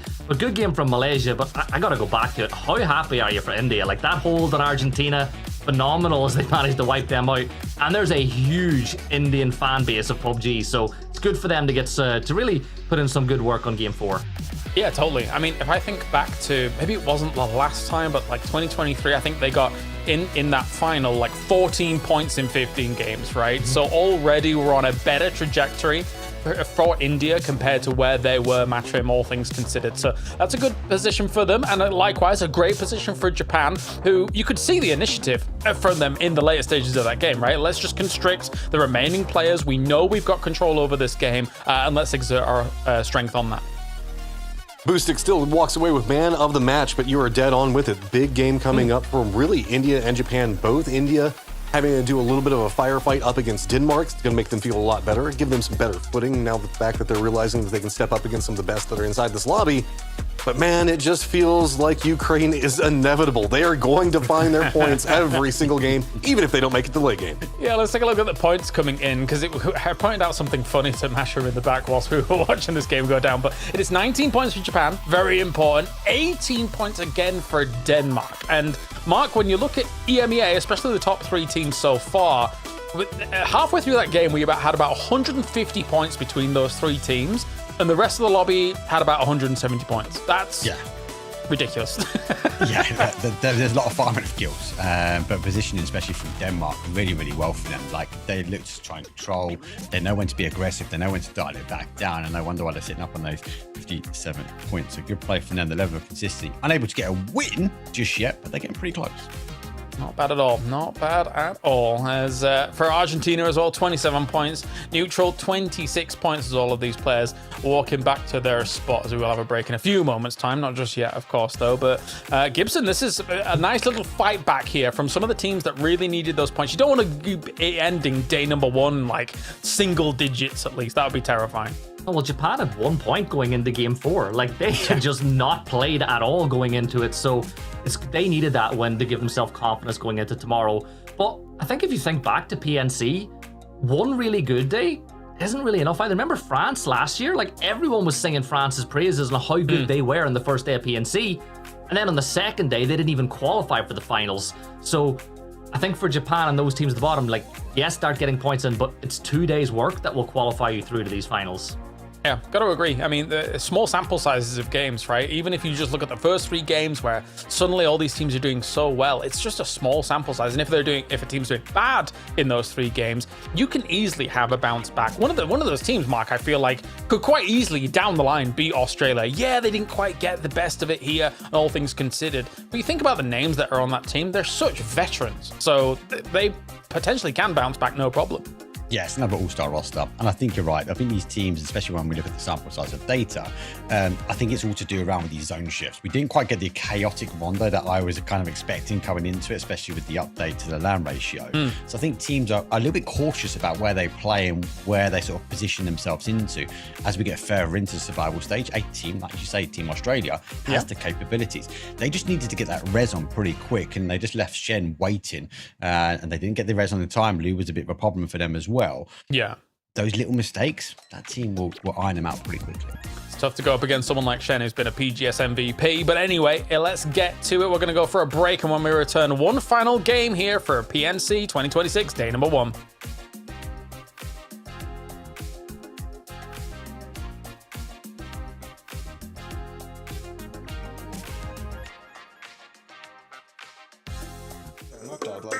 Knocked out? Yeah, knocked out. Who's been knocked out? Hello everyone, welcome to another sit-down game time with Bella, and today's special guest to open up PNC is Team Finland. Hello everybody. Hello. Hello. Hello, hello. We are going to play Never Have I Ever. The goal is get rid of one teammate to fold all 5 fingers. So the one that folds all 5 fingers first, we have to give them a penalty. Should we do like a post-chicken ceremony, or what are you guys thinking? Nothing. Nothing. Maybe I should just designate like a TikTok dance for you to do. No. And you have to do one with me. That's not gonna happen. Yeah. All right. Well, shall we start? With you first, Corexy. Never have I ever been to China. Okay, coach down 1. All right. Never have I ever broken any gaming gear. Oh, okay. If you have broken gaming gear. Okay. I don't think I've broken anything. He's lying. Never have I ever had sushi. Sushi? You've never had sushi? I have. You have not? I'm allergic to fish. Oh. Okay, my condolences. Never have I ever been knocked out. Knocked out? Knocked out? Yeah, knocked out. Who's been knocked out? Me. Oh. What? Never have I ever drank alcohol. That's a lie, right? That's not a lie? That's not a lie. I mean, I tasted, but never drank. So you drank. Okay, never. I taste. Never have I ever drank like bottle of alcohol or something. You have 1. 0. 0. I lost. So I guess we have to have 2 penalties. That's Push-up fine. challenge. Decide. Do you guys want to do push-ups now, or do you want to do it like post-chicken? Yeah. Okay. remember, I will be hunting you guys down for it. All right, thank you for joining me, and we'll see you at the next one too. Bye.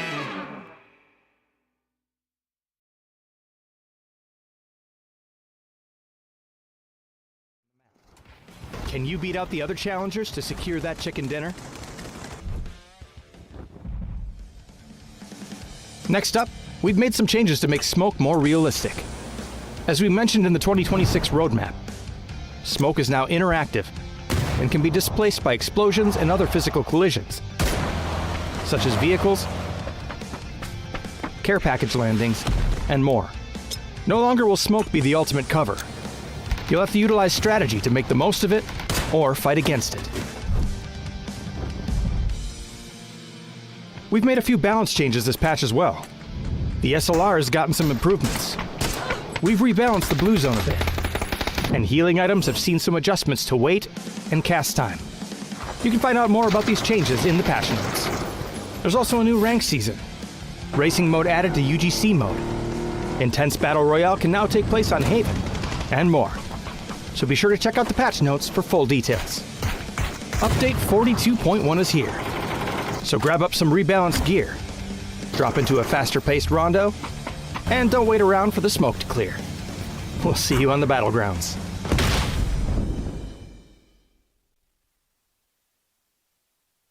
You like the gas on my spark. Stand out, stand out. I stand out, stand out. Let's go. Just stand out, stand out. I gotta shine, 'cause I am a standout. Yeah, I gotta stand out. Let's go. You know I'm a stand out, stand out. I stand out, stand out. Just stand out, stand out. 'Cause I am a standout. Yeah, I gotta stand, stand.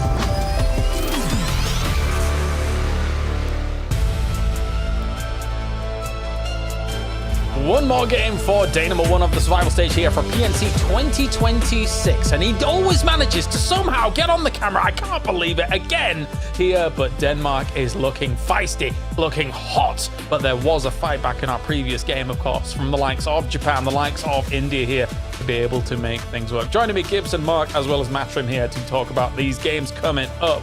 And Mark, suffice to say, I'm really happy to see the fight back in the previous game from some of these teams on the lower side. Yeah, I thought he was going to go up Martin's haircut. It's pretty fresh. The fight back is real, though, from those guys. And for me, look, it's an opportunity, best of 10, one good game, 5 a day, could potentially change things around. You do write off. We did say this in the pre-show, that is the kind of a team neutral as a team. Ukraine, obviously, you're already going through. We're fighting for limited spots. I definitely feel like Turkey's in there now, and Ukraine 100%. So for Team Japan, that last game was huge for them. They got the zones, they controlled a win, and they got a handful of kills that puts them right up into them. I got to agree. It's kind of a weird situation that now we're theorizing already, Gibson, after 4 out of the 10 games, that there's probably 5 spots left.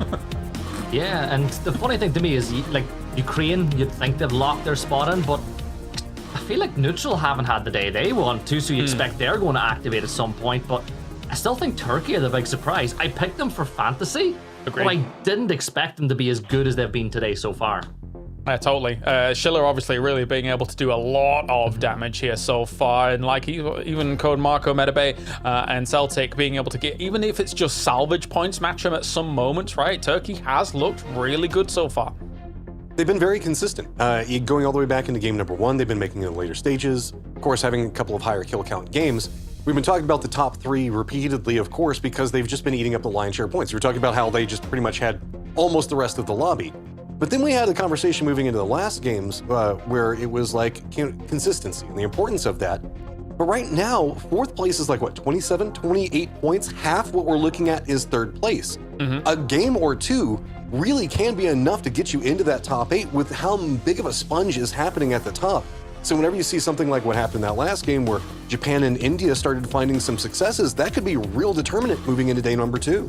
Gosh, on day 1, I feel bad for anybody being put up against Beamy when it comes to the numbers, but it will be Code Marco's turn against him. I guess technically you could have picked like maybe a Ukraine player here to going up against him, but yeah, still though, Turkey has looked not too bad at all. Not too shabby keeping up with Denmark, all things considered, Mark, but Beamy's a bit of a phenom, and we already know that from Virtus Pro, their PGS wins, etc.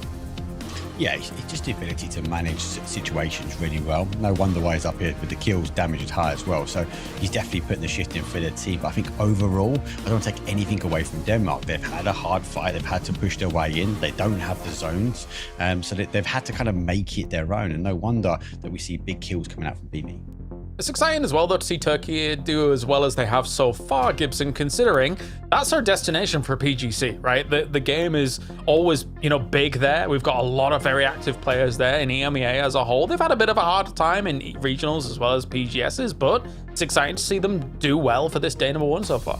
I think it is, because we'll all agree it's been not the best performances by S2G over at the PGSs. Like, they've been on the wrong side of the leaderboard more often than not. So I think for them, having a strong PNC, building up that pride again and the talent that they have, like, I'm not saying they're going to go out and win this and go out and win PGSs, but it's something positive to give them something to work at going in towards PGC at the end of the year. Yeah, no doubt, no doubt.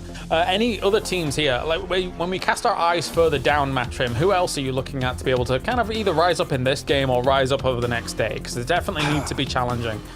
There's 2 that I just keep my eyes on going, like, I just want to hit him with the stick and be like, do something. Okay. Last game we started to see it a little bit. That's Australia.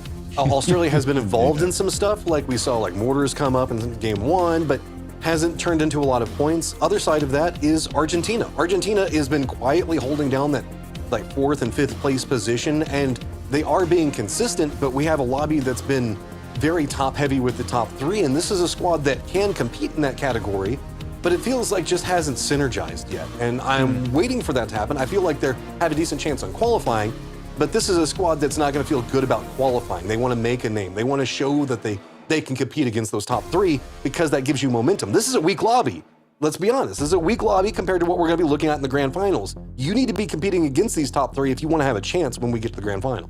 And here's the overall leaderboard so far, with Argentina in a position where they're at number 4, not doing too bad, but not able to keep up with that top 3 so far. I've got to come to you, Mark, because in number 12... Oh, I knew it was coming. Knew it was coming. Number 12! I knew it was coming! Hey, look, they will drop from 8 down to 12. That mid-pack is pretty tight. But look, going out pretty early in that game is not what you need. I think the team need to manage a best of 10, and you can throw away a game, maybe 2 at best, but you can't allow that cut-off line to run away. Norway playing a lot better at the moment than Team UK. I do want to see the boys come back, and it comes down to those placement points. Look at the difference between those 2 teams.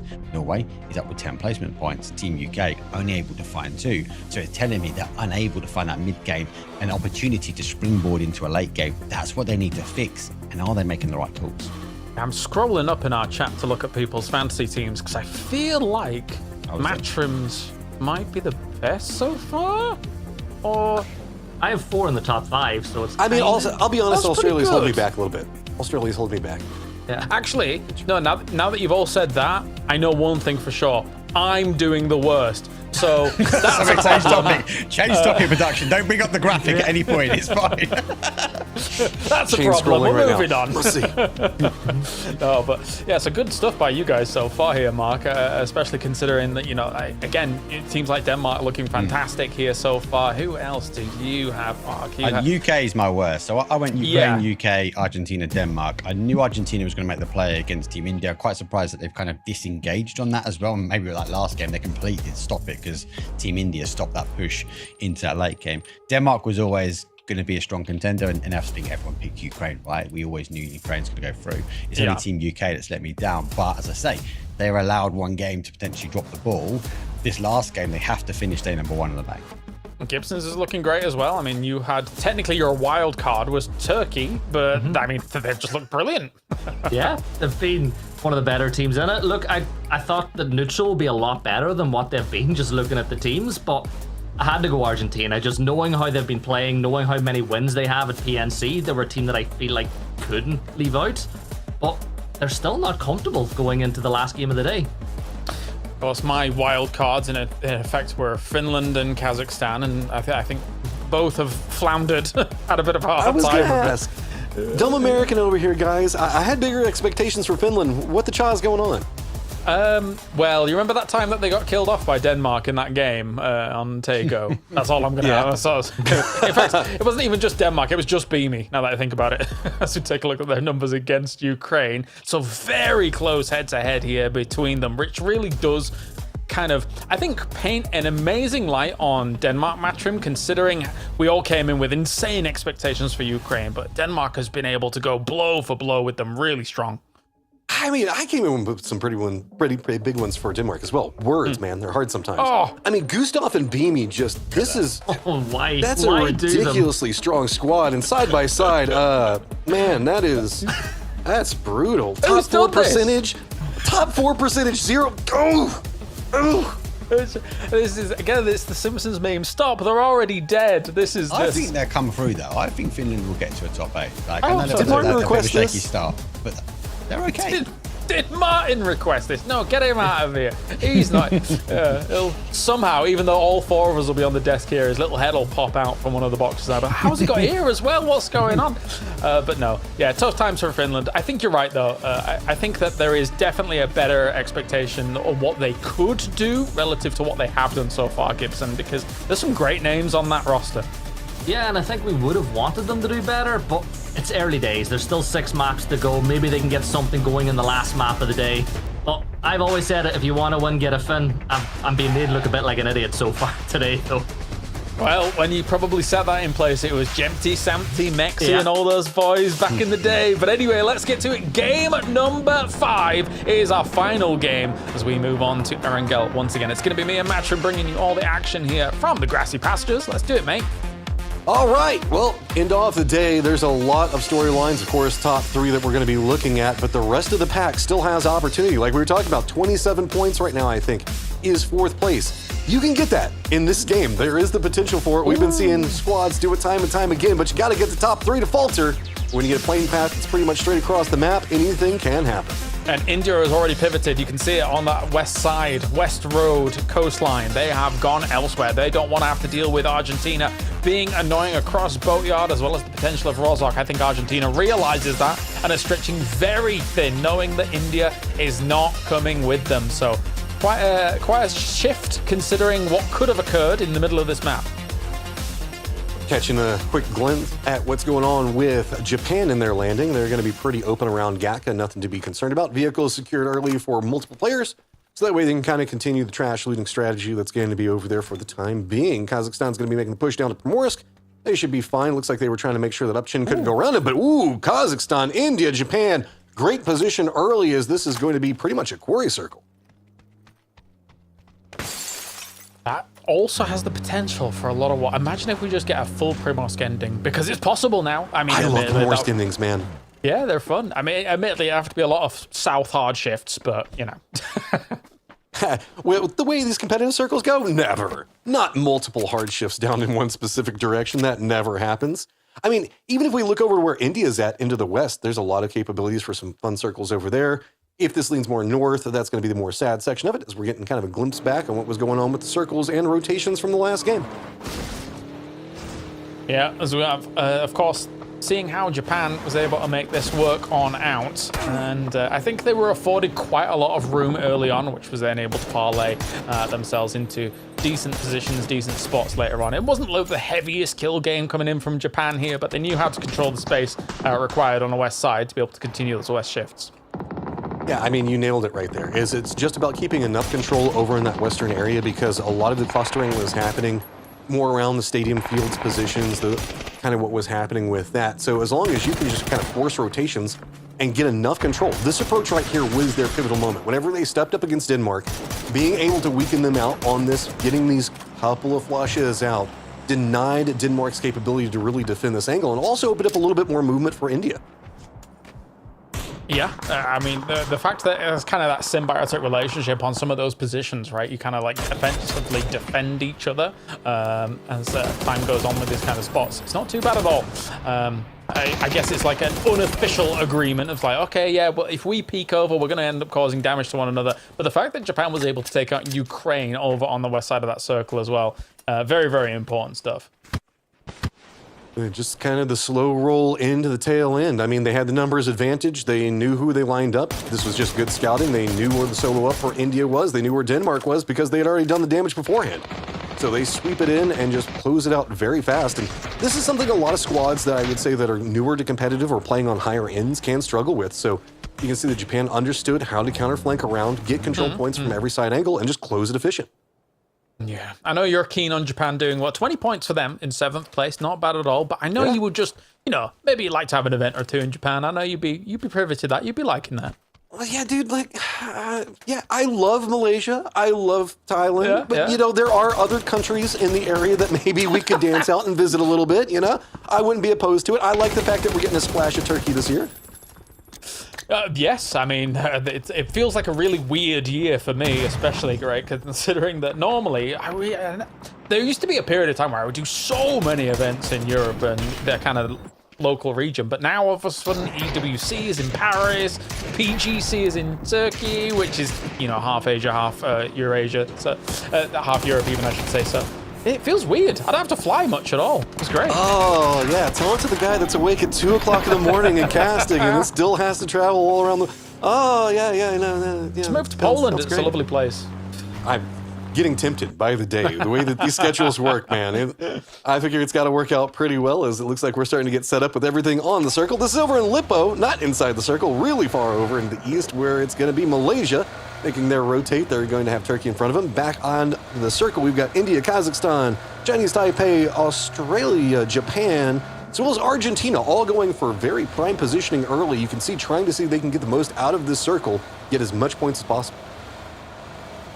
Yeah, I'm hoping for more from Malaysia, right? Shen, of course, they're highlighting him here. PGS MVP. That's a huge performance from him, looking as good as he did alongside what is effectively a revitalized 4AM. And as much as they found themselves in a position where they constantly were challenged for PGSs, a lot of that came off the back of Shen's performances, right? He just looked like an absolute monster. There's a reason I call him the Tasmanian Devil of PUBG. But alongside the R8 guys, it's got to form quicker, right? You've only got 2 days to get yourself into that final. It's so weird because, we have seen, AJ accomplish some stuff, but you're right. It is mostly Malaysia on Shin's shoulders, and he's got to make big things happen. And sometimes you're just trying to force an evolution with the players around you when you're in a situation like that, right? Because that is one of the things about Nations Cup is you're playing with people outside the squads that you'd normally play with competitively. So you've got to try to force them to understand, we're doing this because of this, and it's kind of a hyperbolic time chamber for a couple of players. Can they get there fast enough? And with only 2 days of play, that's hard. So instead, it's a lot on Shin's shoulders. And you've got to get that clutch that we saw against Australia. He had to do that. There was no other way around it. He needed to do it for the squad. Most envied player, Hakatori. I mean, this is from anecdotal evidence. Whenever we're talking to the players on location at these tournaments and stuff like that, that is true. Everyone's like, yeah, I just don't want to fight against Hakatori. I was like, oh yeah, Hakatori is a god. Oh yeah, he's a machine. Oh yeah, he's a cyborg. So I can understand why that is a factually accurate statement coming in from good old Hakatori. I'm thinking like the player is a little bit more petty, not necessarily gameplay based. It's most envied player, right? So they just like, man, his arms are so big. You know, like our players can be weird about how they would interpret it envy. Like the amount of people that go and work out and do stuff like that. I mean, let's be honest, Hakatori is a good looking man. Well, yeah, that ought to pull back the curtain, right? He's the Chinese girls like him. Like whenever we're in China, it's true. Like they all think he's a really handsome guy. So there you go. A man of few words, though, apparently. Whenever we get these interviews going with him, but you know what? He lets his actions speak more than those words. Old school stoicism, I appreciate it. As our rotates are mostly finishing out, we do have the potential for a dust up over into the northeast, where we've got Denmark, Malaysia, Finland, all rotating around where Everest is going to be at. You can see that we do also have the United Kingdom over around Ice Chest needing to get into the circle, but they're going to have Turkey with a little bit of Norway in front of them. I think that should be fine, but I don't know. James, he's got goals, and it's going to be Caro Marco down.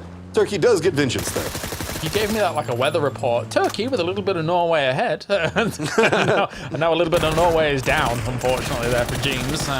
Unfortunate casualty to take as the rest of Norway is rotating on past. I don't really think they want much of this fight, though. Although that said, that's good shots here from 80 and Techers. They do take down Code Marco and Celtic, so maybe they can get the blue chip back on the board. The only problem is that's a very west circle shift onto this beach line. That's going to cause some problems here for these teams. It's your time, Malaysia. Find you another boat. Big opportunities in front of you as Philippines looking down on Canada. Canada going for the early game aggressions are going to get punished for it yet again. Philippines high ground just too strong. 2 players already down. Can't quite get the third. There it goes. That is just Philippines on top. That's a full wipe from Aya. 4 kills for him. Look at him. He's smiling. He loves it. Oh, yes, what a hold. Philippines, 4th place right now, in and amongst the big names so far. What a great showing from them so far here for day number 1. Of course, the rest of them do need to kind of coagulate and get back up top here. As a little bit of a retreat on out. They were holding a lot of space, but India did move in alongside them. So Alec getting away from that, making sure they don't lose any casualties. This is great play from the Philippines. Yeah, I mean, this is a good point to play inside the circle, especially given the way it's got so much water that's still going to be inside of it. Finland's coming in from the north. Do also want to note that Ukraine has managed to make coastfall over into the west. That means that they don't have anybody back behind them, and then they can start just doing their forward march whenever they want. Over into the east, it's a lot more clustered, as it is going to be neutral that's kind of holding out. Over into the northeast, gatekeeping what's going to be happening with Japan just in front of them, as a couple of these tail-end squads are going to find that, yes, there's still territory to claim in the circle, but it's not going to be comfortable. No, definitely not comfortable at all. I mean, again, an accelerated game state in these kinds of circles, and Ukraine has taken a very interesting position alongside the west coast as well. So that they've taken such a 2-2 that actually it stops teams rotating on around that beach side and really kind of cordons off any maneuvers from other teams from that spot. So kind of scary. The rest of these teams currently crashing in on the east side here. Denmark going up against the UK, who potentially had the chance of maybe some hot drops going on over in Rondo. Wasn't end up being the case here. Mixon takes some shots against the UK. Kedda takes down Michael. It's already Great Britain losing someone very early, but T-Bone responds. Not bad. I mean, neutral just forced Great Britain over into this angle, and Denmark was trying to set up around it, but couldn't really get as much of it as they wanted to. It's getting a lot more dicey over into the northeast. As you can see, even Malaysia is going to be rotating back behind this. Might choose to go for a 3rd or 4th party, as there is just nowhere for Great Britain to go, just one up. And look, neutral's still on the hunt. They're getting involved in this, now starting to take shots at both sides of it. I don't even know where UK can go. No, this is a tough one. Oh, no. Goodbye, Great Britain. It's, okay, my heart bleeds. Anyway, moving on. We've got ourselves the opportunity here for as India does get that circle shift into what is an extremely large compound. I wouldn't even call it a compound, right? It's like very separated across one another. It can be difficult to defend, but there's a lot of open area around it. So if teams move in alongside you, you've got an opportunity, a window to shoot at them. But usually you would expect a team to move in on the south side of that compound and kind of exist alongside you. Oh yeah, and the key feature on this one for me is the road that cuts right through the middle of it. There's a big drop off over into the east, and a lot of teams are going to have a high ground advantage on people that are playing kind of swampy and field lands. It's going to be very hard to navigate, especially given the fact that the cluster into the northeast is the squad that's going to have to move again. That's going to be Malaysia, Neutral, Denmark, Finland, all coming into a much more entrenched positioning coming up from squads like Philippines, who we just saw pop off. Australia also right along that same line, but it is going to be this more center defense coming up for a lot of these teams, and Finland doesn't have any choices. They're just going to have to move this aggressively, and Philippines are just going to give it away. I don't mind this at all. I agree. Still separated off, you've got to be very careful about that. Yes, you've been able to make one insane hold actually happen, but I don't know if two is going to be the case, especially since Finland's still very proficient at this gunplay, gunfights going down. Of course, you can't know that it's exactly Finland there in that moment, but Sata does realize that an entire fight has gone down there and is checking out some of them boxes along the way. Yeah, Finland's got Corexi, I believe, up in the air right now, and Philippines saw that, pulled away, realizing the fact that all their positioning had been revealed. Neutral's got nowhere to go, so they've just got to cut the path, and they're going to be running right next to Malaysia. Are they even going to take any shots at it? It's going to be the Aussies on the other side, and shots come out. Shin's going to go down. Neutral coming in with big firepower. Big slide on past, trying to find themselves a little bit of a spot as well, taking down Shen. Yeah, very important. Of course, he is really a lot of the gun power here from Malaysia at the moment. Australia, though, does know exactly where they're moving on around and below them, as a doozy does get fall to Tiggleton of all people. So now, see if Australia can clean up a little bit more of this, but Malaysia's looking for revenge here. Long Hail Mary nades, going to make it a little bit difficult for Lou. The curve around, going to make it a bit scarier, but everything's starting to calm down. There is still Luke 12 back behind this, but there's a new contender in Denmark.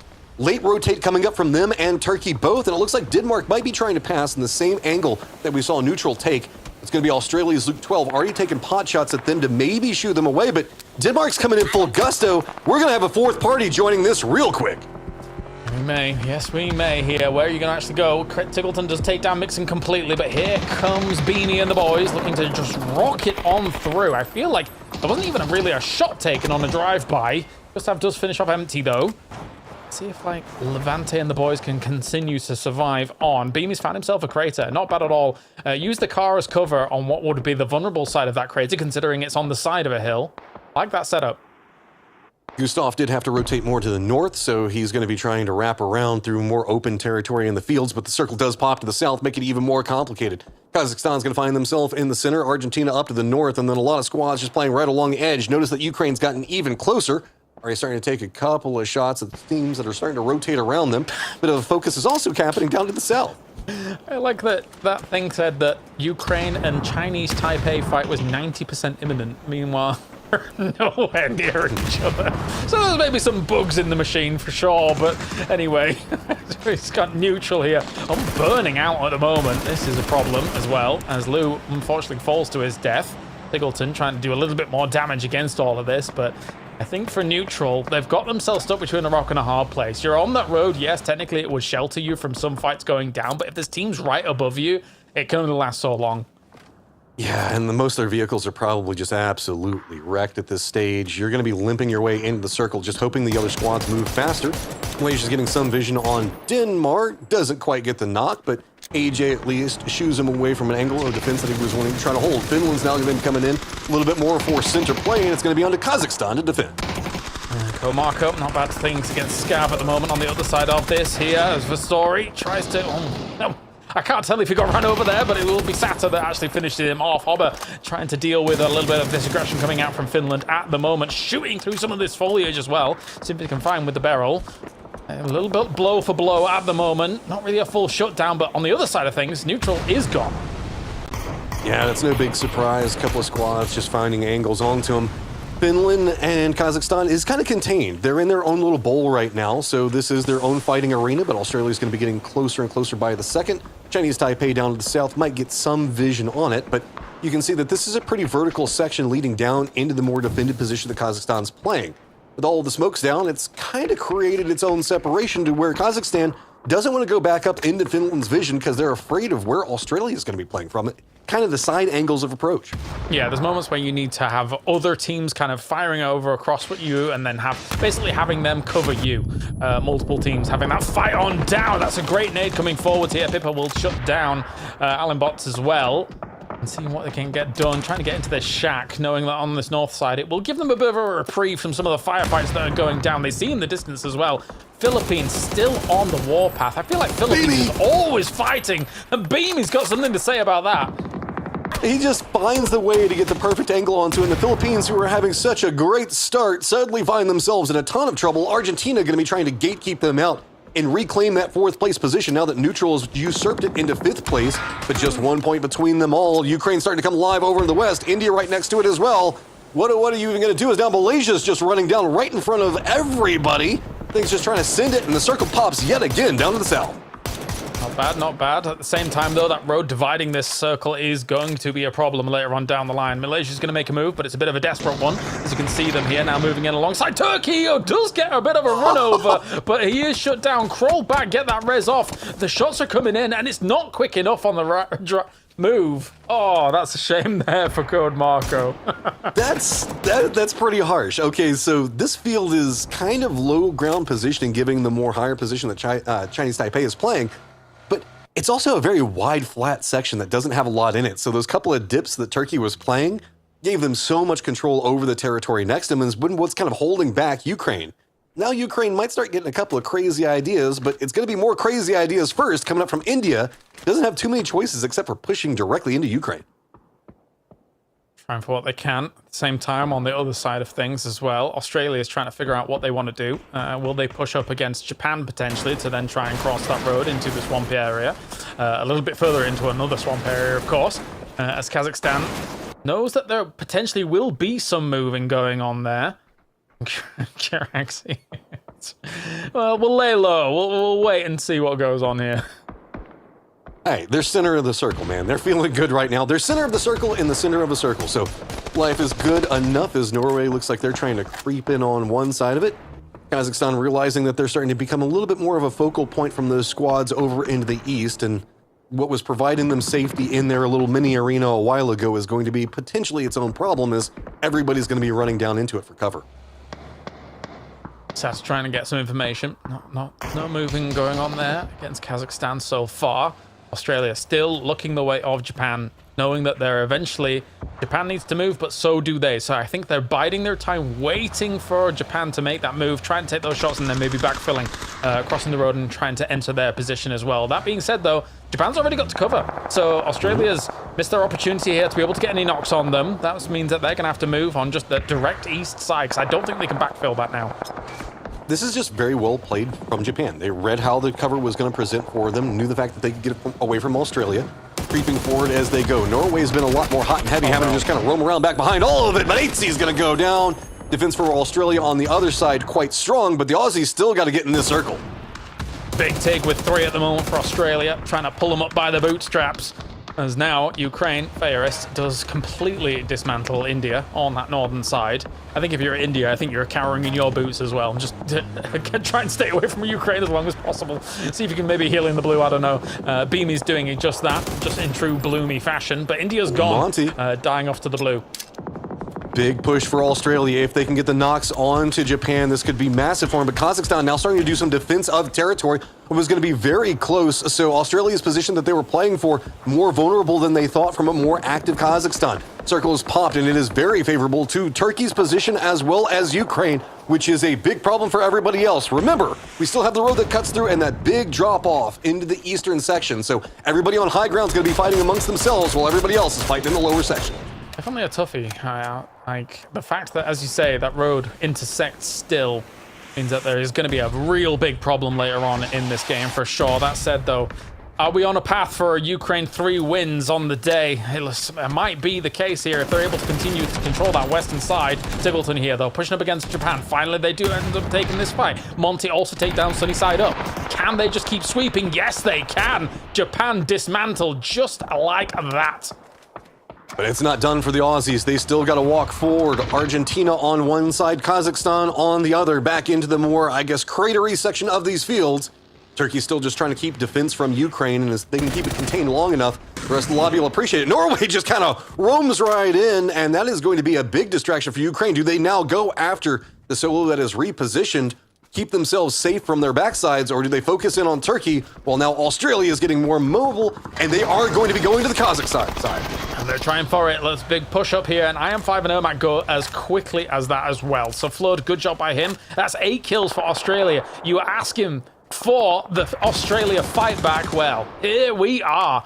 here, as they've got themselves plenty of kills to boot. Not a bad spot to play as well. I think that the next problem that will occur is the fact that Chinese Taipei, just on the south side across the ridge line, technically Finland is alive as well in between them.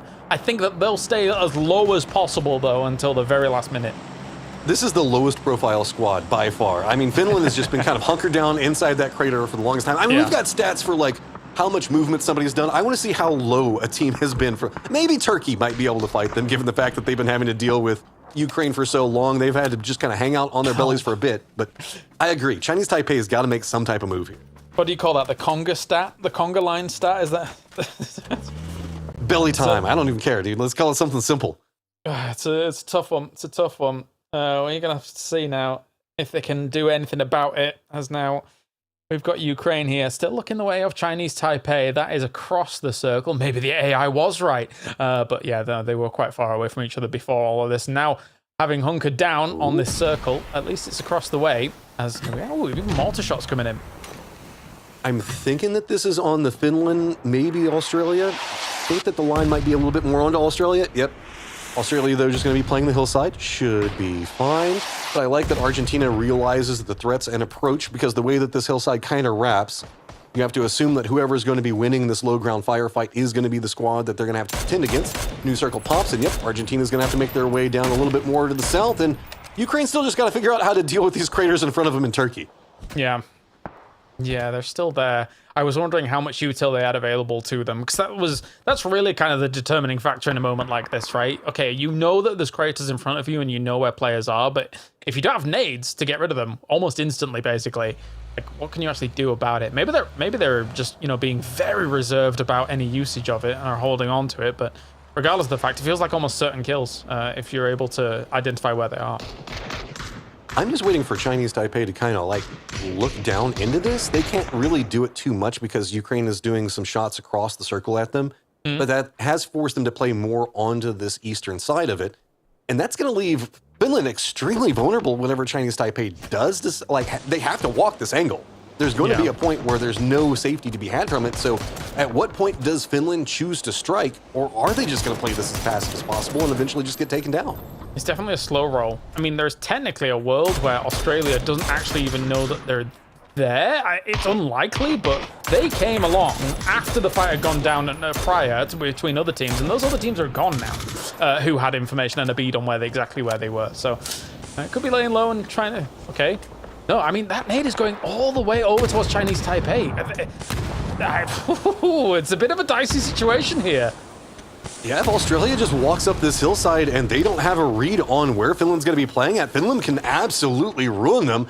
And we saw that Finland is just listening to every single footstep around. Argentina on the other side of it, making this a lot more dastardly in a rotate coming up from Australia. Turkey now starting to get the barrage. Dropped right on top of them, the car as well, but narrowly survives. So close, Metabay surviving just with a sliver of health. He's going to have to go for a heal straight away, but those nades coming forwards means that Turkey now knows that there is danger afoot very soon. I think that technically the Ukraine boys do actually have a little bit more util, but they don't want to expend so much as to not have any going into the later stages of this game.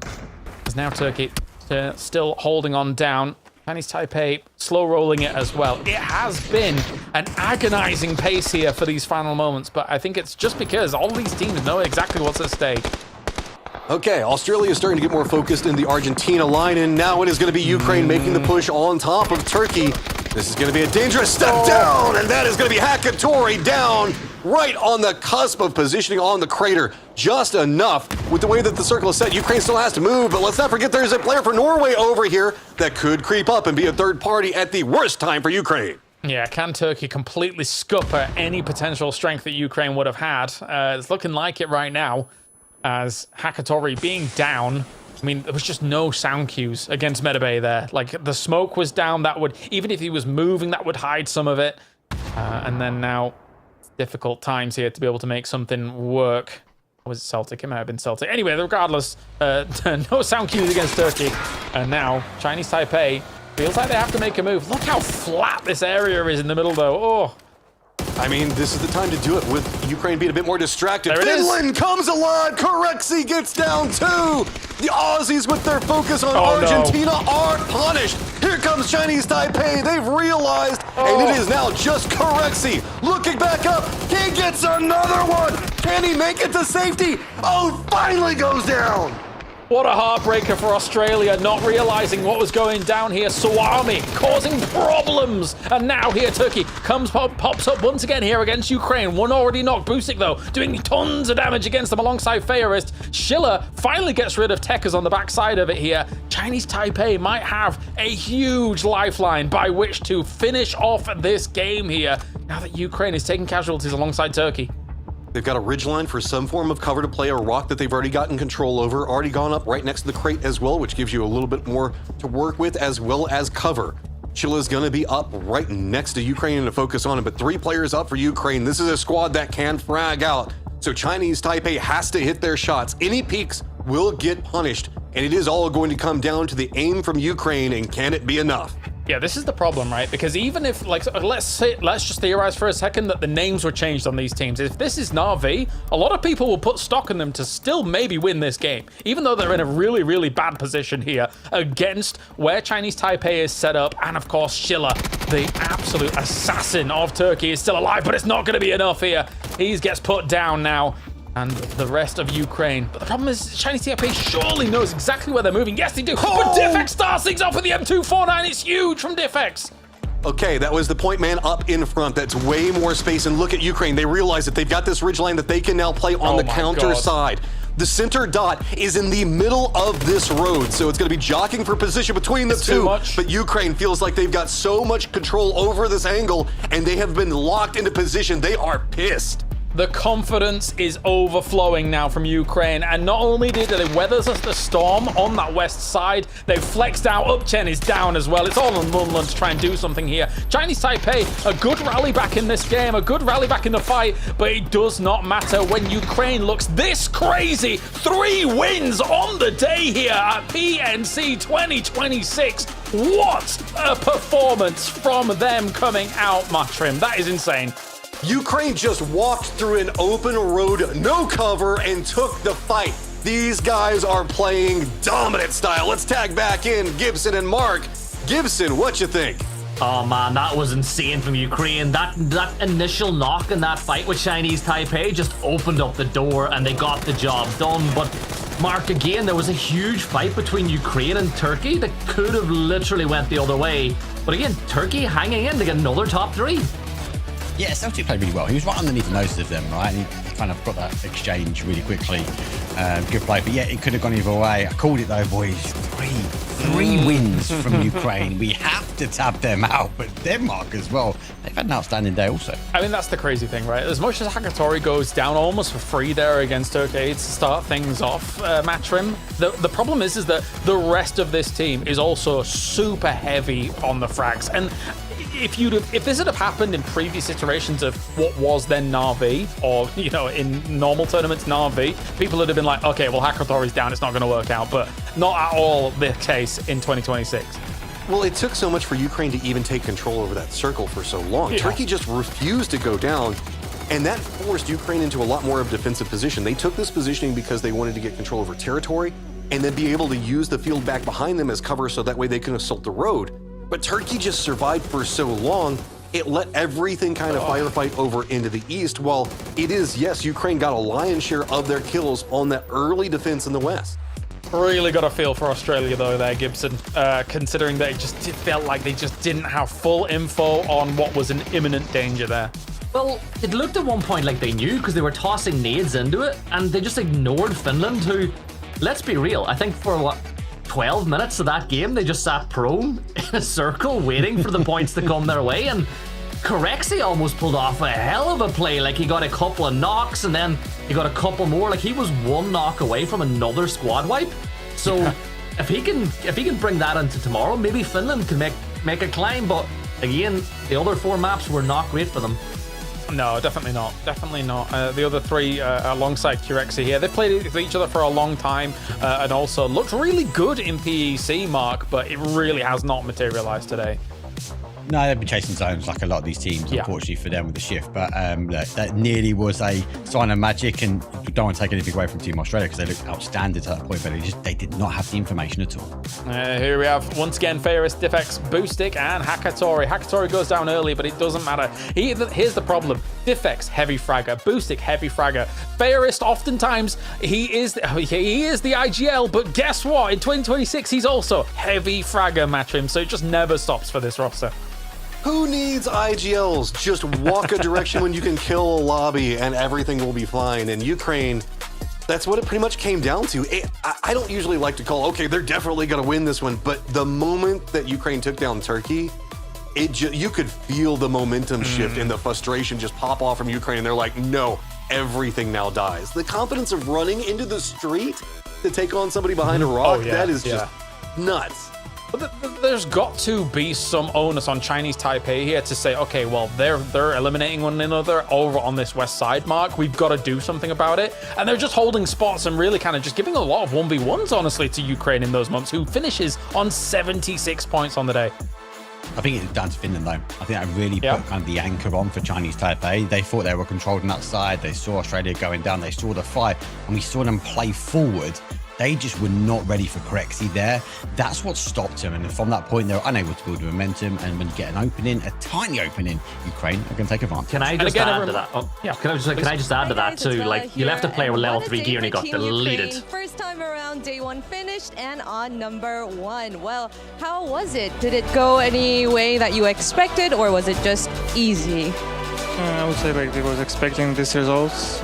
We was expecting that we was like killing everyone in the lobby, and we was pretty comfortable from the beginning and even before the tournament. So basically, like everything how it was expected, it was how it was expected. It's good. It was just good and simple. Well, I mean, that basically also has to do with the chemistry that you have with your teammates, right? Back when reunited with the Navi boys, along with your coach as well. How has that been? It's just fun playing like old times, right?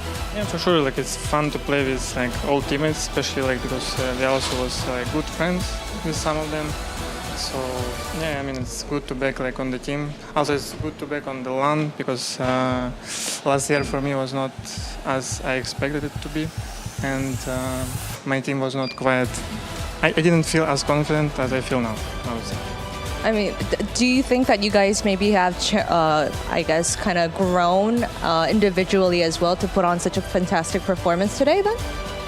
I mean, for sure, like every player like grown a lot. Like, I mean, I can see the difference between like who I was playing in 2024 and who I'm playing with now. Like it's completely different person. We need to be able to hear you. Oh, not only in the game, but also in life. So yeah. That's amazing. And well, I guess day 1 done, right? Next we have day 2, and it looks like you'll be having a very comfortable day. Now, while we're at it, can we get a little bit of a spoiler? How many kills for day 2 from Team Ukraine? I actually expect like a little bit more than today because to be honest, like I thought we would win a little bit more and get a little bit more points. And third game on Taigo was a little bit disappointing. Wow. I was expecting to play a little bit better, and one mistake literally like broke all the game plan. So I hope tomorrow will be much better day. I mean, dominating, but still thinking that you have room for improvement. Well, all right, thank you, Diffix, for the interview, and that is all from him, but I will be back in a bit, and Diffix said no bye, no waving is cool, so let's just say bye together. Bye. Bye. Oh, almost, Bella. You almost got it. And also, well done for giving, cheeky little poke at that microphone. But one thing's that crazy about that, Ukraine thinking that they might be able to get even more on the board considering what they're able to do today. Which, by the way, again, to reiterate, 3 chicken dinners on the day is absolutely nuts stuff from them so far. So I wonder who we're going to hear from next here from all of these interviews, because we've got a lot to be able to hear from in terms of what these teams have been able to do. Maybe a Denmark or something like that might be interesting, but I'm sure Bella's got a bead on where that's going to go to next. Who knows, though? Who knows? Because Martin interview. No, please. No, God, that'd be amazing. No, Yes. no. Welcome, man. It's Turkey. All right. Turkey is Sheila and our lovely translator, Jaydan. Well, first day in PNC looking better than last year. What a game from you, especially on Tego as well. You guys got 17 kills and you alone 6 kills. What has enabled for you guys to put on such a fantastic performance today? Bugün iletişimimizi olabildiğince güzel tutmaya çalıştık. Diğer takım arkadaşlarım zaten aynı takımda oynuyordu ve ben de onlara ayak uydurmaya çalıştım. Kimyamız uyuştu ve güzel puanlar çektik. 친구들과 같이 합이 잘 맞아서 같이 이제 전략을 세워서 같이 노력하고 성공했던 것 같습니다. I mean, it was basically a game of playing with friends, and the calls that we made in game worked out seamlessly, and I think that's why we were able to enjoy the day and end with good results. Yeah, speaking of which, I noticed that you guys have very good chemistry. I wanted to hear more about the newest members, Celtic and Metabay. Am I saying that correct? Yeah, doğru. Metabay. Well, can you tell us about the chemistry, what they bring, and what's that been like? Kendileri zaten daha önceden aynı takımda oynuyorlardı. Güzel oyuncular kendileri, güzel uyum sağladılar. Ben de onlara ayak uydurunca güzel bir performans sergiledik. 다른 2명 선수가 이미 같은 팀의 선수이거든요. 그래서 저도 그분들과 같이 전략을 세워서 그분들과 같이 합을 맞아서 그분들 따라서 그냥 같이 했었던 거라서 아마 성공했던 것 같다라고 합니다. Wow. Oh, right. Okay, you got that perfect Korean from Sheila because you're basically Korean, right? Well, Sheila just shared that having the same players from the same team has definitely helped us to bring and blend the synergy on the server, and it definitely showed because we were very, very pleasantly surprised with how Team Turkey played today. Well, any expectations from you for day 2 of survival stage then? İkinci günde çok güzel bir oyun sergilemeyi düşünüyoruz. Yaptığımız illaki ufak tefek hatalar vardı. Onları kapatıp ikinci günde çok daha güzel bir performans sergileyeceğimizi düşünüyorum. 오늘 작은 실수를 조금 했던 것 같은데 그 다음 이제 경기에서도 잘 할 거라고 믿다고 합니다. Well, they're going to go over the little mistakes that they've made today, do the VOD review, and come back stronger tomorrow. Am I right? All right. Well, thank you, Sheila and Jaydan, for the interview. And that is all from us here for day 1 survival stage here at PNC 2026. But we're going to be back tomorrow for day 2. Same time, same place. You know where to find us. So we'll see you tomorrow. Bye. Say bye. Bye-bye. Bye-bye. 안녕하세요.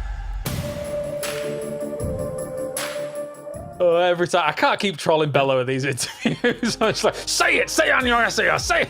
But yeah, no, that's good stuff there coming out from Bella, as well as hearing from Sheila as well, who was just a tornado throughout today here. Gibson, fair to say, he looked fantastic for Turkey.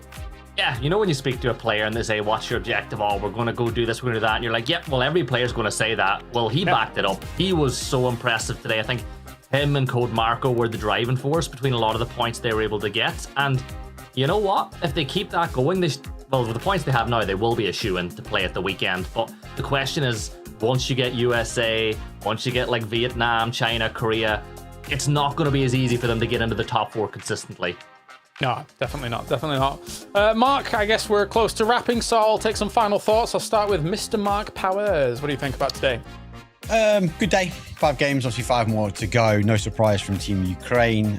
Bit shocked about Team UK. They need to come back and do it within 5 games. The biggest one for me actually is Team Neutral. Definitely thought they'd be higher up the leaderboard, so a complete reset for them. Doesn't seem like it's synergizing, so I think they've got what it takes, but we have to wait and see. Yeah, well, I'm being told we have to wait a bit, so we're not really wrapping things up. So what I'll do, since that was Mark's final thought, if we could just like turn his camera off. And then we'll just no, do it. Hey! Come on. I was gonna say, wait, we can do that. We can just finish here, and I can go grab some tea.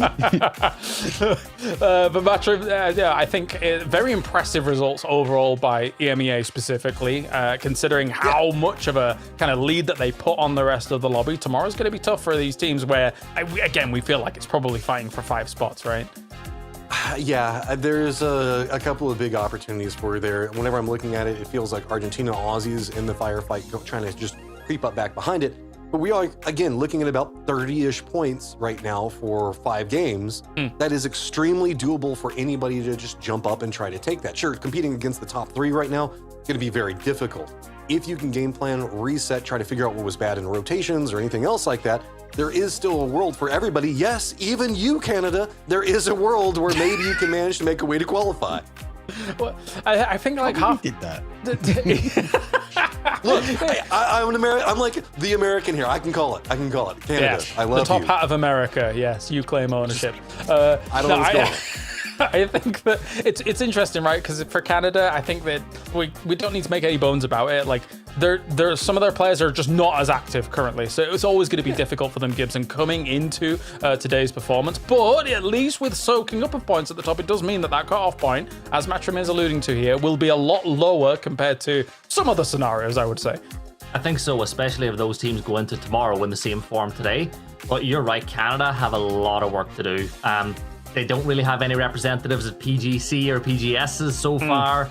Like K-Mine's only really getting back into the game this year after a long time off. So they look really rusty and they're losing a lot of fights that they shouldn't. But I'm more surprised about Team UK, right? Like Great Britain, they're on the wrong side of the leaderboard. They're getting obliterated in positions they really shouldn't. At one point, Mark was screaming like, T-Bone, why are you running back into the fight when all of your teammates have just been knocked? Like, I would have real concerns about them getting into the final now if they play anywhere near today like they did tomorrow like they did today. I completely agree. And a second final thoughts before we wrap up from Mark Power, specifically about Great Britain. 5 games, boys. We've got this. We're champions. No, we've got to think about they're getting caught early, and that's the problem. Look at the placement points; they're not getting placement points, so they need to work on trying to find a way out of the early game. It felt like a lot of teams might be hunting them down, or are they pushing the pressure into areas they shouldn't do? They need to really look at actually the calls they're making. All right, and I'm calling it there. That's done. We are done here for day number 1 of PNC 2026. A great day for sure, though. Very, very varied, aside from the one constant of Ukraine at the top, with 3 chicken dinners on the day here for our first day of survival stage. Tomorrow we're back, same time, same place. That does it for us here. We'll see you tomorrow for more PNC action.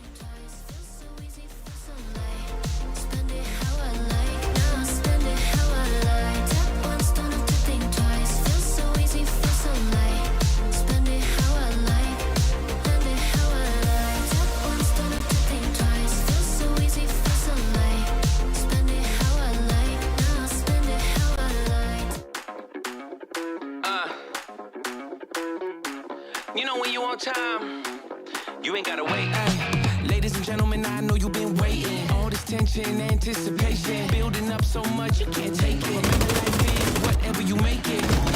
You know what I'm selling. Yeah. You know that saying about these lemons. Talk about shit, there ain't no telling that I can get it done in any other setting. Like, hey, is it time? Yep, yes sir. Cause I can feel that victory, and it ain't no mystery. Sound good if you're next to me. Are you ready for this?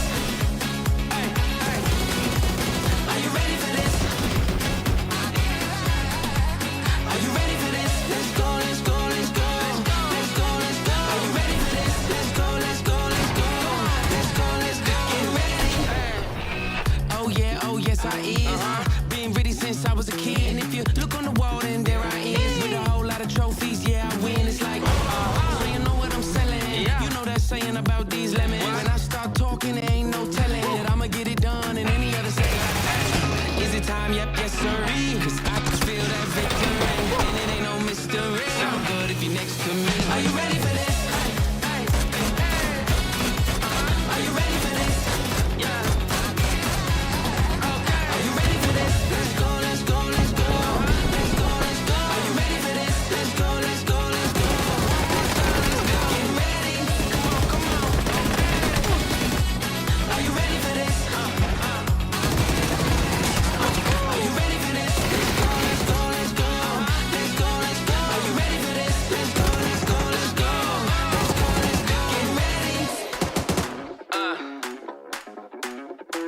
You know when you on time, you ain't gotta wait.